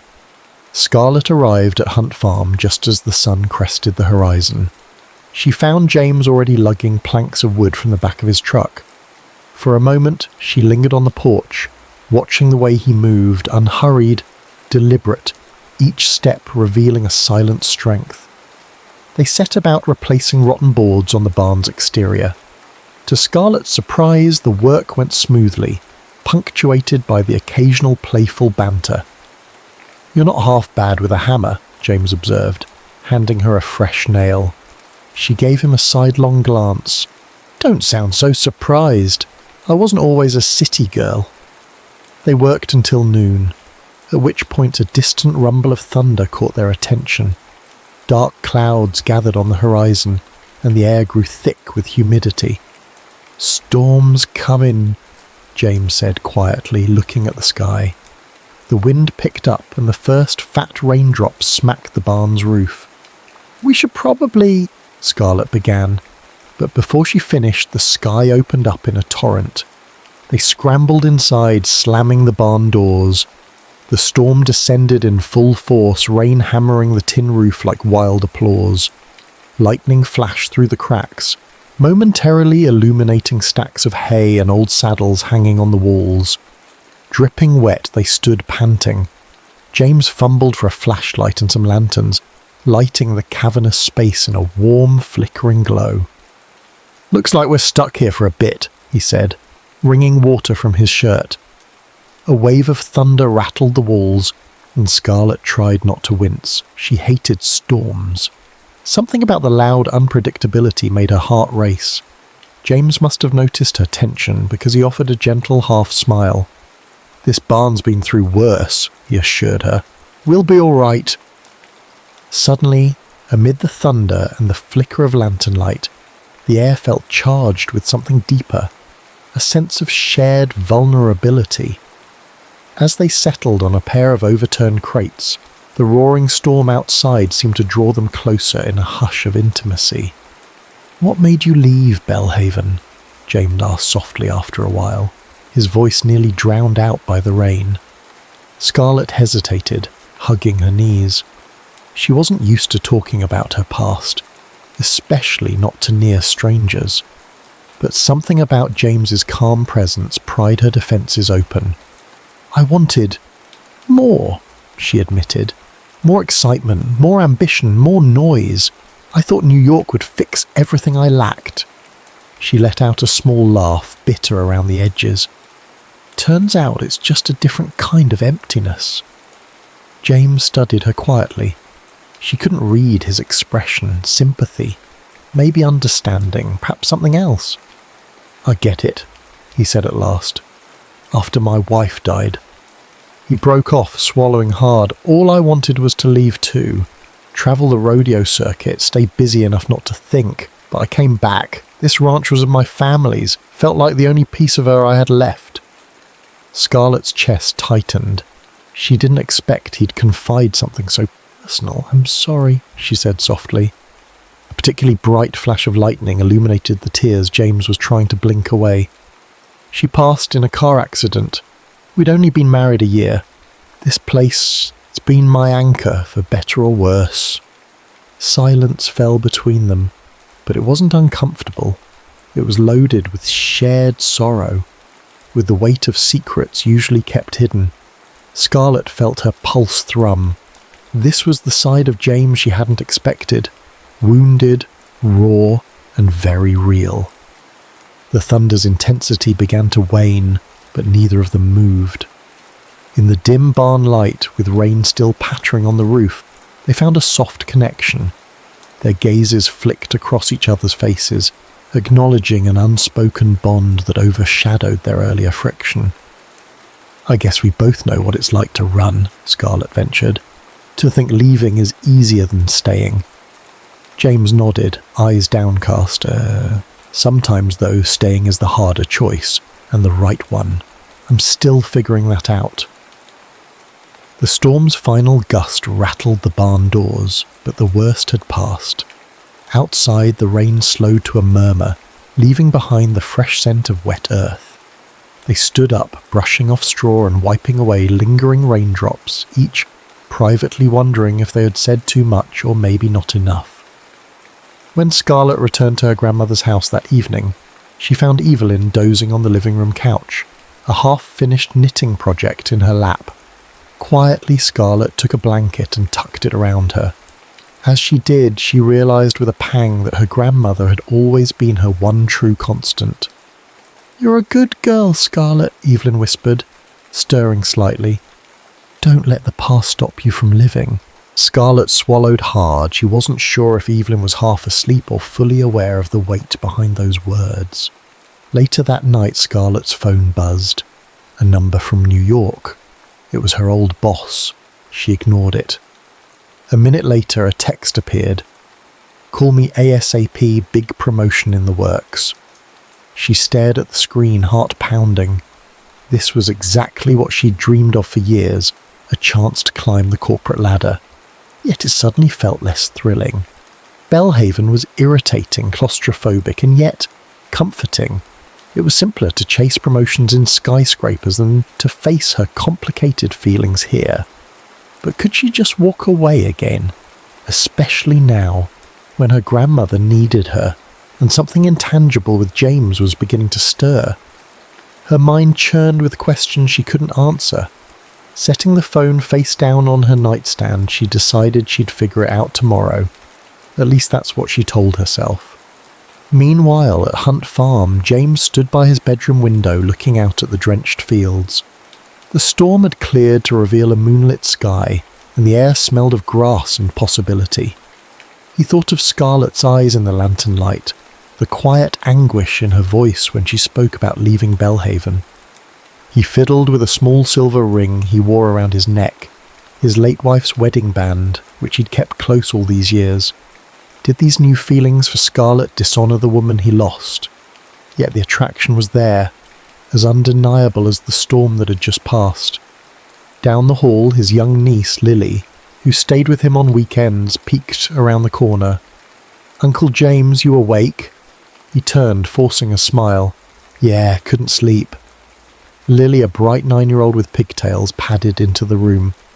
"I saw you talking to that lady at the barn," she grinned mischievously. "Is she your friend?" James nearly laughed, but settled for a wry look. "She's a helper for the festival." Lily shrugged, unconvinced. "She's pretty, and you smiled a lot when you talked about her." "She's more complicated than that, kiddo," James said, ruffling Lily's hair. But the truth was, Lily's observation pricked at his heart. She was right. Some part of him felt lighter around Scarlett. Later, alone, James wrestled with guilt. How could he let someone else in when the memory of his wife still loomed so large?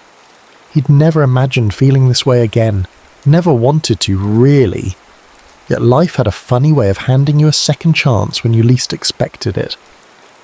The following week was a blur of festival preparations. Scarlett organised a spreadsheet for budget and inventory, a feat that elicited both awe and gentle ribbing from the folks in charge. Together, she and James tackled repairs, building a makeshift stage inside the barn for the final dance. The tension between them shifted from wary cooperation to a slow, simmering closeness. One evening, after the rest of the volunteers had gone, Scarlett and James lingered. They needed to test the barn's floor for dancing, just to be sure the boards wouldn't buckle, or so they told themselves. James found an old portable radio and scratchy country tunes filled the barn. "Come on," he said, holding out a hand. "Let's see if the floor holds." Scarlett snorted. "You sure you can keep up with me?" He smirked. "You forget. I was a rodeo star. I think I can handle a 2-step. She placed her hand in his, a flutter rising in her chest. They began a slow swaying dance, boots scuffing against the newly sanded planks.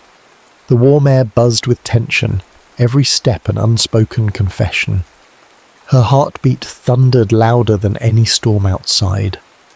She noticed the faint scar on his forearm, the way his eyes looked darker in the lantern light, and she realised how very close they stood.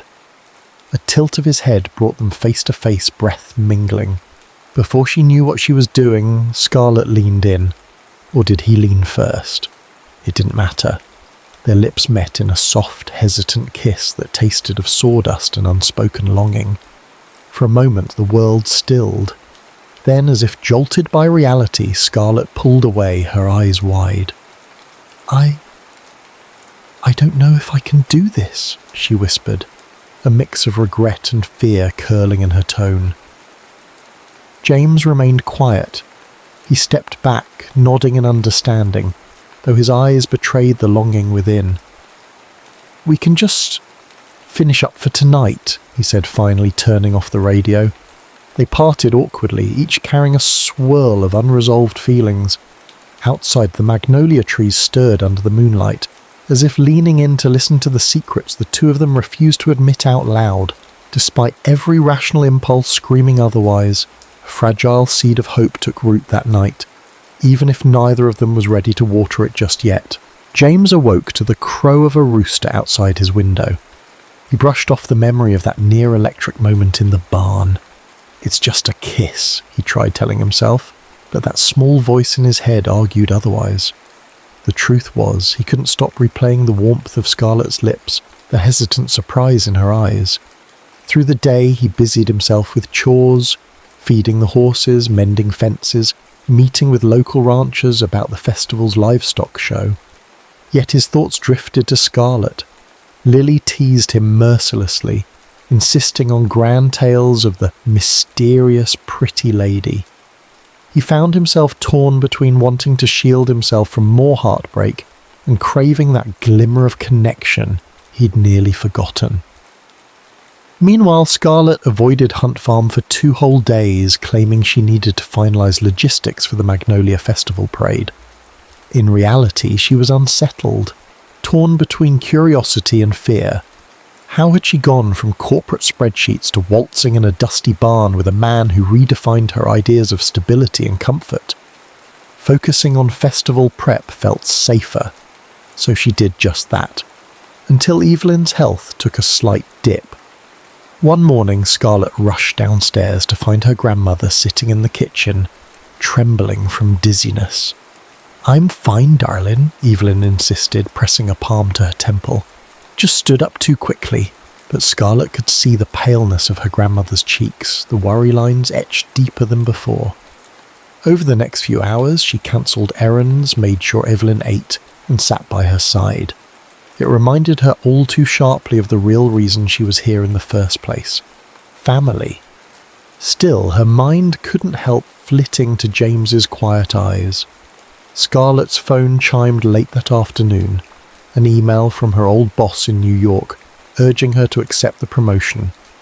The role offered triple her current salary prospects, a corner office, and the prestige she'd once craved. But there was a catch. She needed to return to the city in a week if she wanted to finalise the position. She stared at the message, heart pounding in her ears. She could leave Belhaven again. Everything she once ran from was still waiting for her, a plane ride away. Yet the thought no longer filled her with relief. That evening she wandered the streets of Belhaven, passing by neighbours and local shops that all closed early, in typical small-town fashion. When she reached the old orchard near the community centre, she saw James leaning against a tree, as if waiting for someone. Their eyes met across the orchard's clearing. She sighed inwardly. There was no use avoiding him any longer. Approaching, she tried to keep her voice steady. "What are you doing out here?" He shrugged. "Sometimes I take walks when I can't sleep." The full moon illuminated the orchard, casting soft shadows on the grass. "You look troubled." Scarlett brushed a curl from her face, exhaling. "I might have to go back to New York. My old job. They've offered me a promotion I can't really refuse." Silence draped over them, broken only by the gentle hum of cicadas. James finally nodded. "Congratulations," he said, though the word lacked enthusiasm. He fiddled with the ring on his necklace, that old wedding band. "You've always seemed set on leaving Belhaven. So, guess this is good news." His quiet acceptance felt like a punch to her gut. A wave of frustration rose in her. Why didn't he fight for her to stay? "Yeah," she muttered. "Good news." But her chest felt tight and the orchard's sweet night air suddenly tasted bitter. They stood there, hearts heavy. Neither dared to confess the swirl of longing, fear, and regret. When James finally turned to go, Scarlett noticed the slope of his shoulders, as though he carried a world's worth of sorrow. She wanted to say, "Wait, I don't know if I really want to leave," but the words stuck in her throat. Festival day arrived in a flurry of activity. Streets closed to traffic, vendors set up booths offering cotton candy, smoked barbecue, peach cobbler, and all manner of southern delights. Kids ran about with face paint, while local bands played lively country tunes from a small stage. Evelyn, determined to attend despite her frailty, sat in a chair by the main float, greeting visitors with a smile that radiated pride for Belhaven. Scarlett busied herself making sure the parade lineup moved smoothly, that the dance in James's refurbished barn was still on schedule, and that the festival committee had all the supplies. She wore a crisp white sundress that morning, one her grandmother had picked out. Strangers and old friends alike commented on how charming she looked, an echo of a life she never wanted, yet now couldn't completely reject. Throughout the chaos, she kept glancing at James, who was wrangling a group of rowdy teenagers meant to carry the festival banner. He seemed more distant than ever, all business and no small talk. A pang in her heart told her she'd messed up. Maybe they both had. Around midday, Evelyn made a point of insisting Scarlett take a break. "You've done enough, girl," her grandmother admonished. "Go enjoy yourself. You're missing the real reason we do all this." Grumbling good-naturedly, Scarlett slipped away from the parade route, stepping into a nearby square where magnolia trees framed an open space. She found a quiet corner to breathe and gather her thoughts. That's when Mrs. Turner from the bakery approached, carrying a small envelope. "Your grandma wanted me to give this to you," the older woman said gently, her eyes crinkling with kindness. Scarlett took the envelope and opened it to find a handwritten note from Evelyn. "Scarlett, don't run away again. Sometimes home is where you find the people who love you, even with your flaws. That includes you, my dear. This festival was never just about tradition. It's about bringing folks together, giving them a chance to see what really matters. James has lost so much. Don't let him lose you too, not if your heart says stay. Love." Nana tears blurred Scarlett's vision. She pressed a hand to her chest, acutely aware of how this small town had once felt like a cage. Now it felt like a place where she could breathe again, where maybe she could be more than a workaholic avoiding her own pain. With a determined inhale, she scanned the crowd for James. She spotted him near the main stage, guiding Lily away from the tangle of dancers. Summoning her courage, Scarlett marched through the throng. "James!" she called, her voice trembling as much from adrenaline as emotion. He turned, eyes full of questions. She could see the flicker of hope overshadowed by uncertainty. Without waiting for him to speak, she threw her arms around his neck, the envelope still clutched in one fist. Murmurs rose from onlookers, but Scarlett didn't care. "James," she whispered, breath hitching. "I can't leave. Not like this. Not when... Oh God, not when I..." She choked on the words, but they poured out anyway. "I'm falling in love with you. And I think I've been falling for a while." Time seemed to slow. He steadied her eyes wide with disbelief, then relief. Still a shadow crossed his features. "I don't want to stand in your way. You deserve every opportunity that comes your way," he said hoarsely. Scarlett shook her head, tears dampening her lashes. Maybe success isn't about a corner office anymore. Maybe it's about belonging, about letting people in. I don't know all the answers, but I know I don't want to go back to that loneliness. Not if I can build something real with you. Behind them a hush fell, as though the town collectively held its breath. Then Evelyn's gentle voice cut through the stillness. "I knew you'd come around, child," she said from her chair, smiling beatifically. James's gaze flicked to his niece, Lily, who beamed like she'd just witnessed a miracle. Finally, he rested his forehead against Scarlett's, exhaling a shaky laugh. "You're sure? Because I can't lose someone again." Scarlett placed a hand over his heart. "I'm sure," she whispered, a tear sliding down her cheek. "If you'll have me." The tension broke. James pulled her close, capturing her mouth in a kiss that felt like a promise. Applause and cheers erupted around them. Neighbours, old school friends, even total strangers, delighting in the raw, beautiful display of love. Lily whooped in excitement, and Evelyn dabbed her eyes, whispering something about how the magnolias never lied. As the afternoon sun cast a golden glow over Belhaven, the town's long-awaited Magnolia Festival carried on at full tilt. Vendors sold their last confections, children ran around with balloons, and couples danced in the square. Yet the real centrepiece of the festival, the barn dance at Hunt Farm, loomed on the horizon. With Scarlett's confession out in the open, and James's reciprocation clear, the stage was set for the evening's grand finale. In the wake of their public embrace, Scarlett felt an odd calm settle over her.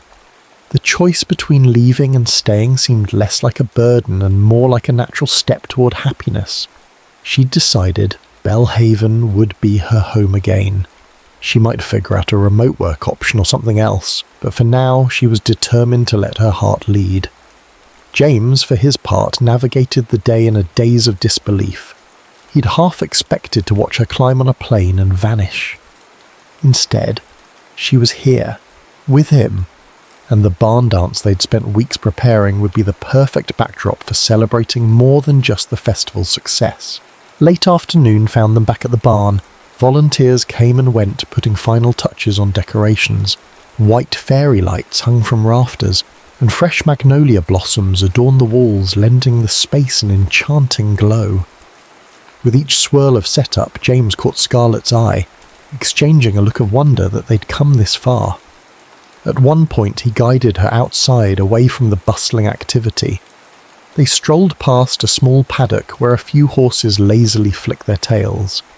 Near an old fence, James paused, searching her gaze. "About us," he began, voice quiet. I'm still scared. I loved my wife deeply. Losing her nearly broke me." Scarlett placed her hand against his cheek, feeling the warmth of his skin. "I'm not here to replace her," she whispered. "I'm here to see if we can create something new, something that honours both our pasts without letting them define us forever." James released a shaky breath, eyes glinting with gratitude. "Thank you," he said. "I never thought I could feel this again. I was content to let everything pass me by. But you..." He broke off, smiling wistfully. "You remind me life's still worth living to the fullest." They lingered there, the late sun weaving halos in their hair. The moment felt so profound that neither needed to say more. The stage was set for an evening that might change their lives. Night fell and the barn lights blinked on, illuminating a scene straight out of a movie. People arrived in droves, wearing their Sunday best. Belhaven's local band struck up a tune, a mix of country ballads and lively dance songs. Tables at the barn's edges held pitchers of sweet tea and homemade lemonade, while the mouth-watering scent of barbecue wafted on the breeze.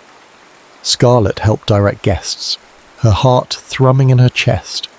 She wore a flowy, pale blue dress that Evelyn had found in the attic, accented by a simple magnolia blossom pinned in her hair. More than a few heads turned at the sight of her. For once, she felt at peace being at the centre of small-town attention. It was no longer suffocating, but somehow right. When James made his entrance, Lily trailing behind him in a sundress, a hush fell among the locals. There was something about the two of them. James, broad-shouldered in a crisp button-up, Lily clutching his hand, that embodied the spirit of the festival, resilience, unity, and hope. They started the dance with a slower tune, and couples took to the floor.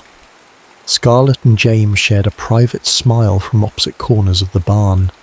She busied herself chatting with old friends, but her eyes kept drifting to him.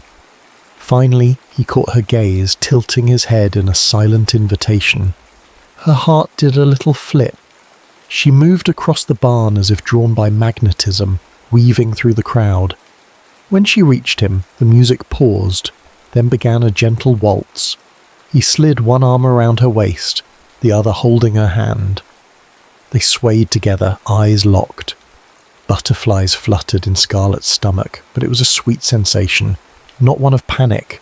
This time she welcomed the closeness, the promise in every breath they shared. In that moment, all the heartbreak, the fear, the confusion, it all dissolved beneath the soft notes of the band and the hush of the watching crowd. Halfway through the song, James murmured, "Scarlett, there is something I want to tell you in front of everyone." She blinked, uncertain. "What do you—" But he'd already stepped away, holding up a hand to signal the band to stop. The conversation in the barn died down, curious eyes swivelling their way. James cleared his throat, cheeks colouring slightly.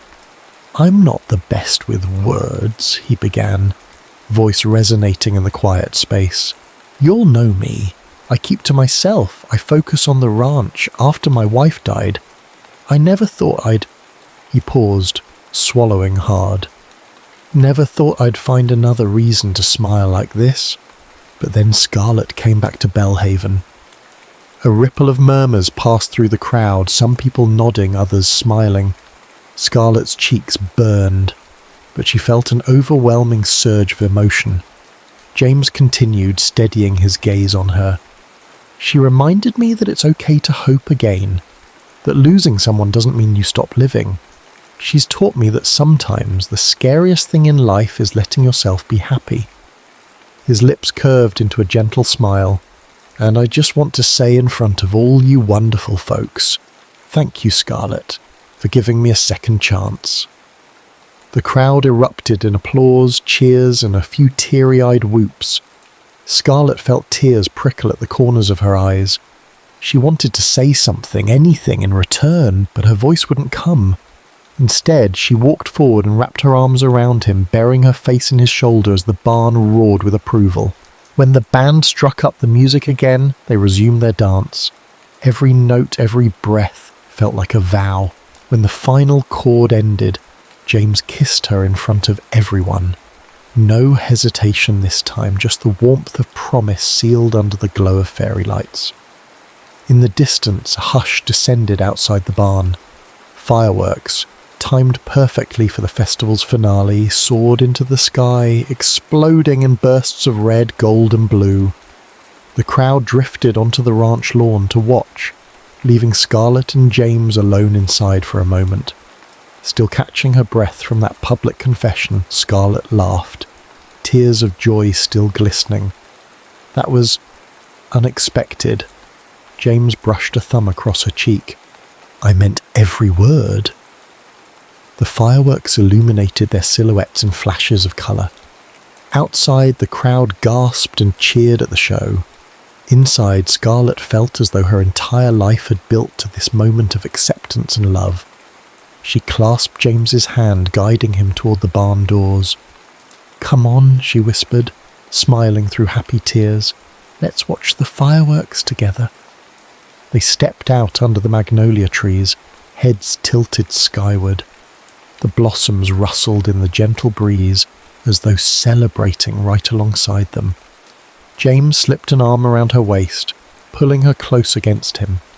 Scarlett felt his heartbeat steady under her palm and realised with a flood of relief that she'd never felt more at home than in this quiet, dazzling piece of Georgia sky.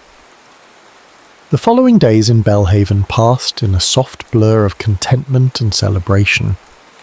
With the Magnolia Festival a success, the town slipped back into its slower rhythms, neighbours lingering on porches to gossip, children biking along quiet streets, and the ever-present fragrance of magnolias sweetening the air. Scarlett woke up on the morning after the barn dance with a sense of peaceful finality.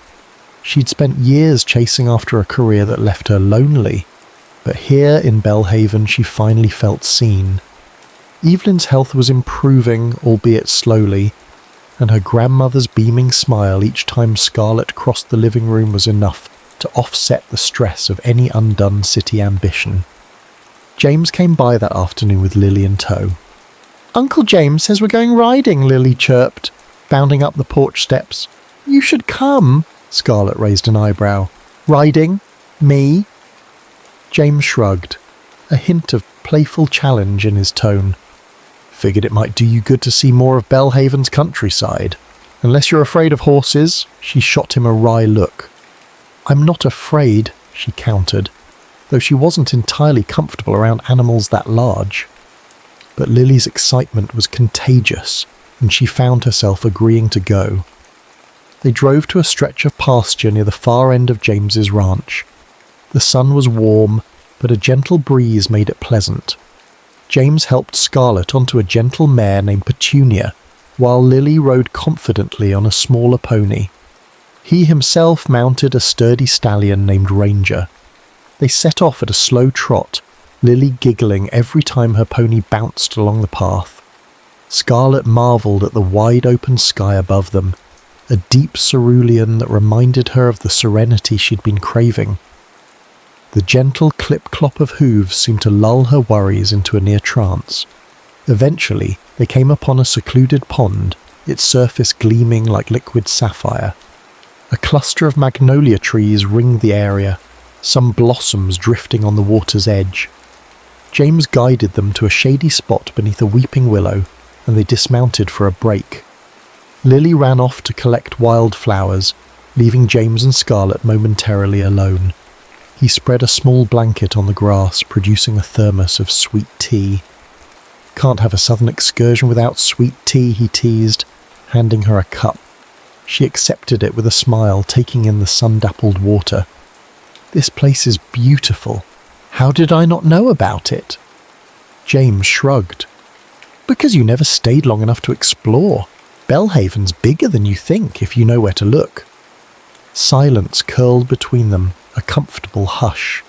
They sipped their tea, shoulders occasionally brushing. Then Scarlett cleared her throat, a hint of seriousness colouring her voice. I told my boss in New York that I'm not coming back. James's eyes flicked to hers. Really? She nodded, surprising herself with how steady she felt. I'm going to stay. I'm not sure what I'll do yet, but I'll figure something out.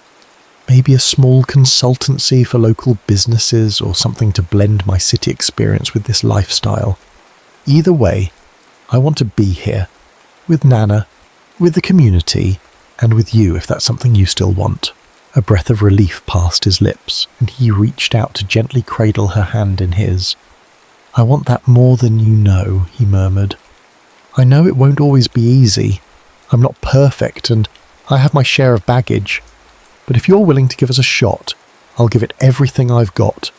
She squeezed his hand in return, feeling tears threaten. I'm done running, she whispered, voice catching. For once, I want to stay and see what grows. Lily reappeared just then, arms full of wildflowers. She plopped them in Scarlett's lap, oblivious to the emotional current swirling in the air. Here! These are for you! Maybe you can put them in a vase back home? Scarlett laughed through misty eyes. Thank you, Lily. They're beautiful. James ruffled his niece's hair, smiling contentedly. Let's head back before it gets too hot, yeah? Together they rode back toward the ranch, the day's warmth wrapping them in a cocoon of promise.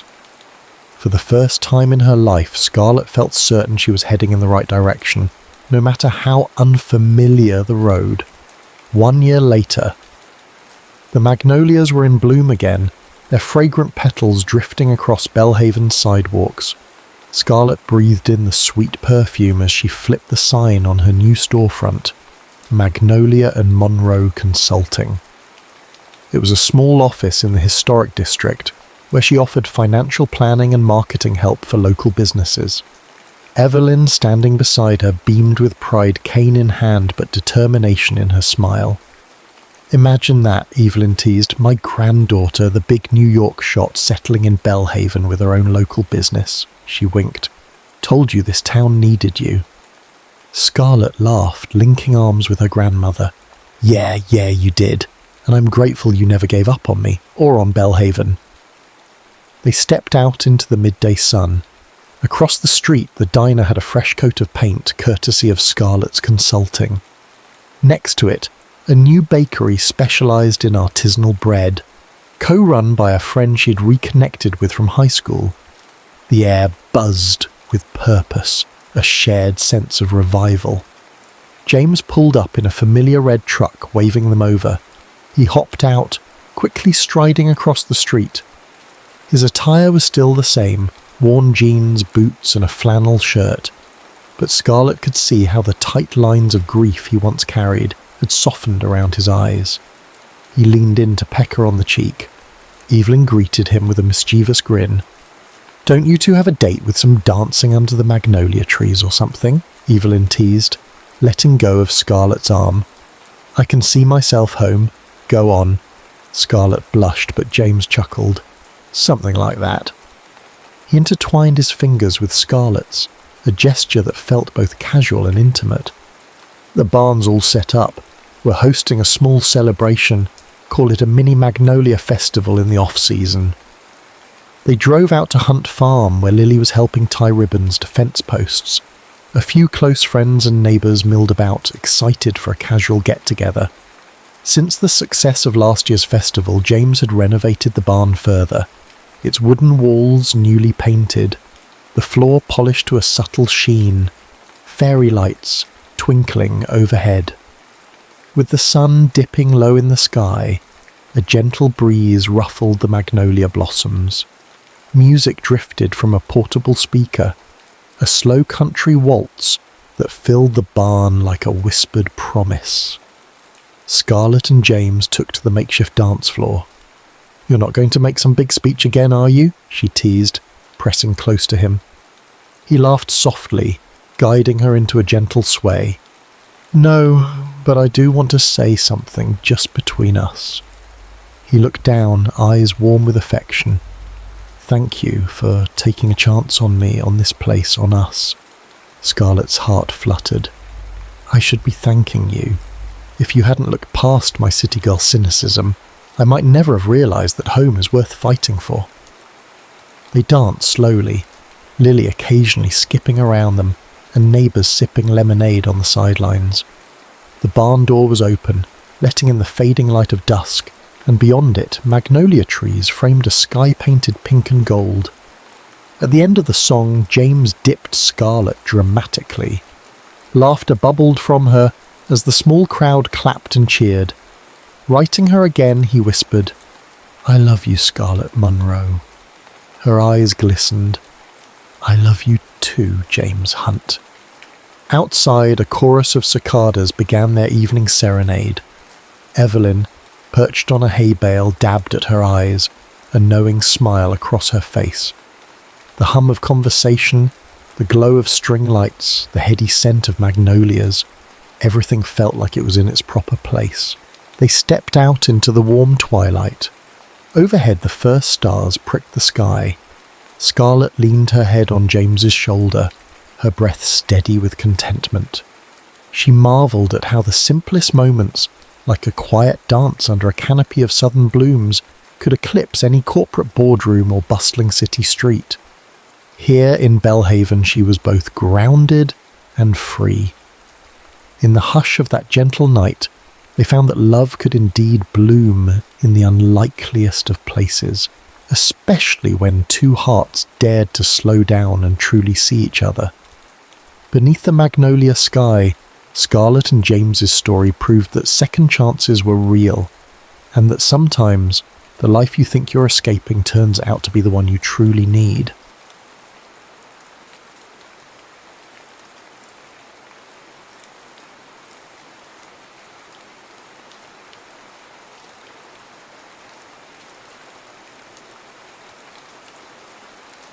Sandy Sullivan was never supposed to be in Maine. That much she was certain of. She'd been a star-bound concert pianist once, set to debut in the grandest concert halls of Europe. New York critics had hailed her as the next luminary full of promise and devotion to her craft. Yet none of that mattered anymore. She took a moment outside her modest bookstore, Shoreline Reads, breathing in the briny scent of the Atlantic. It was early morning, grey clouds drifting across a pale sky, gulls mewing overhead. She brushed a stray lock of hair behind her ear, tightening her wool cardigan against the chill. The squeak of the old wooden sign overhead reminded her that one day soon she needed to fix it. But like many things in her life since Daniel's death, she let it be. Pushing the door open, she stepped inside. The space felt familiar yet new each morning. Shelves crammed with well-thumbed paperbacks lined the walls, while a half-finished display of local authors dominated the centre table. She'd started the display months ago, hoping to encourage tourist interest in Maine's literary voices, but after unpacking half the books, her motivation evaporated. That was her routine these days. Start a project, abandon it halfway, feign apathy. She hadn't realised how profoundly grief could transform a person, how it reshaped one's sense of identity. The memory of her final performance haunted her. She'd been at a prestigious venue in New York City, Daniel seated in the front row, beaming with pride. She could still feel the spotlight's warmth, see the reflection of the polished black piano, hear the hush of an awed audience. She'd played with every ounce of love in her heart. Then, hours later, came the phone call. A car accident. No survivors. In an instant, the music in her world fell south. Now she avoided the piano like a curse. That was the life before, and this was the life after. The only music she allowed herself was the nostalgic hum of the old record player at home, a handful of classical vinyls from her grandfather's estate. But even that felt like a razor against old wounds. As she unlocked the cash register, the tinkle of the door chime announced her first customer. A tall man with dark hair stepped in, eyes flicking around the store. He wore a heavy coat despite the mild weather, and something in his posture, tense shoulders, restless gaze, hinted that he was searching for more than just a paperback. "Morning," she said softly, summoning her polite shopkeeper voice. "Can I help you find something?" He approached the counter, lines of fatigue visible beneath his eyes. "Poetry," he answered, voice resonant but tired. "I'm not sure what exactly. Something to spark an idea." She gestured to the left, toward the poetry corner. "We have a decent section. Anything specific, romantic, modern, classical?" He paused, scanning her face. "Surprise me. An odd request." She left the counter, leading him through the narrow aisles. His gaze fell on the spines, as if he was mentally cataloguing the entire store. She reached for a volume of Mary Oliver, a local poet known for capturing nature's quiet wonders. He thumbed through a few pages, nodding slowly.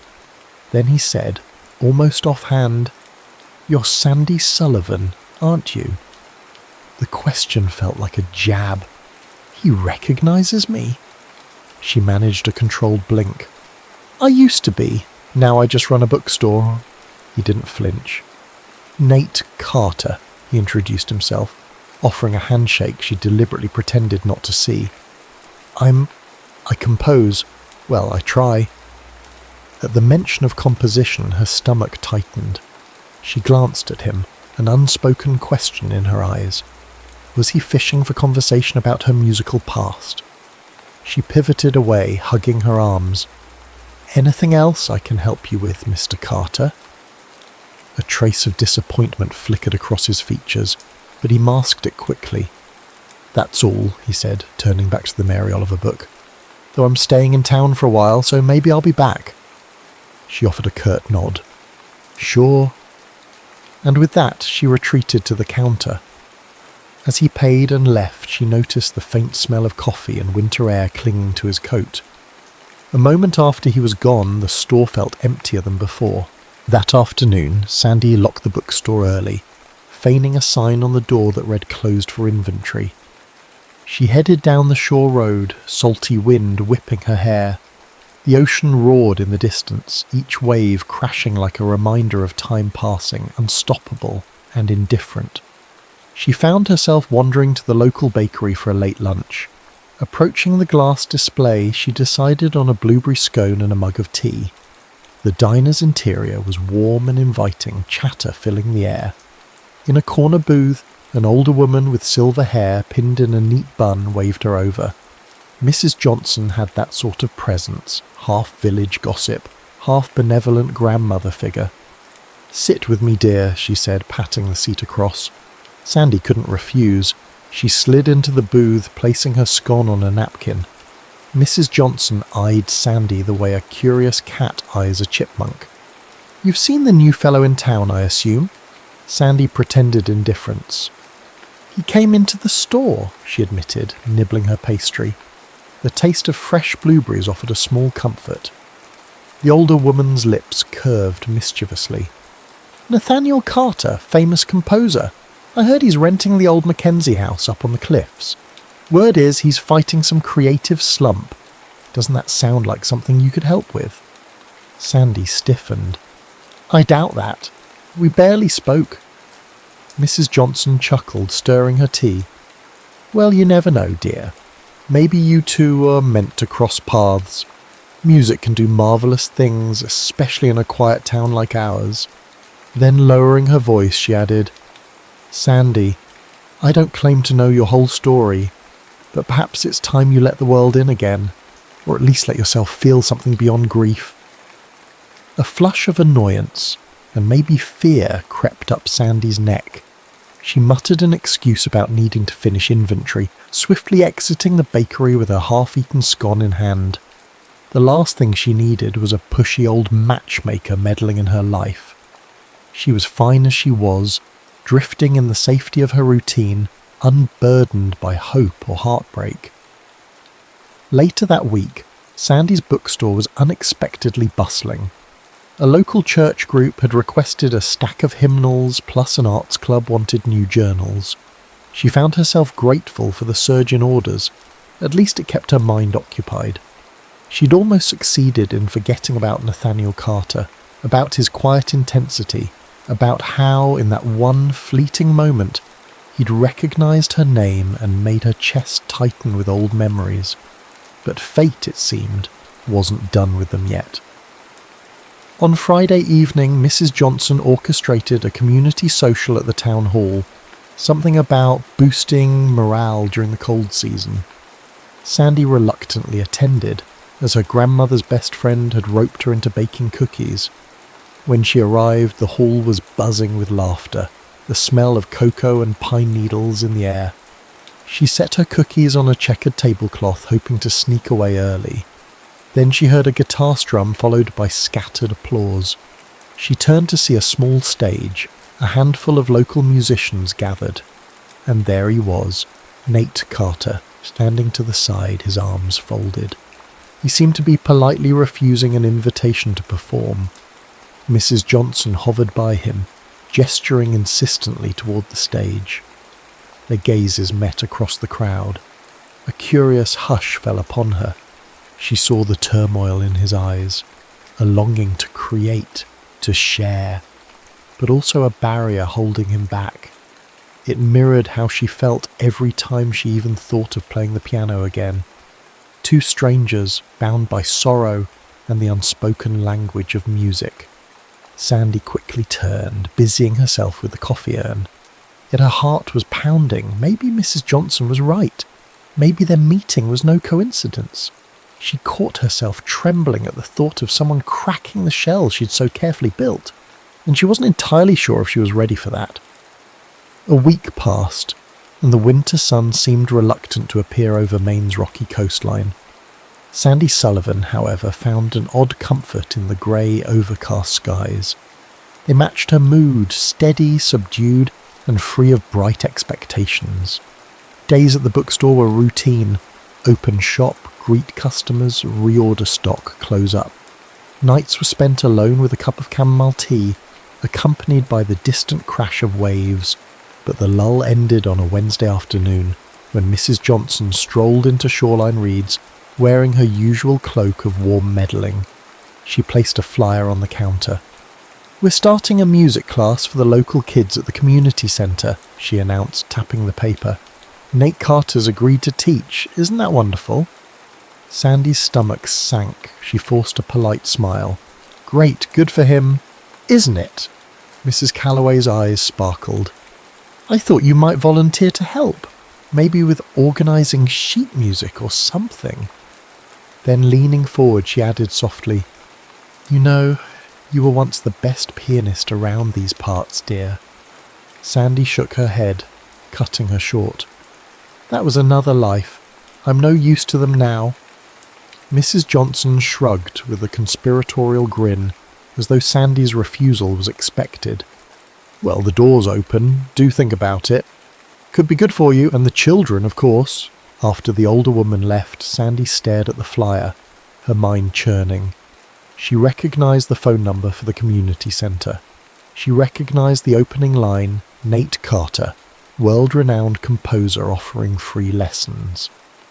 She hated how her heart fluttered at the memory of him flipping through poetry that day, or how his eyes searched hers at the social. She wanted no part in this, no part in music, no part in him. Yet beneath her firm resolve, a spark flickered, one that whispered of possibilities. Meanwhile, across town, Nate Carter stood in the living room of the old Mackenzie house he was renting. The place smelled of dust and old books, with wide windows that framed a restless sea. He had his laptop open on a grand oak desk, the screen displaying empty composition bars. For months he'd hammered out note after note with no result. Each attempt felt hollow, ran a hand through his hair, frustration mounting. In the city, distractions were endless. Meetings, phone calls, events. Here in Maine he had space, solitude. Yet the music still refused to flow. His manager and best friend, Leo Martinez, had threatened to show up unannounced if he didn't deliver something soon. But pressure alone couldn't ignite inspiration. A sharp knock echoed from the front door, startling him. He opened it to find Mrs. Calloway, unstoppable as ever, holding a casserole dish. "Food for thought, dear," she said with an impish grin. Nate ushered her in, resigning himself to polite conversation. She glanced around, taking in the scattered pages of staff paper, his unmade sofa bed, the half-eaten sandwich on the table. "Looks like you're settling in somewhat." He sighed, gesturing to the composition software on his laptop. "Trying to. Music's not cooperating." Mrs. Johnson nodded sagely. "When we're stuck, it's often because our heart is stuck. Ever considered teaching? Might let you see music from fresh eyes." He mustered a wry grin. "You mean the children's music class?" "Sure," I said yes. "Doesn't mean I'll do it well." She patted his arm. "You might be surprised. And if you need a co-teacher, I know just the person." He arched an eyebrow. "Who's that?" She chuckled, putting on her coat to leave. "You'll see." And with that cryptic note she departed, leaving him alone with an unwanted casserole and a swirl of curiosity. Despite her firm resolution to steer clear, Sandy found herself at the community centre the following Monday. She'd told herself she was merely dropping off some old music books she'd unearthed in her attic, donations to help with the children's class. She slipped in quietly, hoping to place them on a table and vanish. But the moment she stepped inside, she spotted Nate at the front of the room with half a dozen kids, ages ranging from 6 to maybe 12. A battered piano stood to the side, keys yellowed from years of use. The children sat in a semicircle, rapt with attention, as Nate demonstrated a simple scale on a keyboard hooked to small speakers. He looked up as she entered, something shifting in his expression. Surprise, maybe gratitude. The kids twisted around, curious. Sandy froze, hugging the books to her chest like a shield. "Sandy," Nate said, his tone halfway between a question and a welcome. "You're here?" She cleared her throat, stepping forward with forced calm. Donation. Old sheet music." She motioned to the stack. "Might help." One of the little girls, pigtails bouncing, piped up. "Are you going to play the piano with Mr. Carter?" "Absolutely not," Sandy blurted. Her cheeks flushed as a ripple of disappointment crossed the children's faces. Nate offered a gentle smile. "Sandy used to be a professional musician. She could teach us a thing or two if she wants." His eyes met hers, questioning, not demanding. She set the books on a folding chair. No, I don't do that anymore. Her voice came out harsher than intended. She noticed a boy at the back, eyes wide with confusion. Guilt pricked at her. I'm sorry, I can't. In the pregnant pause that followed, Mrs. Calloway, perched in a corner, cleared her throat. We appreciate the donation, dear. Why not stay and watch for a bit? Kids love an audience. Pinned by expectant gazes, Sandy reluctantly sank into a chair. Nate resumed the lesson, guiding the children through a simple melody. He'd composed it himself, a lilting tune reminiscent of waves lapping ashore. Hearing it, Sandy felt a tightening in her chest. The piece was both hopeful and tinged with something she recognised. Longing. When the lesson ended, children dispersed, giggling. They rushed off to show their parents what they'd learned. Sandy remained in her chair, unsure why she didn't just bolt. Nate approached, hands in his pockets. Sorry if that was awkward. I didn't mean to put you on the spot. She mustered a faint laugh. It's fine. I shouldn't have come, I suppose. I'm glad you did, he said, voice gentle. Those sheets might be exactly what we need next week. Then, after a moment, look, I know something happened in your past that makes you hate the piano. It's not my place to pry, but if you ever want to talk, or if you just want to show these kids what real talent looks like, the door's open. She almost laughed at the absurdity of him calling her a real talent. Once, maybe. But that part of her life had died with Daniel. She stared at the worn keys of the centre's piano, recalling an entirely different instrument, a sleek Steinway under concert lights. Her stomach twisted. I can't, she whispered. Without another word, Sandy stood and hurried out, the cold wind stinging her cheeks as she stepped onto the sidewalk. She felt tears burning at the corners of her eyes, though she refused to let them fall. Why was it that a single melody could unearth so much pain? That evening, as she closed the bookstore, a text lit up her phone. Mrs. Calloway's name flashed on the screen. Come to dinner at my place tomorrow, 7 p.m, don't say no. Sandy rolled her eyes, suspecting meddling yet again. But part of her, maybe the lonely part, didn't mind. She typed a quick, resigned OK. The next day, Sandy arrived at Mrs. Calloway's cosy cottage, enveloped by the warm glow of lamplight. She walked in half expecting a small group of neighbours. Instead, she froze at the sight of Nate Carter, perched in an armchair, an amused grin tugging at his lips. The smell of baked chicken and rosemary wafted from the kitchen. Mrs. Johnson bustled in, wiping her hands on a checkered apron. Sandy dear, right on time. Nate was just helping me set the table. Sandy's eyes narrowed, though she forced civility.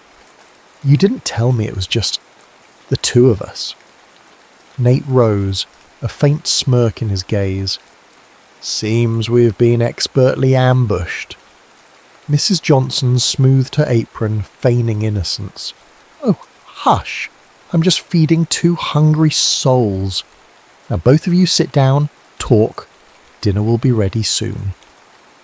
Reluctantly, Sandy perched at the small dining table opposite Nate. He gave her a half-apologetic shrug. I swear I had no idea, he murmured. She sighed, tension easing slightly. Neither did I. They heard the rattle of dishes from the kitchen, and for a moment neither spoke. Then quietly Nate said, You know, I get it, about not wanting to play anymore. I had a phase where I couldn't even look at a piano. Maybe we can be friends, or something less loaded than that.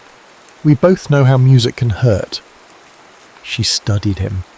In the lamplight, he looked more vulnerable than she'd ever seen. Despite her walls, curiosity stirred within her. We'll see, she whispered. Just then, Mrs. Johnson swept in with dinner. A hearty roast chicken, potatoes and green beans. Conversation shifted to safe topics. The weather, local gossip, the upcoming harbour festival. Sandy found herself relaxing, even laughing once or twice at Nate's wry observations about small-town quirks. When the meal ended, Mrs. Johnson served cobbler, then strategically excused herself to wash up in the kitchen, leaving them alone at the table. Sandy tried to quell the flutter in her stomach. This was exactly the kind of emotional entanglement she'd promised herself to avoid. But as she gazed at Nate, who looked just as uneasy, yet undeniably intrigued, she couldn't deny a small voice within. Maybe, just maybe, it's time to let someone into your life again. The day dawned with thick, rolling clouds. The weather report warned of a sudden nor'easter sweeping along the main coast, promising heavy rain and gale-force winds. By late afternoon, the sky had darkened to a smoky grey, and gusts rattled the old windows of shoreline reeds. Sandy stared out the glass door, apprehension curling in her stomach. Storms always stirred uneasy memories. The night Daniel's accident claimed his life had been stormy too. She flipped the sign to closed, though it was earlier than usual. Most customers had stayed home, leaving the streets eerily quiet. She was about to lock up when a figure burst through the door, nearly colliding with her. Nate Carter, soaked to the bone, panting as if he'd run all the way from the cliffside house. "Sorry," he gasped, shaking raindrops off his coat. "I didn't realise you were closing." She caught the sharp tang of salt water in the air. "You ran here in this weather?" He nodded, catching his breath. "Power's out at my place, mine's down. I was on my way to the community centre to check if the kids' instruments were safe, but everything's closed. Then I saw your lights." Sandy frowned. "Your phone dead too?" He shrugged. "Battery died hours ago." A crack of thunder rattled the window. Rain lashed the street in sheets. Sandy flipped the deadbolt, deciding it was safer to wait out the storm inside. "You'd better stay here until it calms," she said. "No sense risking the roads." Lightning flashed, illuminating the store in a ghostly glow. Sandy's heart pounded. She rummaged for the emergency candles she kept under the counter. "The power might go soon," she added. Sure enough, as if on cue, the overhead lights flickered, then went out completely. She lit a candle, the flame dancing against the sudden darkness. Nate exhaled, crossing his arms. "Well, this is cosy." They huddled near the store's small reading nook in the corner, a circle of mismatched armchairs and a battered side table.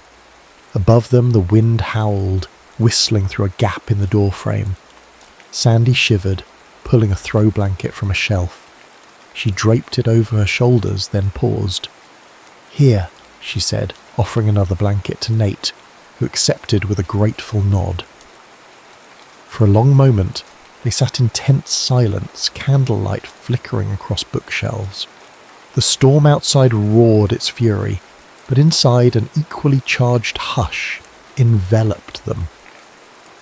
Eventually Nate cleared his throat. "So, how are you holding up?" The question held layers, referring not just to the storm, but perhaps to something deeper. She looked away. "Fine, it's just weather." Thunder boomed, shaking the shop. Sandy winced, her heart pounding faster than she cared to admit. "I hate storms," she murmured, voice betraying her tension. Nate shifted his seat closer. "Why?" She hesitated, gripping the edge of the blanket. Her chest felt tight with the swirl of memory. "The night Daniel died," she finally said. "It was raining like this. I was at the venue waiting for him to pick me up after my rehearsal. He never showed. Later, I found out." Her voice trailed off. Nate's eyes filled with empathy. "I'm sorry," he whispered. "I had no idea." She swallowed hard. Part of her wanted to change the subject, but something about the candlelit isolation pushed her to continue. "We were engaged. He was my biggest supporter, always pushing me to chase my music dreams. After he was gone, everything about music reminded me of him, so I left, gave it up, came here." She forced a shaky laugh. "I guess I still haven't made peace with it." People say time heals, but time just numbs. Silence thickened. Then Nate reached out, covering her hand with his. His fingers felt warm despite the chill in the air. "I get it," he said softly, "in a different way. Sophia, my ex, she didn't die, but she left because I was consumed by my art. I poured everything into composing, shutting her out. By the time I realised it was too late, she said I cared more about notes than her." Sandy frowned. "That's not the same as losing someone in an accident." He gave a small, sad smile.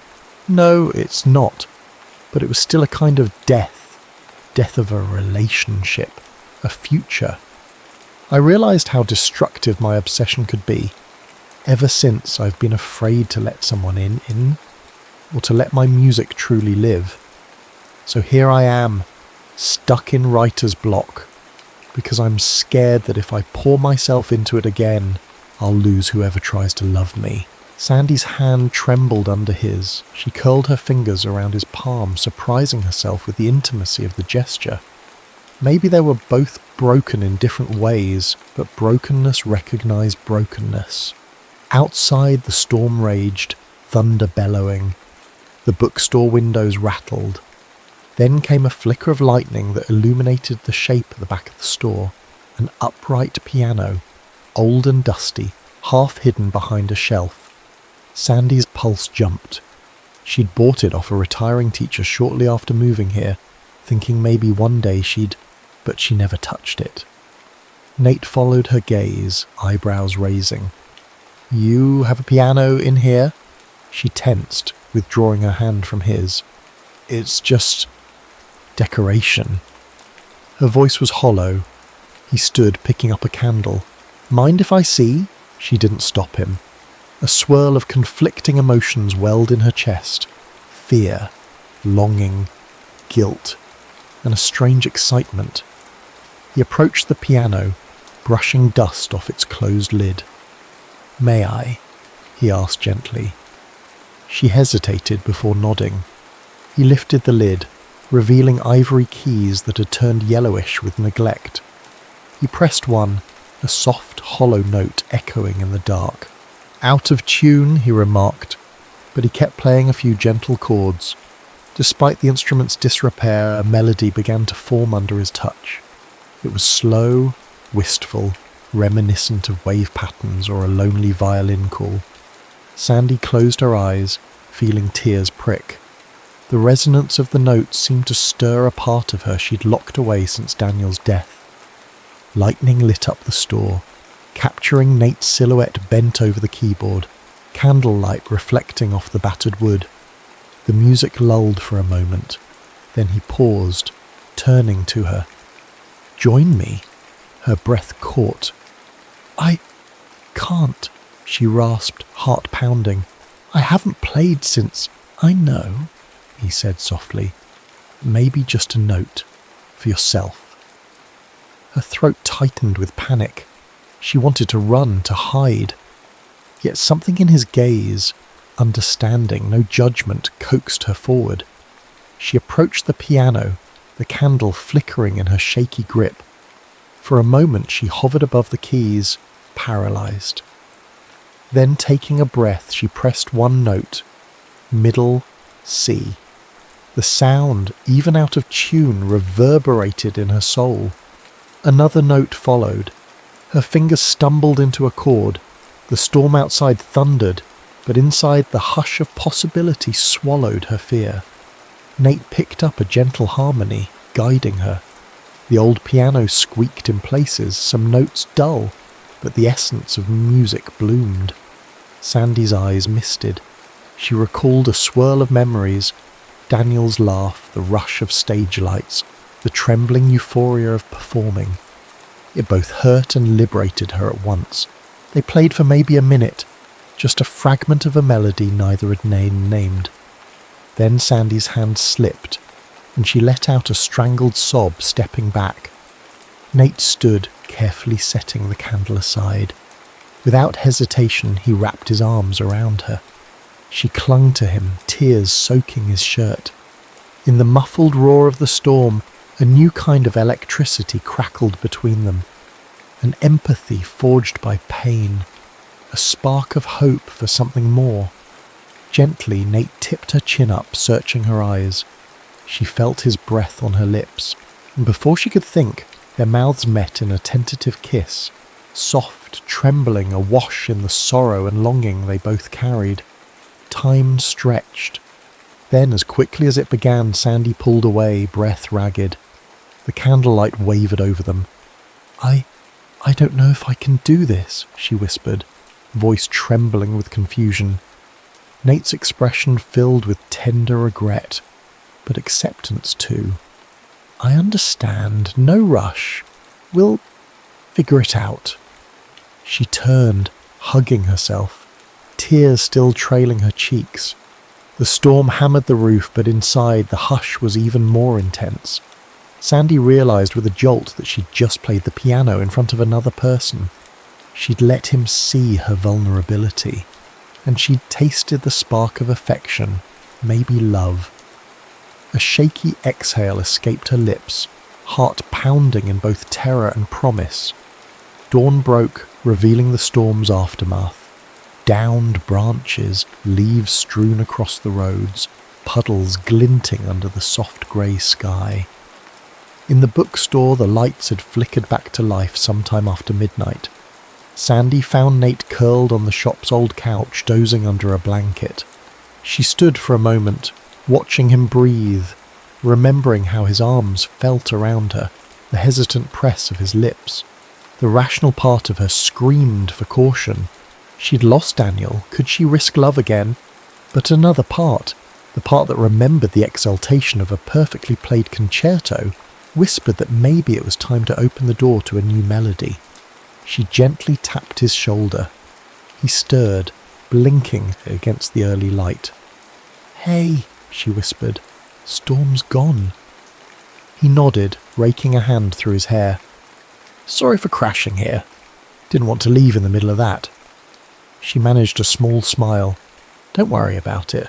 I am actually glad you stayed." The words startled her as much as they seemed to stun him. For a fleeting moment they lingered, uncertain, but entwined in unspoken possibility.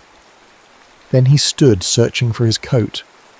"I'll, head back and see if my power's up. Thanks for letting me take shelter." As he moved to the door, Sandy found herself calling out, "Nate?"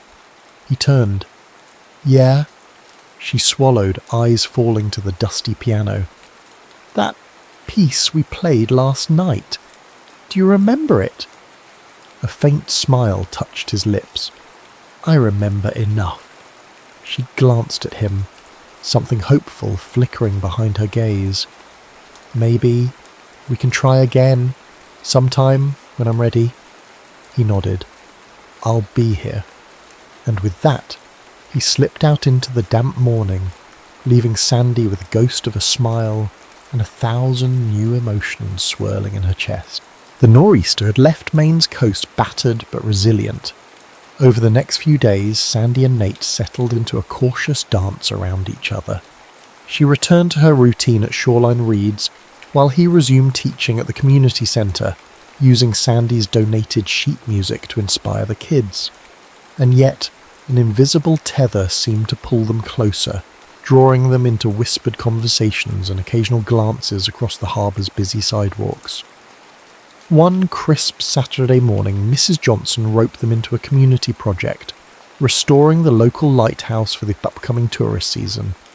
Sandy found herself on a small boat heading across the bay, painting supplies stacked under a tarp. Nate sat next to her, the tang of salt in the air weaving through the tension between them. "Why do I suspect this is another setup?" Sandy murmured, nodding toward Mrs. Calloway, who waved from the pier with a knowing grin. Nate chuckled. "That woman should have been a playwright. She orchestrates scenes like a pro."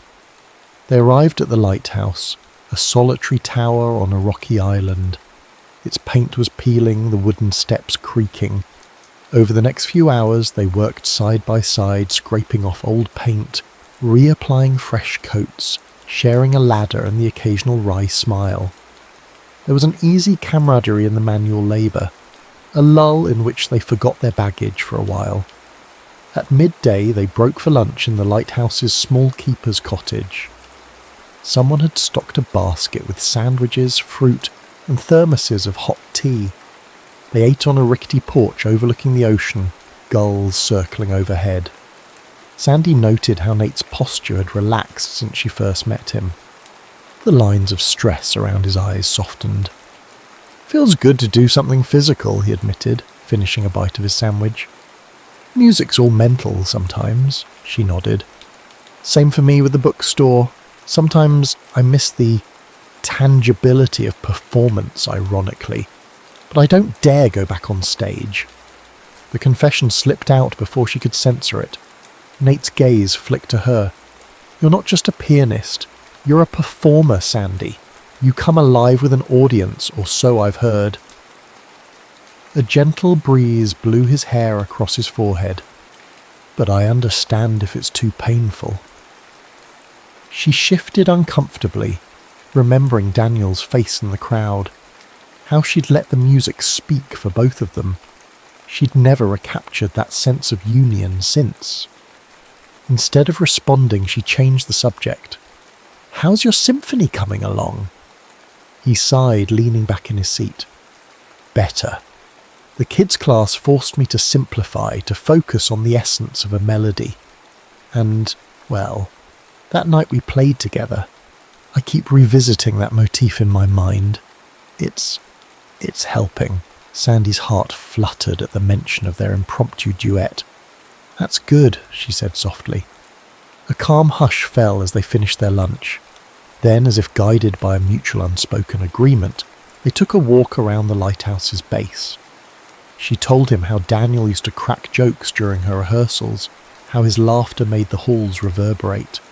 He shared stories about his travels, about sleeping on a tour bus while orchestras performed his compositions across Europe. The more they revealed, the more they recognized kindred spirits shaped by tragedy and longing. By evening, they boarded the boat to head back. Sunset painted the water in golds and purples, the lighthouse's fresh white paint glimmering. Mrs. Johnson appeared on the shore again, like a sentinel, smiling knowingly. Sandy caught herself smiling too, an unfamiliar lightness settling in her chest. Their connection bloomed over the next few weeks.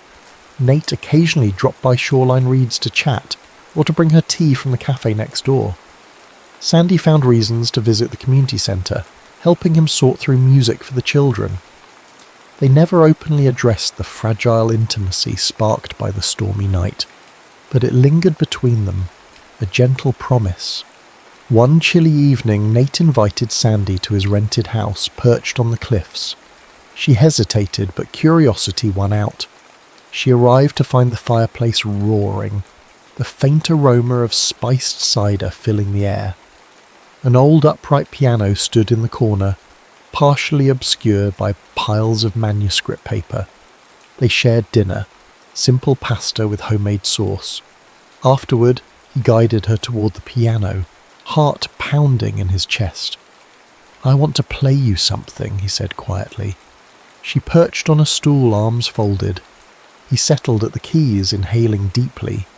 Then, with measured motions, he began a piece. It started with a haunting series of chords, reminiscent of dusk falling on quiet waters. Gradually the melody unfurled, alternating between soft longing and bursts of hope. It echoed the storm's tension, the hush of heartbreak, and a glimmer of sunrise in the distance. Sandy's eyes prickled with tears. She recognized threads of the motif they'd stumbled upon during that power outage, now woven into a more coherent composition. It felt personal, like a private conversation transcribed into sound. When Nate lifted his hands from the keys, the final chord hung in the air. They stared at each other, breath uneven, her heart hammered. "It's beautiful," she whispered. "Does it have a name?" He shrugged, a faint blush creeping up his neck. "Not yet. I just think of it as a tribute to what we've shared." She blinked away tears, stepping closer. "Nate, I don't know if I'm ready for all of this. but I can't deny how your music speaks to me." In the soft glow of the fireplace, they inched closer, a magnetic pull drawing them until their lips met again, this time without the storm's urgency. It was a slow, deliberate kiss, one that tasted of longing and possibility. When they parted, her cheeks flushed. He offered a timid smile. She reached for his hand, tracing the rough calluses. "You keep giving me reasons not to run," she said. He brushed a thumb across her cheek.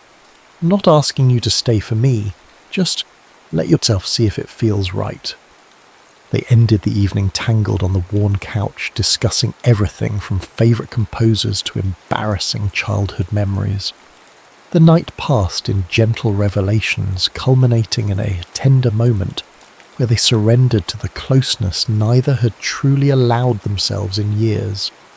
In the hush that followed, Sandy laid her head on his shoulder, lulled by the crackle of the dying fire, thinking that for the first time since Daniel's death she felt alive. But happiness is seldom simple. A day later, Sandy received a letter from Daniel's mother, forwarded from her old New York address. The handwriting alone made her chest tighten.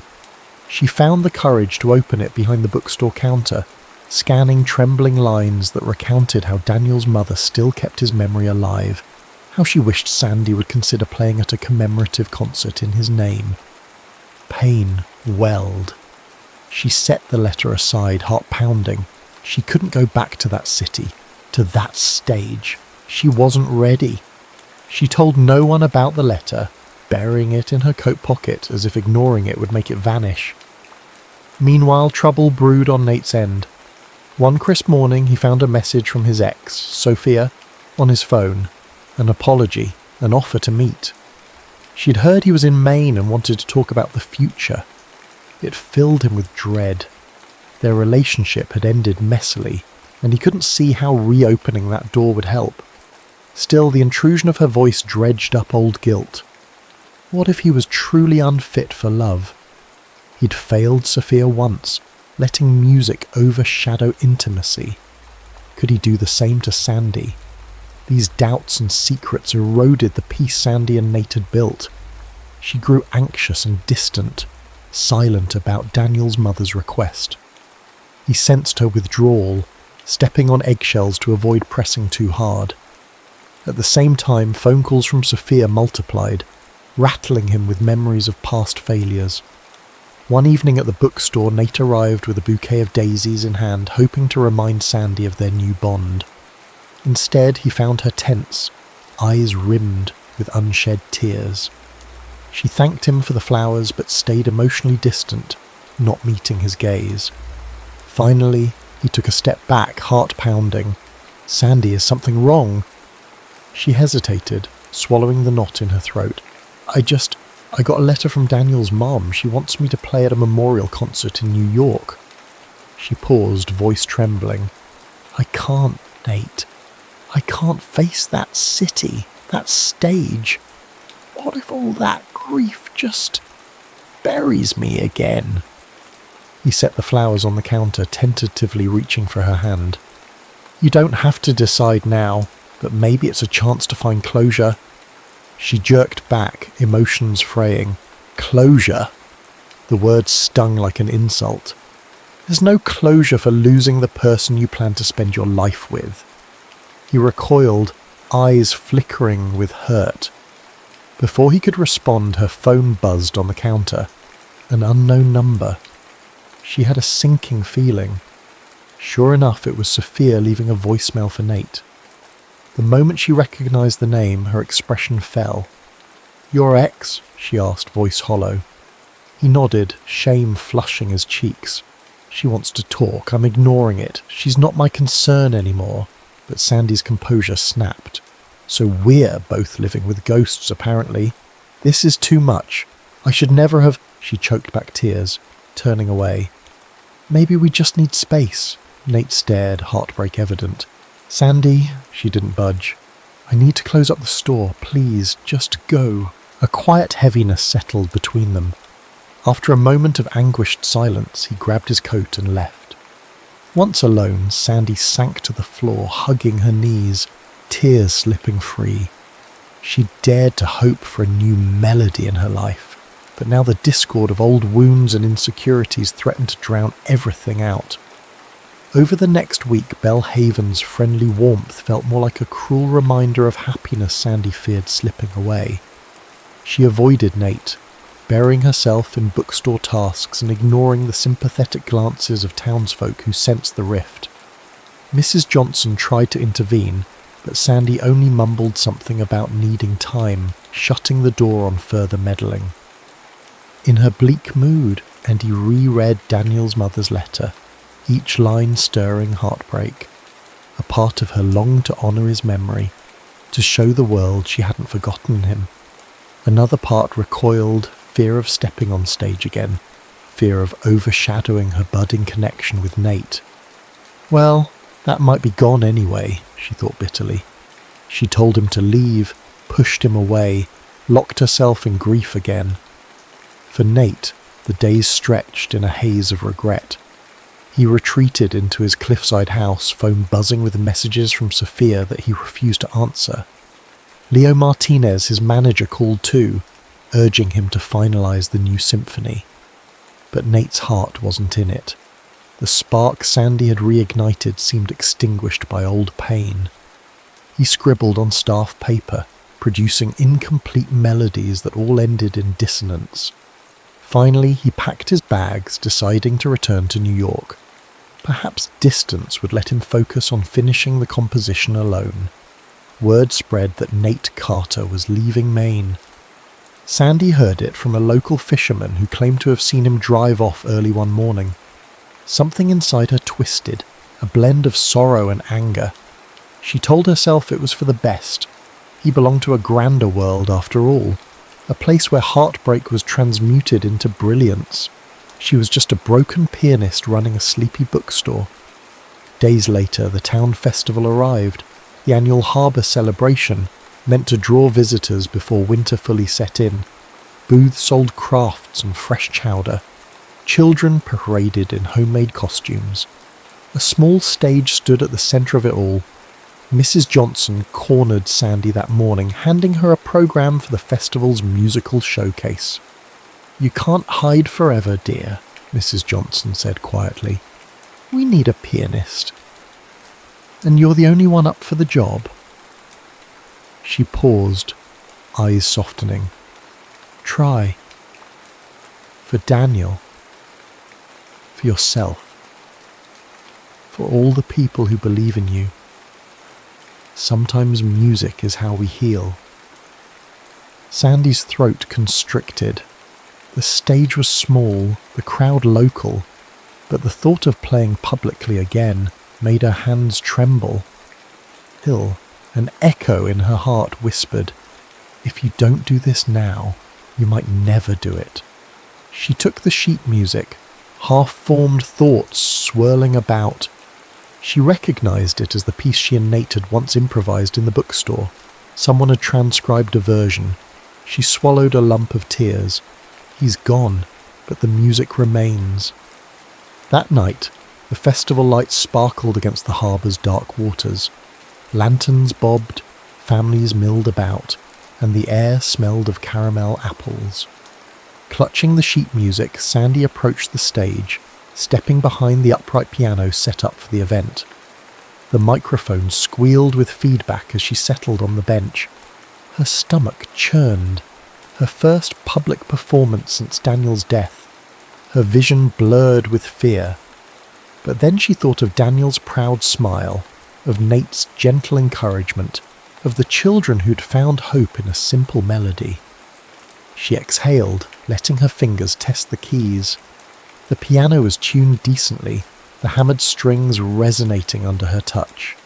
She began to play the piece she and Nate once shared, a calm introduction, building into a wave of emotion that soared, then receded into reflection.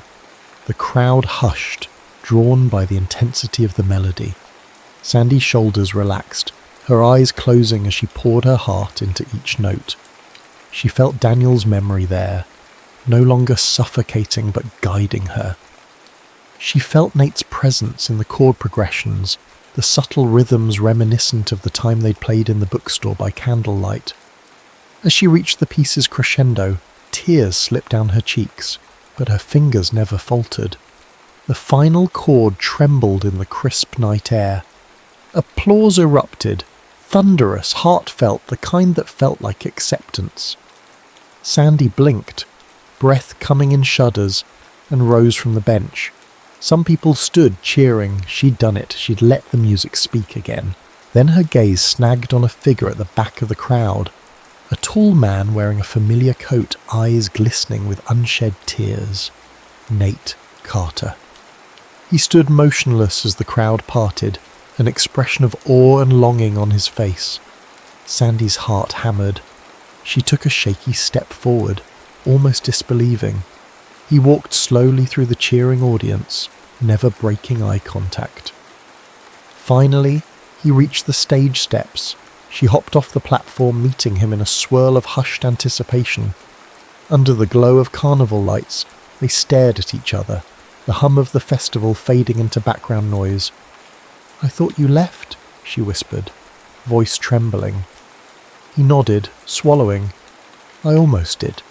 Got halfway to New York, then heard from Mrs. Johnson about tonight. I had to come back to see if there was still something worth staying for." Tears welled in her eyes. "Nate, I'm sorry, I was scared. Of losing Daniel again in a way. Of loving something that can be taken away. Music, love. Felt too fragile."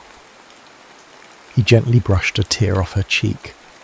"I'm scared too, but maybe fear is part of it, learning to hold on even when we could lose everything." He took her hands, their warmth offsetting the chilly breeze. "Sandy, your music saved me from my own darkness. Please, let's not give up." She exhaled a trembling breath. The festival crowd lingered, watching raptly.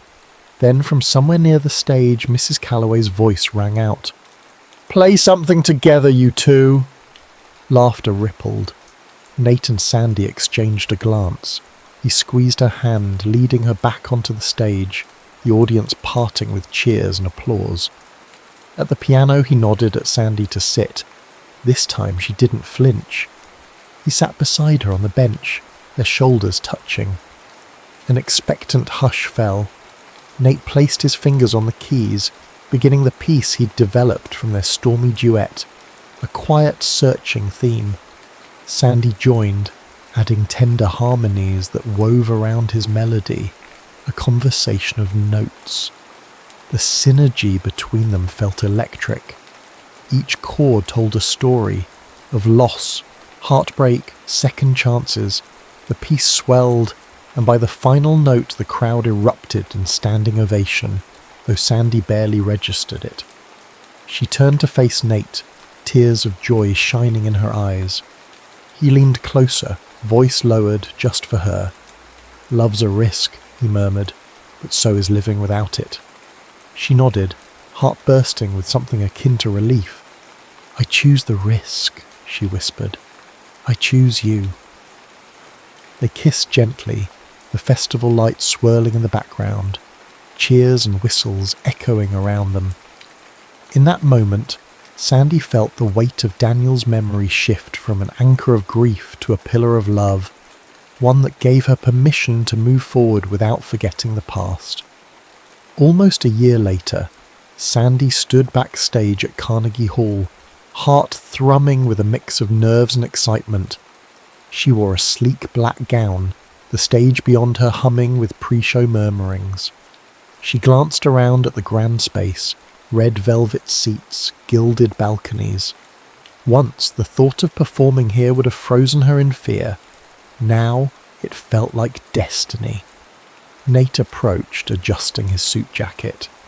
"Ready?" he asked, eyes dancing with affectionate pride. She took his hand, exhaling a laugh. "As I'll ever be." They stepped on stage together, the applause immediate and warm. At centre stage sat a glossy grand piano, and behind it an orchestra tuned in hushed chaos. Conductor's baton rose, the hall quieting. Sandy took her seat at the piano, Nate by her side. She positioned her fingers on the keys, meeting his gaze briefly. The piece they played was one they'd composed jointly in homage to Maine's shores and New York's bustling echoes, a testament to heartbreak and healing, sorrow and renewed hope. The notes soared, swirling among the marbled columns, each phrase a delicate interplay of her artistry and his passionate composition. As the final chord resonated, the audience roared in approval, a standing ovation reminiscent of a triumph she once never believed possible. In that applause, Sandy caught a glimpse of Daniel's mother in the front row, tears streaming as she applauded. Her heart clenched in gratitude. At the stage exit, she also spotted Mrs. Calloway, beaming like a proud parent. This moment wasn't about erasing the past. It was about forging a future out of its lessons. After the concert in the dressing room, Sandy and Nate embraced. She pressed her forehead to his. "We did it," she whispered, voice trembling with happy disbelief. He smiled, warmth radiating from his eyes. "We did, and we'll keep doing it. Together." Outside, the thunder of applause still echoed in the corridors, but all Sandy heard was the quiet harmony between her heartbeat and Nate's. They'd found a way to turn sorrow into melody, fear into a symphony for two, and that, she realized, was the truest performance of her life.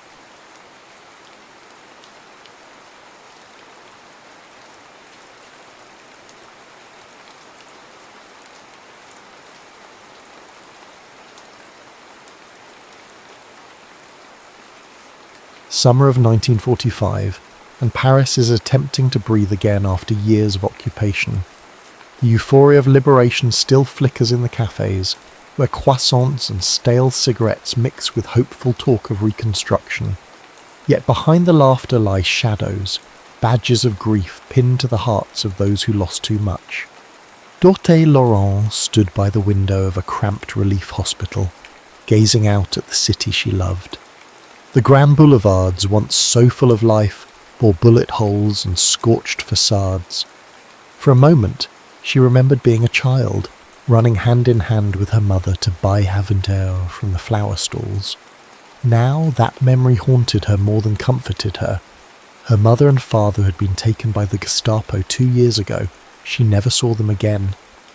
Officially, Dorothy was a French Red Cross nurse, assigned to the immediate care of wounded soldiers and civilians. In reality, her work went well beyond bandaging limbs. She'd grown adept at offering a shoulder to cry on, forging documents to help displaced children, and even coordinating supply lines with the Allied forces. Hers was a daily routine of heartbreak and fleeting hope. Each night, she trudged back to her small rented room near Rue de la Verrerie, bone-tired and emotionally spent. Sleep brought nightmares of black-uniformed men banging at her door, taking her family away while she stood frozen, powerless. Even the sound of distant footsteps could jolt her awake, heart pounding. One afternoon, as she was administering morphine to a burn victim, her supervisor, Isabelle Fournier, a woman in her 50s with kind eyes and wiry greying hair, entered with the news. The Red Cross was sending a contingent to Berlin to aid in the massive relief effort there. Dorothy's name was on the roster. "Dorothy," Isabel said, stepping closer so as not to disturb the patient. "They have requested nurses who speak German or English fluently. You fit the requirement." Dorothy felt a swell of apprehension. Going to Germany, enemy territory, felt unthinkable. Even now that the war was officially over, old resentments didn't simply vanish. But she also felt a strange sense of duty, the nurse in her overshadowing the hatred that simmered in her heart. "Is this an order?" she asked, lips taut. "A request," Isabel clarified gently. "If you refuse, we'll find someone else. Just know that your skills will be invaluable there." Dorothy nodded, her mind slipping back to images of the bombed-out photographs of Berlin she had seen in the newspapers. The city had been reduced to rubble, hollow-eyed survivors picking through what was left. She couldn't turn away, she simply pressed a hand against her chest, where the memory of her lost family lay, and resolved to do her duty, no matter how difficult. 2 weeks later, Dorothy found herself aboard a military transport plane bound for the battered German capital. The Allies were already dividing the city into sectors: American, British, French, and Soviet. And tension crackled in the air like static electricity. When Dorothy first set foot on Berlin's fractured streets, she felt an immediate unease. Here, in the domain of the enemy, every corner seemed to hold silent watchers. In truth, the Berliners looked just as haunted as any Parisian she had seen. Some wore rags, children scurried through bombed-out buildings searching for scraps of food. The stench of decay and damp concrete coiled in the humid summer air. At the makeshift French relief station, she learned there was a desperate shortage of medical staff. People were dying from infected wounds, starvation, or simply from the aftershock of living through the bombings. If Paris felt wounded, Berlin felt on the verge of total collapse. Meanwhile, in the Soviet sector, rumours floated that ex-Nazi officials were escaping in the chaos or blending in with refugees. Every night, the background chatter included talk of war criminals fleeing to South America or burrowing into new lives under false papers. This talk made Dorothy's skin crawl. Were they the same men who had terrorised her family? On her first evening in Berlin, she left the relief station to procure supplies. Darkness fell quickly in the city of skeletal buildings. She passed by a rubble-strewn alley when a sharp cry shattered the night. A child's wail, a tumble of bricks. Instinct took over. She sprinted into the alley and found a young boy trapped under fallen debris. His eyes were wide with panic, his dusty cheeks streaked with tears. Just as she knelt to help, another figure appeared, a tall man about 30 wearing tattered civilian clothes. In a swift motion he pulled away the larger chunks of rubble, freeing the child's legs. Dorothy froze for a second. The man was speaking German, gently trying to calm the boy, but the warm resonance of his voice and his calm efficiency eased her alarm. Working together, they managed to extract the child and carry him to an abandoned doorway. Dorothy checked for broken bones. Thankfully, he had only minor cuts and bruises. She rummaged through her nurse's bag for disinfectant while the German man tried to soothe the trembling boy. "Thank you," she said quietly, once the child's sobs lessened. The man looked up, surprise lighting his features, as though he hadn't expected a French nurse to thank him. In that moment, Dorothy noticed something about him. Maybe it was the sadness in his grey eyes, or the gentle way he cradled the boy. He didn't resemble the soldiers of her nightmares. "It's nothing," he replied in German-accented French. "Anybody would have done the same." The words hung in the heavy air, resonating more than he likely intended. Dorothy found herself staring, wanting to ask, "Were you a soldier? Did you wear that uniform? Did you tear families apart like mine?" But fear and caution sealed her lips. Instead, she helped the child to his feet, gave a nod of thanks, and hurried away, leaving the German stranger behind. That night, in the shared barracks on the Allied base, Dorothy wrestled with conflicting emotions. She knew not all Germans were Nazis.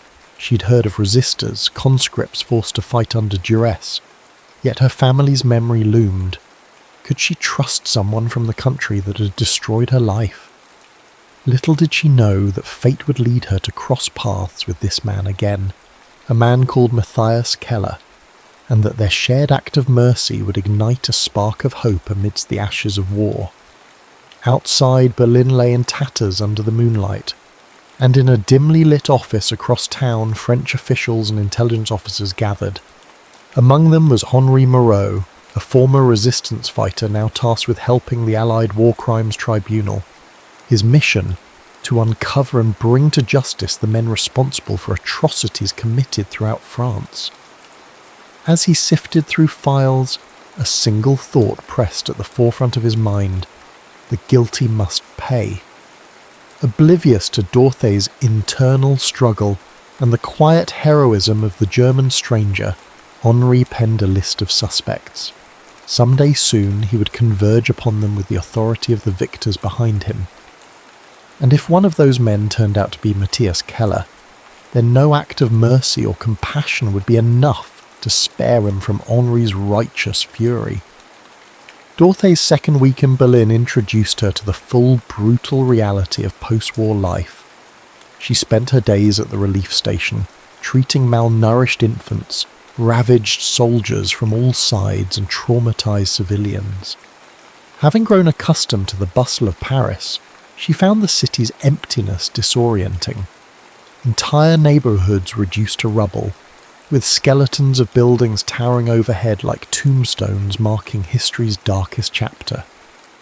More than once she spotted German women rummaging through garbage heaps or dismantling the bricks from bombed-out buildings to rebuild some semblance of a home.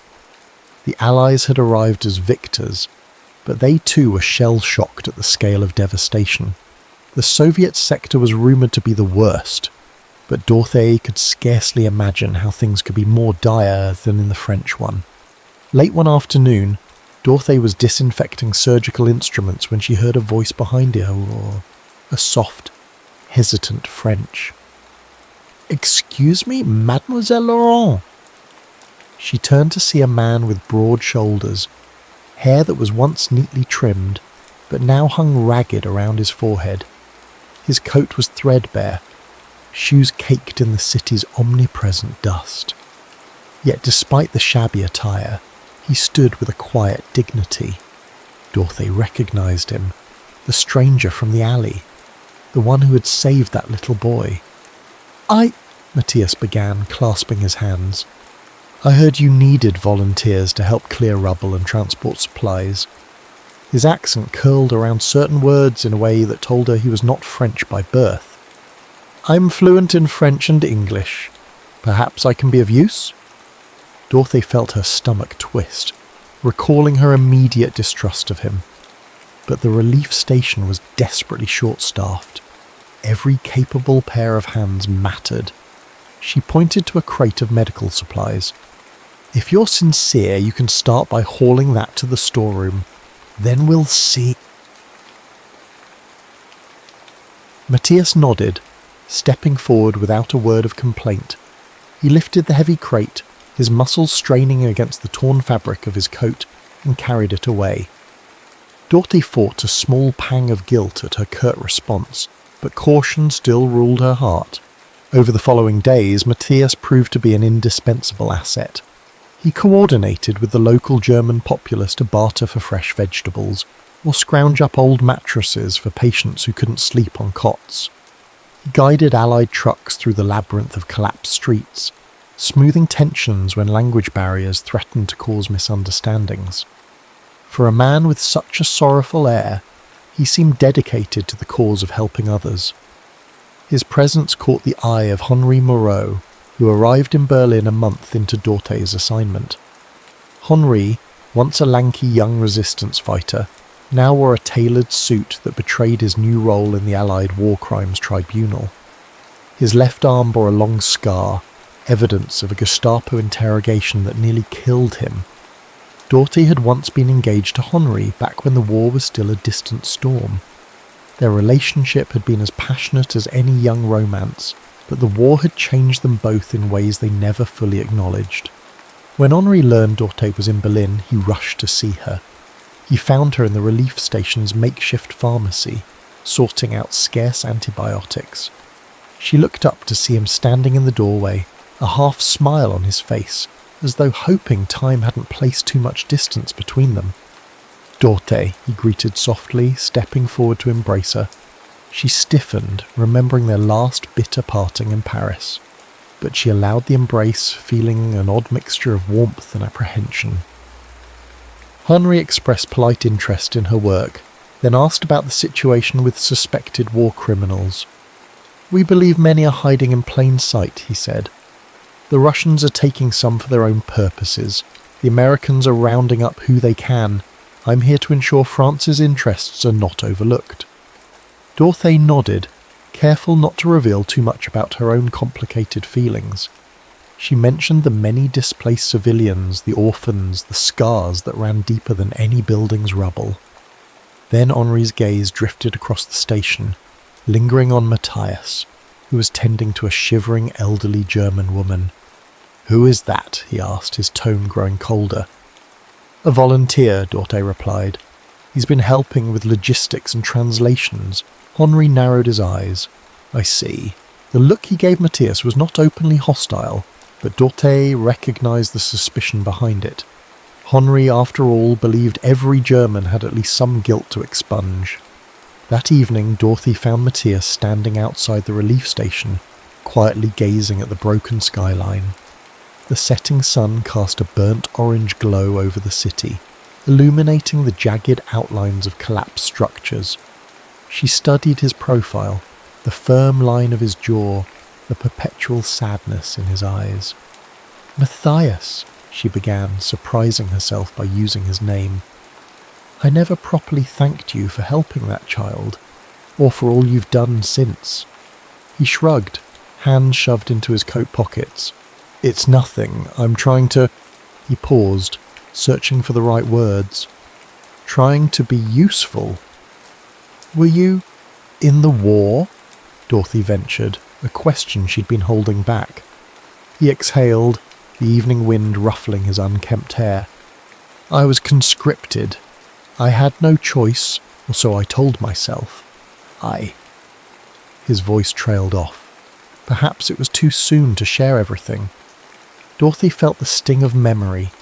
Her father had also believed he had no choice when the Gestapo demanded loyalty. Choices in wartime were rarely simple. "I see," she murmured. "Do you have a family?" "They're gone," he replied flatly. "All of them." A cold hush fell between them as the last rays of sunlight faded. Dorothy wanted to ask more, but something in Matthias's tone warned her to tread carefully. They stood side by side, silent witnesses to the city's heartbreak. And in that silence, Dorothy realised she felt more empathy than hate, a flicker of understanding for a man who seemed as broken by war as she was. The next day, a wave of pneumonia cases swept through the station. Between the poor hygiene, lack of proper nutrition, and cramped shelters, disease spread swiftly. Medical supplies were low, and the single doctor present worked around the clock. Dorothy, exhausted, collapsed from fever one evening. It was Matthias who discovered her shivering in a corner of the pharmacy. Without hesitation, he gathered her into his arms and placed her on a cot. Over the next several days, he tended to her as best he could, cooling her forehead with damp cloths, feeding her spoonfuls of broth from the limited rations. He even convinced a British medic to spare some precious antibiotics for her. When Dorothy finally opened her eyes, sweaty hair plastered to her brow, Matthias was there, concern etched on his face.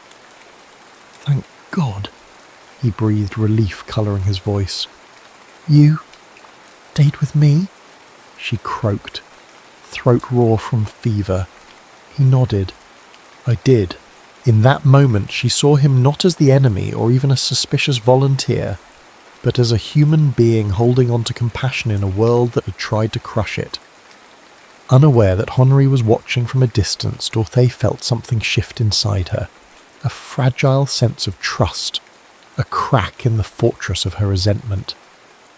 A few days after Dorothy's recovery, the relief station busied itself with a delicate mission, shepherding a group of orphaned children to a safer temporary home outside Berlin.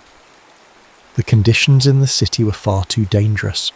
Threats included collapsing buildings, leftover minefields, and a rampant black market that preyed on the most vulnerable. Dorothy, still weakened but resolute, coordinated with a British relief convoy. They had only 2 trucks and limited security, but it was all they could manage. Matthias volunteered to drive one of the trucks, expertly manoeuvring around the rutted roads. The children clung to one another, wide-eyed and silent. Dorothy's heart bled for them. She handed out small snacks, biscuits, dried apples. Their gratitude was heartbreaking. These were kids who had learned to expect almost nothing from the world. They made it out of the city's western edge past checkpoint after checkpoint. Soviet soldiers eyed them suspiciously, but the British captain's official documents convinced them to let the convoy pass. It was dusk when they arrived at a battered countryside estate that had been converted into a temporary shelter. There, the children would have at least some space, some cleanliness, and a chance at a meal. Dorothy and Matthias spent the night there, helping the shelter staff settle the children in. By the time dawn broke, Dorothy found herself in the garden, inhaling the fresh scent of dew-covered grass, an aroma that felt oddly foreign after weeks of city rubble and disinfectant. Matthias joined her, handing her a mug of weak tea. "You look better," he said softly. Dorothy nodded, sipping gratefully. "And you look exhausted." He allowed a small smile. "Aren't we all?" They fell into a surprisingly comfortable silence. Then Dorothy turned to him, her expression growing serious. "Matthias, I need to know more about you. If we're to keep working together, I can't constantly wonder who you really are." He seemed prepared for this conversation, as though it weighed on him. "I was a soldier," he began, eyes cast down, "conscripted from a small village near the Czech border. I was never a member of the Nazi party, if that's what you're asking. I fought in Poland, France, and eventually ended up in Berlin when the war ended." Dorothy's gaze was unwavering. "Did you hurt people? I mean, how involved were you?" Matthias's voice trembled with the memory. "I was a radio operator for most of the war, sending and receiving orders. But in the final months, we were all forced to fight on the front lines. I saw horrors I can't begin to describe. I tried to desert twice. The penalty was death." He paused, inhaling unsteady breaths. "I know it doesn't absolve me, but I never believed in what was happening, and by the end, I was too ashamed to even look at my own reflection." Dorothy felt tears burn her eyes. Her father, a loyal Frenchman, had once told her that not all Germans were the same. "We fight the ideology, not the entire people," he used to say. She believed him in principle, but living through the occupation made that ideology personal. Matthias reached into his pocket, pulling out a battered photograph. It showed a woman and a young boy, both smiling. "My wife and son," he said quietly. "They died in an Allied bombing raid near Dresden. I couldn't protect them." Dorothy felt her breath catch. Here stood a man who had lost just as much as she had. "I'm so sorry," she whispered. He looked at her with a question in his eyes, as if wondering if she might ever see him as more than the sum of his uniform. She swallowed hard, uncertain how to respond. Back in Berlin, unbeknownst to them, Henri Moreau had begun his investigation in earnest. He'd received a tip about Johann Wyss, a former German officer rumoured to be orchestrating escape routes for Nazi war criminals. The intelligence suggested that Wyss had an old connection to a radio operator named Matthias Keller. Late one night, Henri waited in a cold corridor of the Allied administration building. Inside a cramped office with flickering overhead lights, a British officer briefed him on sightings of Wyss. "He's cunning, Major Moreau," the officer explained. "He's using the black market and false papers. If Keller is working with him, you'll have your proof soon." Henri leaned back, crossing his arms. His voice betrayed quiet determination. "I don't care how resourceful he is. If Matthias Keller or any of them were part of atrocities in France, they'll pay." Days later, Dorothy noticed a chill in the air at the relief station whenever Henri and Matthias were in the same room. Henri barely acknowledged Matthias, but Dorothy caught him glaring with open suspicion. One afternoon, as she was organising medical files, Henri cornered her. "Dorothy, you trust this Keller too easily," he warned, brow furrowed. "I've heard rumours he was in a battalion that operated in Paris. They might have been involved in rounding up your people, your family." That struck Dorothy like a thunderbolt. "What? That can't be true. He told me he was mostly a radio operator, and I'm quite sure he never served in the Gestapo." "People lie," Henri said flatly, especially when they have everything to lose. Dorte felt the blood drain from her face. Could Matthias have been part of the group that tore her family away? The doubt gnawed at her, poisoning all the tentative trust they'd built. That evening she confronted Matthias in the hospital's supply room, eyes blazing. "Why didn't you tell me your unit was stationed in Paris?" Matthias stiffened, running a hand through his hair. "Dorte, we were only there briefly. I never took part in arrests or roundups. My commanding officer, Johann Weiss, demanded we follow orders blindly, but I refused when it came to civilian arrests, I swear to you." Her anger flared. "You swear? My parents were taken by the Gestapo around that time. My mother was shot in a camp, and you just happened to be stationed in the same city the same year, doing nothing."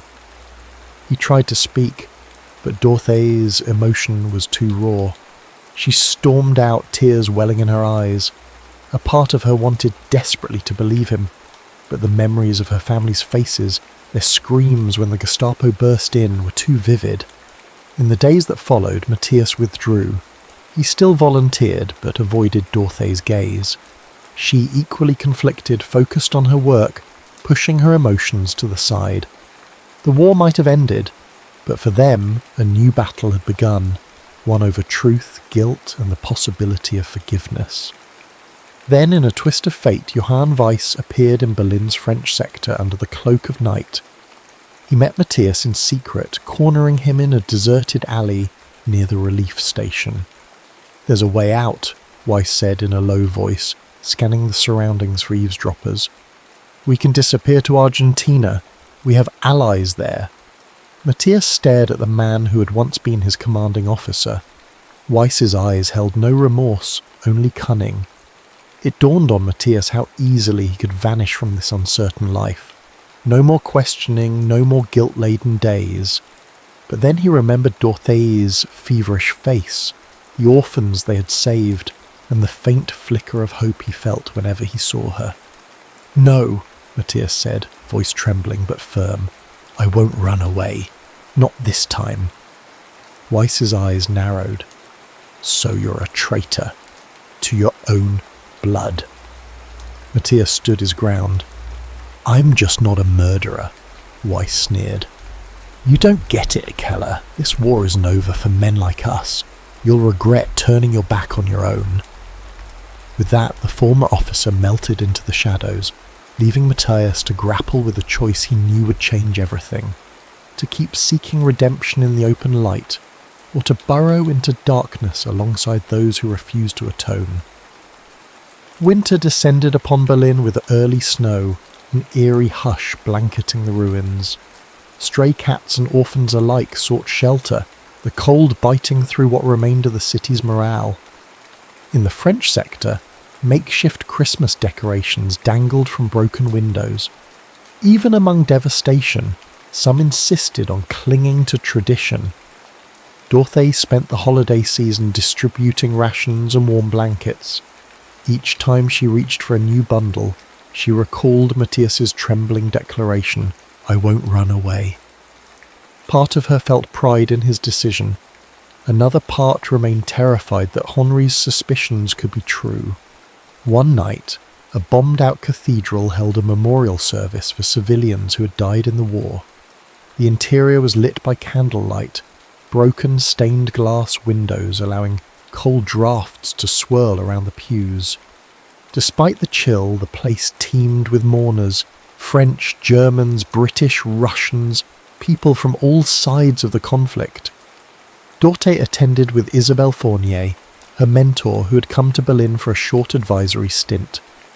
Candles were lit in memory of each lost loved one, flickering in the dark like so many scattered souls. When Dorothy placed her candle for her parents, she felt a hand rest gently on her shoulder. It was Matthias. He held his own candle. "For my wife and son," he whispered. They stood side by side in the cathedral's broken silence, tears silently falling. In that moment, war's dividing lines blurred into shared grief.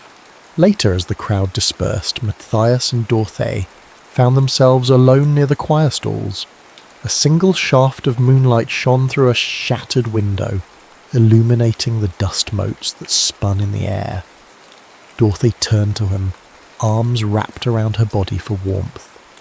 "Sometimes I think I can't forgive you," she said, her voice barely audible. "Not you specifically, but all of it. Your uniform, your language, the memories you represent." Her words trembled with sincerity. Matthias bowed his head. "I understand. I'd do anything to change the past, but I can't." They stood in pained silence. Then, without warning, Dorothy found herself leaning closer. Perhaps it was the memorial candles, the haunting echoes of choir songs from years past, or simply the rawness of shared loss. She pressed her lips to his. It was an unplanned, desperate gesture, one that spoke of loneliness, longing, and the faint hope that broken people might still mend each other.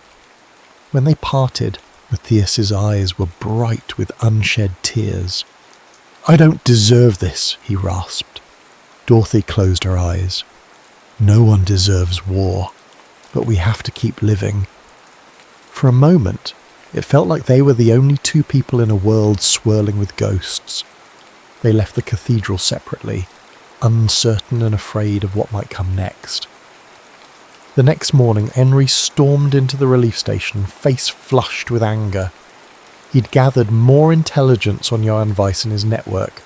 Slamming a file onto a desk, he confronted Matthias in front of everyone, including Dorothy. "You were in the same battalion as Weiss. You shared posts in Paris, and your commanding officer reported you absent during certain raids, but that doesn't prove your innocence," Henri hissed. "He's smuggling out Nazis, and you haven't reported him to the tribunal. Why?" Matthias's jaw tightened. "I've reported what I know to the British, and I refused his offer to flee. I want nothing to do with him. Believe me or don't." Henri scoffed, flipping the file open to reveal lists of names. "You think that's enough? We have evidence that your unit was responsible for rounding up dozens of French civilians. Many ended up in camps." His eyes flicked toward Dorothy, implying her family. "They need to see justice," Matthias's voice cracked. "I told you, I never participated in those arrests." Henri moved closer, his voice dropping to a near snarl. "A convenient claim. So why did you vanish after the war? Changed your name, took on menial labour?" Matthias locked eyes with him. "Because men like Weiss wanted to use me. I was safer as a nobody." The tension in the room was suffocating. Dorothy stepped forward, placing herself between the two men. "Henri, listen. He's willing to surrender himself if that's what it takes. We have bigger problems. Weiss is still out there smuggling out real war criminals." Henri glared at her, betrayal flickering in his eyes. "You're taking his sir?" "I'm taking the side of truth," she replied, though her voice trembled. In the following days, Matthias made a decision that stunned everyone. He turned himself into the Allied authorities for questioning. If he had committed crimes, he would face the consequences. If he was innocent, he would be cleared. It was an act that made headlines among the Allied press corps stationed in Berlin. Former German soldier seeks tribunal hearing to prove innocence. Dorothy watched as British MPs led Matthias away in a military jeep. He offered her a faint smile before disappearing around the corner. Something inside her twisted, a combination of guilt, fear, and unexpected love. Time crawled after that. Henri launched a formal investigation, interviewing survivors and combing through old Nazi records. Dorothy, heartsick, tried to return to her daily tasks of caring for the wounded, but her mind kept drifting to Matthias, alone in some cold cell awaiting a verdict. Isabelle Fournier gently coaxed Dorothy to eat and sleep, reminding her that worrying alone wouldn't solve anything. But Dorothy had grown thinner, her face gaunt with stress. She found herself waking from nightmares, where she stood on a vast field of rubble, calling Matthias's name with no reply. Finally, weeks later, the tribunal convened. Henri presented his findings. Documents showing Matthias's battalion had indeed been stationed in Paris, but there was a separate set of testimonies. French citizens who claimed a German radio operator had helped save them from arrest. One testimonial recounted how soldiers sabotaged communications to delay a raid, allowing resistance members to warn targeted families. Could that soldier have been Matthias? Henri, faced with contradictory evidence, had to concede that the new testimonies painted a nuanced picture. Meanwhile, a British intelligence officer testified that Matthias had previously provided valuable leads on several ex-SS men trying to escape. During the hearing, Dorothy waited outside, pacing the hallway. At last, the door opened. A weary Henri emerged, his expression hard to read. He told Dorothy the tribunal found insufficient grounds to charge Matthias with war crimes. Any questionable actions were overshadowed by evidence that he'd actively resisted certain orders. When Matthias finally stepped out, he looked drained yet strangely at peace. Dorothy rushed to him, ignoring the stares of curious onlookers. She wrapped her arms around him, tears streaming. For a moment, they were simply two people who had survived unimaginable hardship and found each other in the aftermath. Henri stood a short distance away, arms folded. He looked at them, jaw clenched, then sighed. "I still hate what happened," he muttered, more to himself than anyone else. "But I can't hate you for something you didn't do." His scar on his forearm stood out, a reminder of the interrogation he endured. Hatred had been his armour for years, but now he found it fracturing piece by piece. Matthias, voice thick with emotion, said, "I'm sorry for all you lost. I truly am." Henri offered a tight nod, turning away to hide the conflicting emotions in his eyes. In that instant, Dorothy knew that forgiveness didn't come wrapped in a neat bow. It was messy, heartbreakingly human, and occasionally tinged with compromise. The next day, Matthias handed in his notice at the Berlin relief station. He announced plans to move to Alsace, a region on the border of France and Germany, known for its vineyards and rolling hills. Word had spread that vineyard owners were looking for workers to help restore the land that had been ravaged by war. He thought it the perfect place to start anew, somewhere quiet where no one demanded that he pick a side. Dorothy made a decision that astonished even herself. She planned to go with him. Spring of 1947 found the French-German border region of Alsace clothed in gentle sunlight. The war's scars remained visible, fallen barns, tilled fields dotted with shrapnel fragments. But amidst the devastation, green vines began to flourish. Nature had a remarkable way of reclaiming life from ruin. Dorothy and Matthias arrived at a modest vineyard perched on a gentle slope. Old stone buildings stood around a central courtyard, the main house framed by a wooden sign reading Domaine Brunet. The owners, the Brunet family, had lost 2 sons in the war, yet they maintained an unbroken spirit determined to rebuild. Matthias took on the laborious tasks of pruning vines, repairing fences, and helping harvest the early grape clusters. Dorothy used her nursing background to assist in a small makeshift clinic set up in a barn. There she treated local villagers, many of whom still suffered from war-related injuries and malnutrition. At first, some neighbours regarded Matthias with suspicion. A few recognised his accent and refused to speak to him.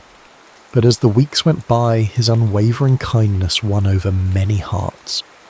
He fixed a neighbour's broken gate, helped an elderly woman transport her vegetables to the market, and never asked for anything in return. Dorothy, meanwhile, found solace in the calm rhythms of rural life. The smell of freshly tilled earth, the vibrant sunrise over rolling hills, the quiet companionship of the vineyard workers, they all nourished parts of her soul she thought were irreparably damaged. She wrote letters to Isabel and even to Henri, updating them on how she and Matthias were faring. Surprisingly, Henri wrote back. The bitterness in his words had softened, replaced by cautious well-wishes. "You deserve happiness," he penned in one letter. "I'm still not sure I can ever forgive entirely, but I won't stand in your way." One golden evening after a day's labour, Dorothy and Matthias found themselves strolling along the vineyard rows, the air filled with the chirping of crickets. They stopped under a blooming apple tree at the edge of the property. Dorothy brushed a leaf from Matthias's hair, smiling softly. "Remember Berlin? The rubble, the cold, the fear." He leaned into her touch. "I remember you standing with a lantern in that relief station, refusing to give up on anyone." She paused, heart full of unspoken words. There was a question lingering between them, one neither dared voice, but both felt pressing in the hush of twilight. "Where do we go from here?" she finally asked. Matthias gently took her hand. "Forward," he whispered. And in that moment the simplest answer carried the greatest meaning. A few months later, in a modest ceremony attended by local villagers and a handful of old friends, Dorothy and Matthias were married under that same apple tree. Isabel came, shedding tears of joy and handing out crocheted favours she'd made herself. Even Henri arrived, standing near the back, a complicated but genuine smile on his face as he witnessed the vows. It wasn't a grand wedding, there were no sparkling gowns or lavish feasts, but it was theirs, woven from quiet perseverance and fragile hope. As the local priest pronounced them husband and wife, birds scattered from the nearby branches, soaring into the clear Alsatian sky. Dorothy looked into Matthias's eyes that held loss, regret, and a fierce determination to make the future better than the past. She felt a surge of gratitude. They had been enemies once, if only by circumstance.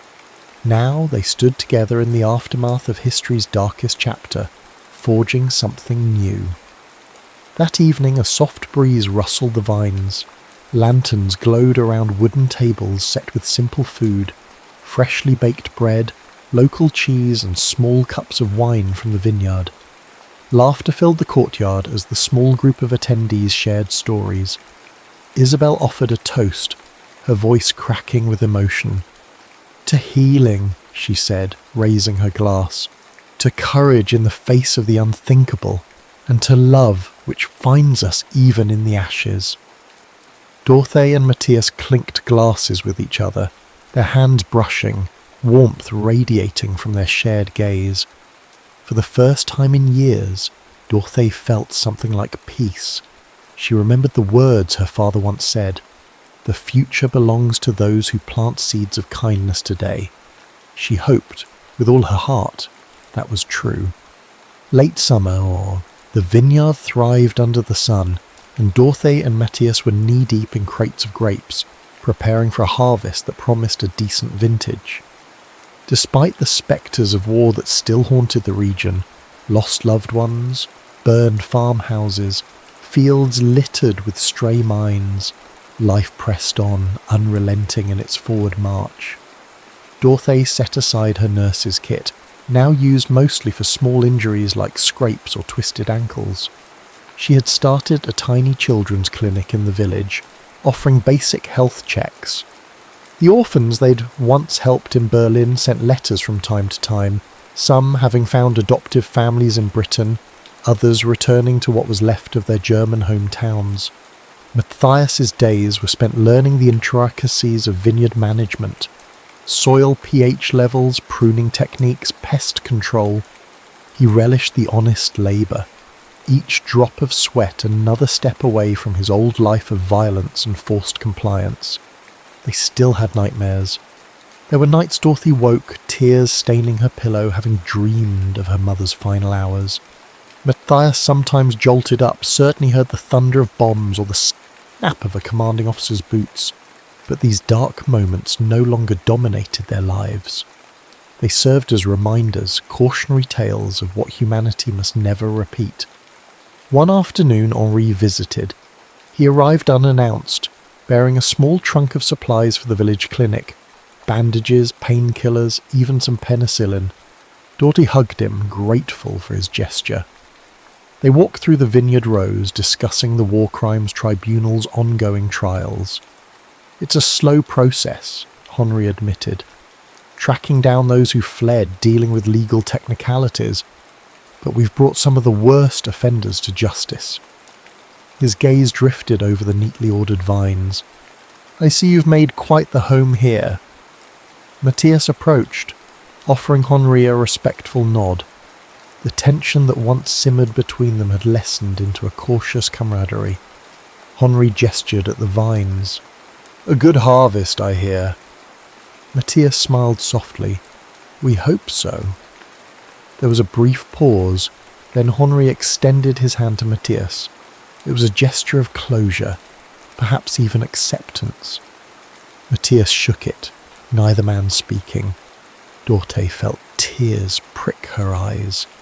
It was a small miracle of human decency. That evening, after Henri departed, Dorte stood with Matthias on the veranda of the farmhouse they now called home. The sun dipped below the horizon, turning the sky a canvas of pink and gold. Dorte rested her head on Matthias's shoulder, breathing in the scent of fresh grapes and warm earth. She thought back to her younger self, the frightened girl in Paris who lost everything in the blink of an eye. She remembered the cold corridors where she first met Henri, the night she spent patching up wounded resistance fighters, the transport plane that took her to a broken Berlin. She recalled seeing Matthias for the first time saving a child in the rubble. How impossible it all seemed that they would end up here, alive and in love. But maybe it wasn't impossible. Maybe it was the fragile, tenacious nature of hope itself. Even in the ashes, seeds of compassion could sprout. War could tear down walls, but it could also dismantle prejudices, forging bonds between unlikely souls. In the distance, crickets began their nightly chorus. A soft breeze stirred, carrying the promise of tomorrow. Dorte closed her eyes, whispering a quiet prayer that the world might continue to heal piece by piece. Matthias turned to her, his arm gently pulling her closer. "Ready to head in?" he asked. "We've got an early morning."